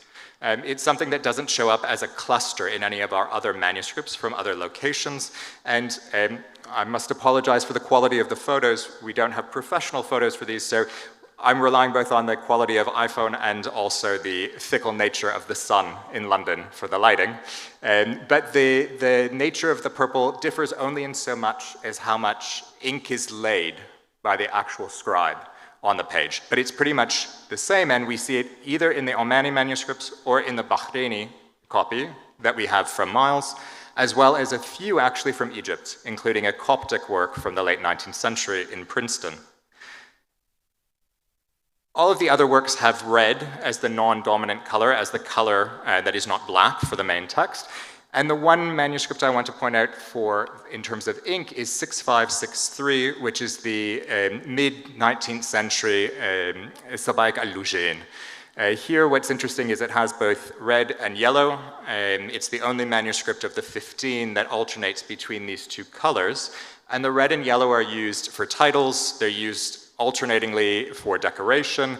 In a few cases, the yellow is used as the dominant color other than black in spaces. And the reason I point it out is because within our collection, the only other manuscript that features this alternation between red and yellow is actually OR 7718, which is Unwan al-Majd fi Tarikh Najd. It is a manuscript of the Wahhabi history and also the history of the Al Saud as they rise to power, created in 1850s near Riyadh or Dir'iyah. So this is a distinct manuscript that perhaps the red and yellow is used to mirror a tradition from farther north, or it's used to make this distinctive because it's a text that circulates throughout the region. We have many other copies of it as well as printed versions from the same time. So this is the aspect of the inks that we see, and the only other aspect that I want to pull out is the modern manuscript, the one from 1959, which, as you can see, as you would expect, it's on modern paper, it's probably using modern, possibly imported inks, but the traditions sort of carry on. So Izkawi manuscripts, again, the calligraphy looks quite similar, the use of the colors and the color palettes broadened a bit, but still the same type of scheme that goes through it. So we have an idea that we have the tradition carrying on, at least within our collections here. I want to look at just a few more aspects of the unique parts of the manuscripts that we hold from the region. Here in terms of decoration, so what are some of the aspects to draw the eye to the text in addition to the calligraphy? Well, we have here 6566, so this is Diwan al-Mahalli. We have, of course, overlines, we have the alternation of colors of the text, and hopefully you can see the roundels here, which are quite crude. They are outlined in red, outlined in black rather, filled in with red. Throughout the manuscripts, sometimes they're hollow in the non-dominant color, red or purple. Sometimes they're filled with a dot, sometimes they're just plain, as you see here. Other than that, we have the bowls and depressions created through the calligraphy being filled with the colored ink, which is another common way of decorating the manuscripts. And then another aspect, which is of course not all that uncommon in other manuscripts from across the Arabic writing world, where you have 3 dots or various series of dots pointing up or down. Here we have them in purple, other times we have them in red, but these separate the abyat of poetic sections. So they are essentially a functional form of decoration that also allows for the text to be easily identified as being poetry, to be recited as such. And this, of course, comes from the Diwan as-Sitali, so it is actually a diwan that is intended to be recited. Apart from this decoration, which we find throughout, I just want to point out one manuscript that stands out from the others in terms of the creativity of the scribe. So OR 6569, which is Al-Sahifat al-Adaniya, which is by An-Nakhli, our late 18th, early 19th century historian, where the scribe throughout the work has made use of dots and small plant-like figures, small butterflies, to really embellish the text in a way we don't see with the other manuscripts. Of course, in many ways, these tactics, these strategies are perhaps less refined, less elaborate than many of the others that we've seen throughout the conference, but they do help to tie together and show different variations in creativity throughout what both Miles and Jayakar collected and what was brought back to introduce the traditions of the region to those in England. The last aspect that I want to speak about from the manuscripts are their colophons. Only about half of the manuscripts have colophons. That's why it's difficult to date some of them or to say where they're from. Some of them are fragmentary, so they end abruptly, and others simply don't feel the need for a colophon. But from those that do, one of the common features, which is quite common through Arabia, although we saw as well from West Africa yesterday, this sort of lobed, bubbled decoration around the colophons. Here this is 6560, where you have it in both purple and black. So this occurs multiple times, and it's also not something unusual from other manuscripts from the region. But there are 2 works that I think deserve pointing out here, one being OR 6567, so again, our copy of Diwan as-Sitali, which is has this sort of cross-hatching. So we also have Kitab al-Dalil, which has the cross-hatching meant to really fill out, almost create like a background of the color. And what's distinct about this one is, if you can see the text here, it says that it was for Al-Dakhtur Amil al-Dawlat al-Nasraniya, copied in 1629 or 1630. So was this perhaps a Portuguese client? And I asked particularly, was this intended possibly for a European eye or European aesthetic? Because we see, again, the sort of creativity in OR 8076, the sort of departure, where we have both the lobed sort of bubbling decoration around the colophon, as well as more structured angular supports for additional text for this manuscript, which we think might have been created and then immediately sold to Miles. So it's one question that then comes up, given that this is a grouping, a collection of manuscripts that was exported and not necessarily representative of Oman, of the Emirates to its east, or to the lands to its north or west. Was this really something that matches only the manuscripts we have from the region in Western Europe, or can we learn something about a broader tradition from what we hold? For that question to be answered, I formally and humbly invite you to the British Library to continue the investigation on the manuscripts, as well as the broader collection. So with that, I will say, shukran jazilan li-ihtimamkum. Thank you very much, and I look forward to your questions in person or by email.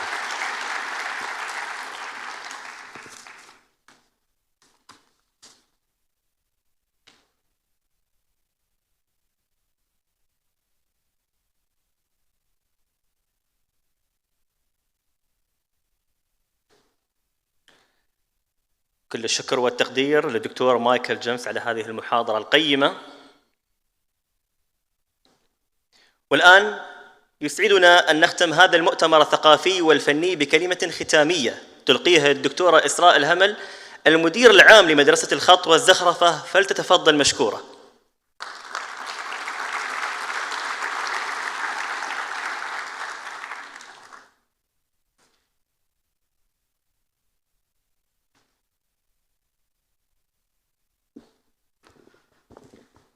سمو الشيخ محمد بن حمد الشرقي ولي عهد الفجيرة حفظه الله، الأساتذة وضيوفنا الكرام، السلام عليكم ورحمة الله وبركاته. إنه لمن دواعي سروري وفخري تشريفكم ختام مؤتمر الفجيرة الدولي الثاني للخط والزخرفة. مدرسة الخط والزخرفة وليدة من رؤية سمو الشيخ محمد بن حمد الشرقي، حيث إنه له نظرة فنية فريدة شاملة لحفاظ ودعم وتطوير المخطوطات العربية والإسلامية والفنون التي تحتويها، وربطها بتاريخ الفجيرة الغني وتراثه الفني العريق. وبالرغم من أن هذه مجرد السنة الثانية لمدرسة الخط والزخرفة، فإنها استطاعت أن تثبت حضورها الفعال في المشهد الثقافي والفني بتشجيع متواصل من سموه الكريم. وتأكيداً على رسالة المدرسة في أن تكون حاضنة وداعمة للتميز التعليمي والبحثي، فقد أقامت مؤتمر الفجيرة الدولي للخط والزخرفة في دورته الأولى 2024، وها هي اليوم تعقد دورته الثانية عام 2025 لتسهم في حفظ جماليات فنون المخطوطات والخط والزخرفة. هذا وقد شهد المؤتمر الحالي تحولاً نوعياً وكمياً في مستوى المشاركة والأبحاث، حيث بلغت 20 بحثاً علمياً فنياً ومتخصصاً في مجالات الخط والزخرفة والمخطوطات، قدمها نخبة متميزة من الأساتذة والفنانين والباحثين من العالم العربي والإسلامي وأوروبا وأمريكا. وقد امتازت الأوراق المقدمة هذا العام بثرائها وتنوعها، وباستطاعتنا تقسيم المواضيع إلى عدة أقسام: تاريخ وجماليات المخطوطات ودراستها عن جغرافيات مختلفة، الخط العربي والزخرفة بنوعيها الهندسي والنباتي. ففي القسم الأول من أبحاث المؤتمر، وهو المعني بالمخطوطات وتجليد الكتب، ركزت الأوراق المشاركة على تقاليد المخطوطات الإسلامية ووظيفتها الفنية والثقافية، إلى جانب حفظ الحرفة والتجليد، بالإضافة إلى القضايا المعاصرة في مناطق متعددة من العالم الإسلامي. حيث كشف لنا بحث الدكتور مايكل من المكتبة البريطانية عن تراث المخطوطات في جنوب شرق الجزيرة العربية. ومن القارة الأفريقية سلطت الدكتورة خولة الراد من جامعة هامبورغ الضوء على التعبير البصري في مخطوطات تمبكتو في مالي وتكوينها الجمالي. ومن جنوب شرق آسيا قدمت الأستاذة سيتي مارينا القيمة في متحف الفنون الإسلامية في ماليزيا ورقة عن الزخرفة والتجليد. كما قدم الأستاذ سعيد منير بحثاً حول الخط والزخرفة في مخطوطات دار المخطوطات بالشارقة. ونقلتنا مجموعة من الأبحاث إلى القضايا الثقافية والتراث، من بينها بحث مميز للبروفيسور أيمن فؤاد سيد من جامعة الأزهر حول المخطوطات المصورة في التراث الإسلامي، وبحث آخر قيم للبروفيسور أدهم حنش مدير مركز الخط والمخطوطات في العالم الإسلامي للتربية والعلوم والثقافة عن ثقافات المخطوط في العالم الإسلامي. في حين استعرضت البروفيسورة شرارة صالحي أستاذة الدراسات الفارسية في الجامعات الفرنسية عدداً من المخطوطات الفنية في العصر التيموري، وحكت لنا قصة تاريخية مبهرة عن ترابط العمارة بالعصور الحاكمة. كما قدم لنا الدكتور شريف شاهين من جامعة مصر للعلوم والتكنولوجيا بحثاً مهماً حول المخطوطات في برنامج ذاكرة العالم، في سجلات اليونسكو، وأوصانا بتوسيع نطاق الرؤية للمخطوط وطريقة تصنيفه. بينما ركز الدكتور شهريار بيروزرام الباحث المتخصص في الفنون التقليدية على التجليد كحرفة متعددة التقنيات. أما فيما يخص الأوراق المقدمة في قسم الخط العربي فقد برزت مجموعة متميزة من الأبحاث، منها بحث البروفيسور خوسيه ميغيل من جامعة غرناطة في إسبانيا بعنوان روائع الخط الأندلسي وعلاقة الخط بالعمارة، وبحث آخر حول فلسفة الخط العربي وجمالياته للبروفيسور خالد عزب من مكتبة الإسكندرية. كما قدمت الدكتورة هبة بركات منهجاً مبتكراً في أساليب الخط العربي والزخارف الزهرية المستوحاة من شواهد القبور في مكة. وتميز بحث الدكتور رسول الزرقاني من جامعة بابل بعنوان المعالجة البعدية لمداد الكتابة الدقيقة والمنمنمات. وقدم الدكتور أنطوان أبي عابد الأستاذ في جامعة زايد ورقة بحثية مبتكرة عن إعادة تأويل التقاليد، جسر بين الخط العربي والطباعة. وختمنا الخط العربي بجلسة حوارية ماتعة مع 3 خطاطين إماراتيين مبدعين، مريم البلوشي ومحمد التميمي وعمران البليشي، للتعرف على رحلتهم مع الخط وإخلاصهم له على الرغم من التحديات الحياتية. وفي قسم الزخرفة والهندسة الإسلامية الذي يعد جزء لا يتجزأ من تاريخ الفن الإسلامي المبهر، برزت ورقة الدكتورة كارول بير من مركز الدراسات الإسلامية في جامعة بريكلي في كاليفورنيا، التي تناولت العدد والشكل وطبيعة الفضاء، إلى جانب بحث نوعي للدكتورة سراب من تركيا حول النمط الخماسي المزدوج النادر المتواجد في الزخرفة الإسلامية. ولدينا البحث للدكتورة هالة قسقس من جامعة فيكتوريا في كندا حول رمزية الزخارف في لوحات الزجاج، انتهاء بالبروفيسور سلجوق من جامعة سبانجي في تركيا عن من الهندسة المقدسة إلى الكود التوليدي. طبعاً لدينا الكثير من الأبحاث، ومن الضروري أن نلخصها جميعاً ونربطها ببعض، لأن من الجدير بالذكر أن هذا المؤتمر ليس مجرد عرض للأفكار العلمية، وإنما هو فضاء حيوي لتبادل الأفكار والخبرات.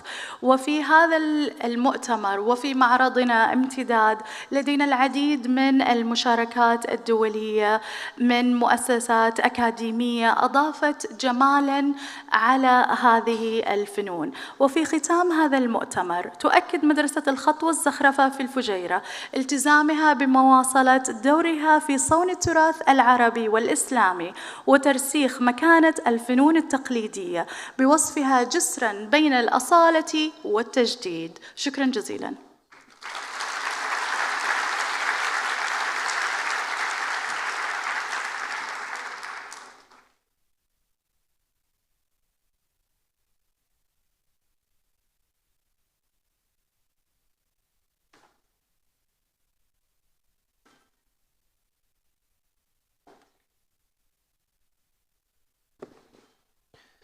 كل الشكر للدكتورة إسراء الهمل على هذه الكلمة المختصرة لكافة هذه الجهود المبذولة على مدار يومين. احتفينا بأولئك المتحدثين أصحاب الخبرة والاختصاص من مختلف دول العالم. أما الآن نصل معكم إلى لحظة التكريم في ختام هذا المؤتمر العلمي والفني المتميز، حيث ننتقل إلى فقرة تكريم جميع المتحدثين المشاركين في مؤتمر الفجيرة الدولي للخط والزخرفة بدورته الثانية، وذلك برعاية وتشريف من سمو الشيخ محمد بن حمد الشرقي ولي عهد إمارة الفجيرة حفظه الله. نرجو من السادة المتحدثين تباعاً الصعود على خشبة المسرح للتكريم، وأدعو في البداية سمو الشيخ محمد بن حمد الشرقي والدكتورة إسراء الهمل للتكرم على المنصة.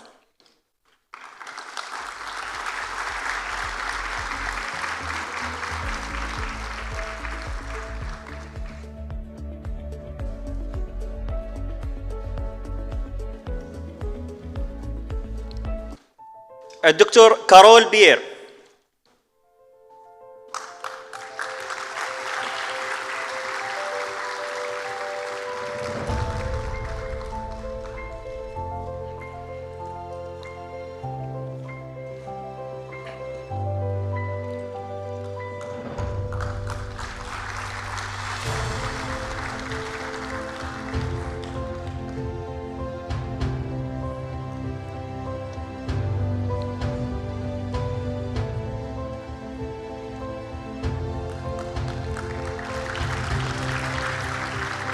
البروفيسور أيمن فؤاد سيد.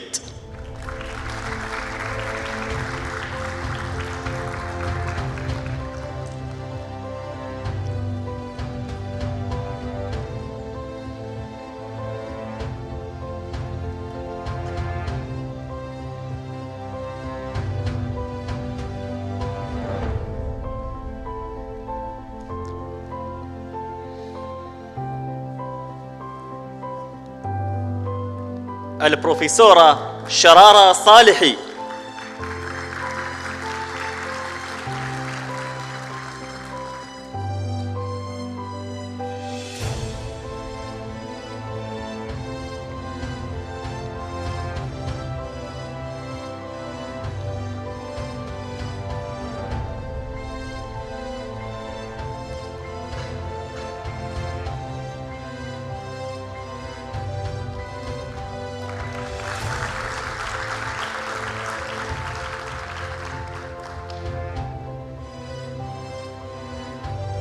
البروفيسور شريف شاهين.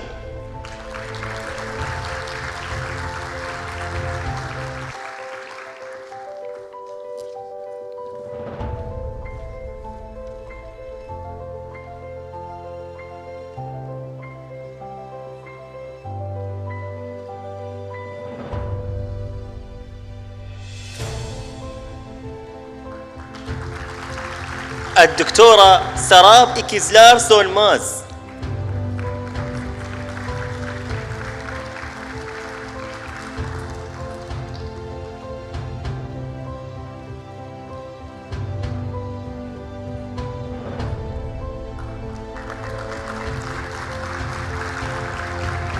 البروفيسور خالد عزب.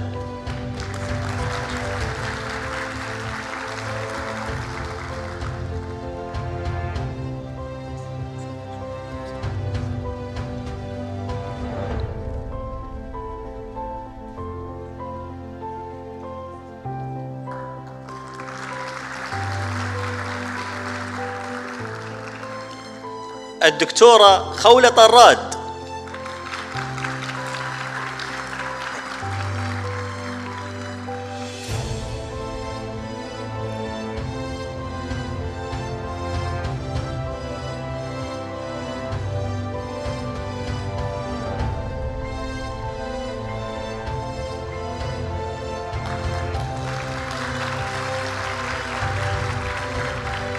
البروفيسور خوسيه ميغيل بويرتا.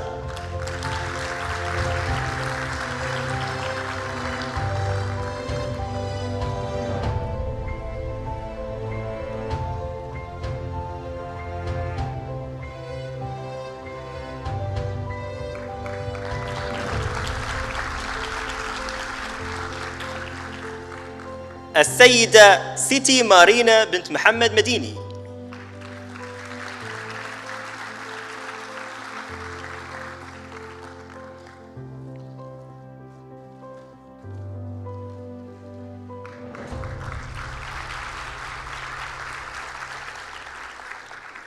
الأستاذ سعيد منير المعداوي.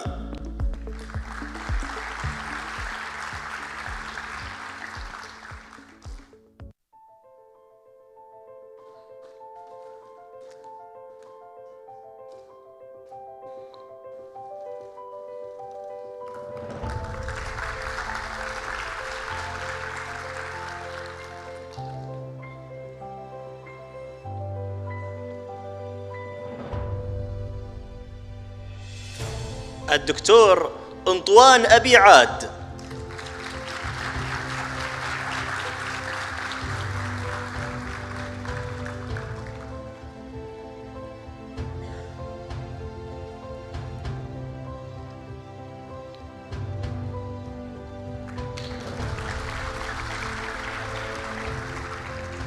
البروفيسور إدهام حنش.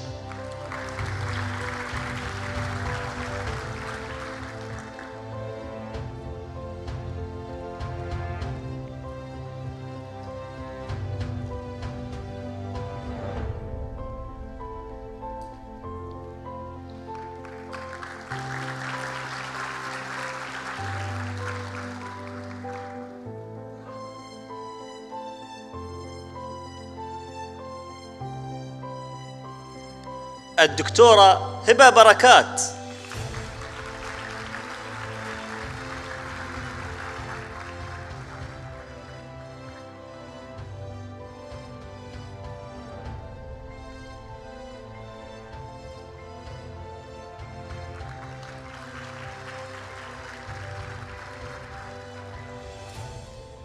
الدكتور شهريار بيروزرام.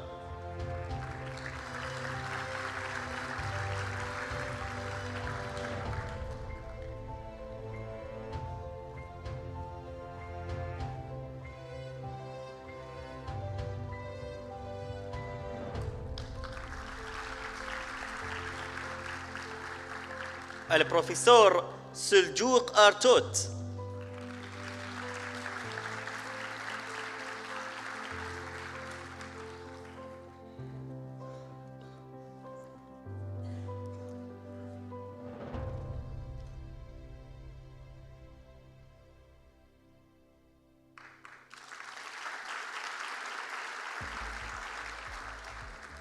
الدكتور رسول حمزة الزركاني.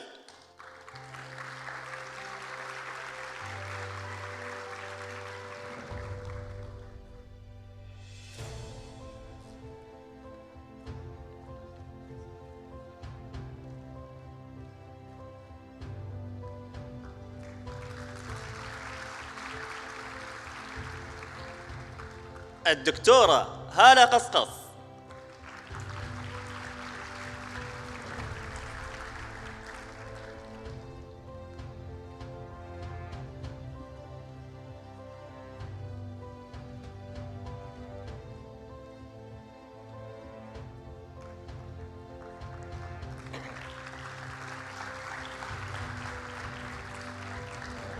الدكتور مايكل جيمس أردمان.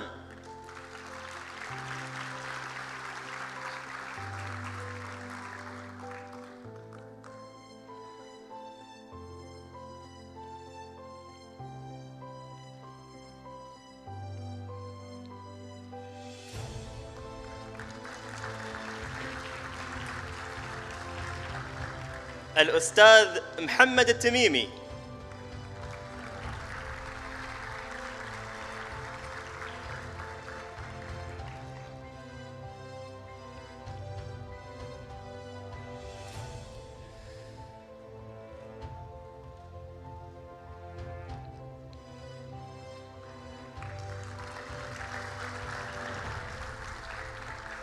الأستاذة مريم البلوشي.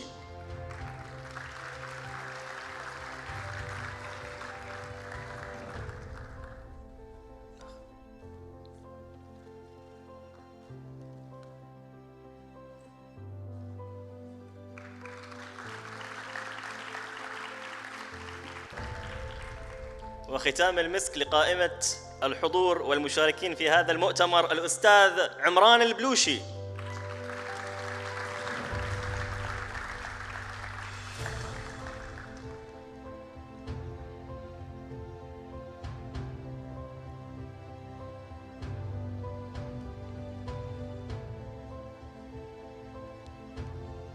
السيدات والسادة الحضور الكريم، ها نحن نصل إلى ختام اليوم الثاني من مؤتمر الفجيرة الدولي للخط والزخرفة بعد يومين من الجمال والمعرفة التقينا فيهما تحت سقف الحرف العربي وظلال الزخرفة الإسلامية لنحتفي بتراث عريق ونشعل شعلة الإبداع في مساحات جديدة.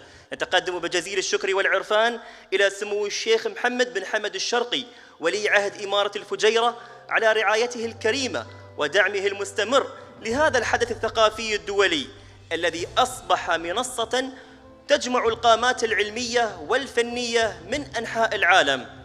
كما نشكر جميع المشاركين والمتحدثين والمؤسسات الأكاديمية والفنية التي آمنت بأهمية هذه المبادرة وساهمت في إنجاحها. تحية تقدير أيضاً لفريق التنظيم والداعمين ولكل من عمل خلف الكواليس ليظهر هذا الحدث بصورة مشرفة. نلتقيكم قريباً في مبادرات قادمة ومساحات جديدة من الفن والمعرفة، والسلام عليكم ورحمة من الله تعالى وبركاته.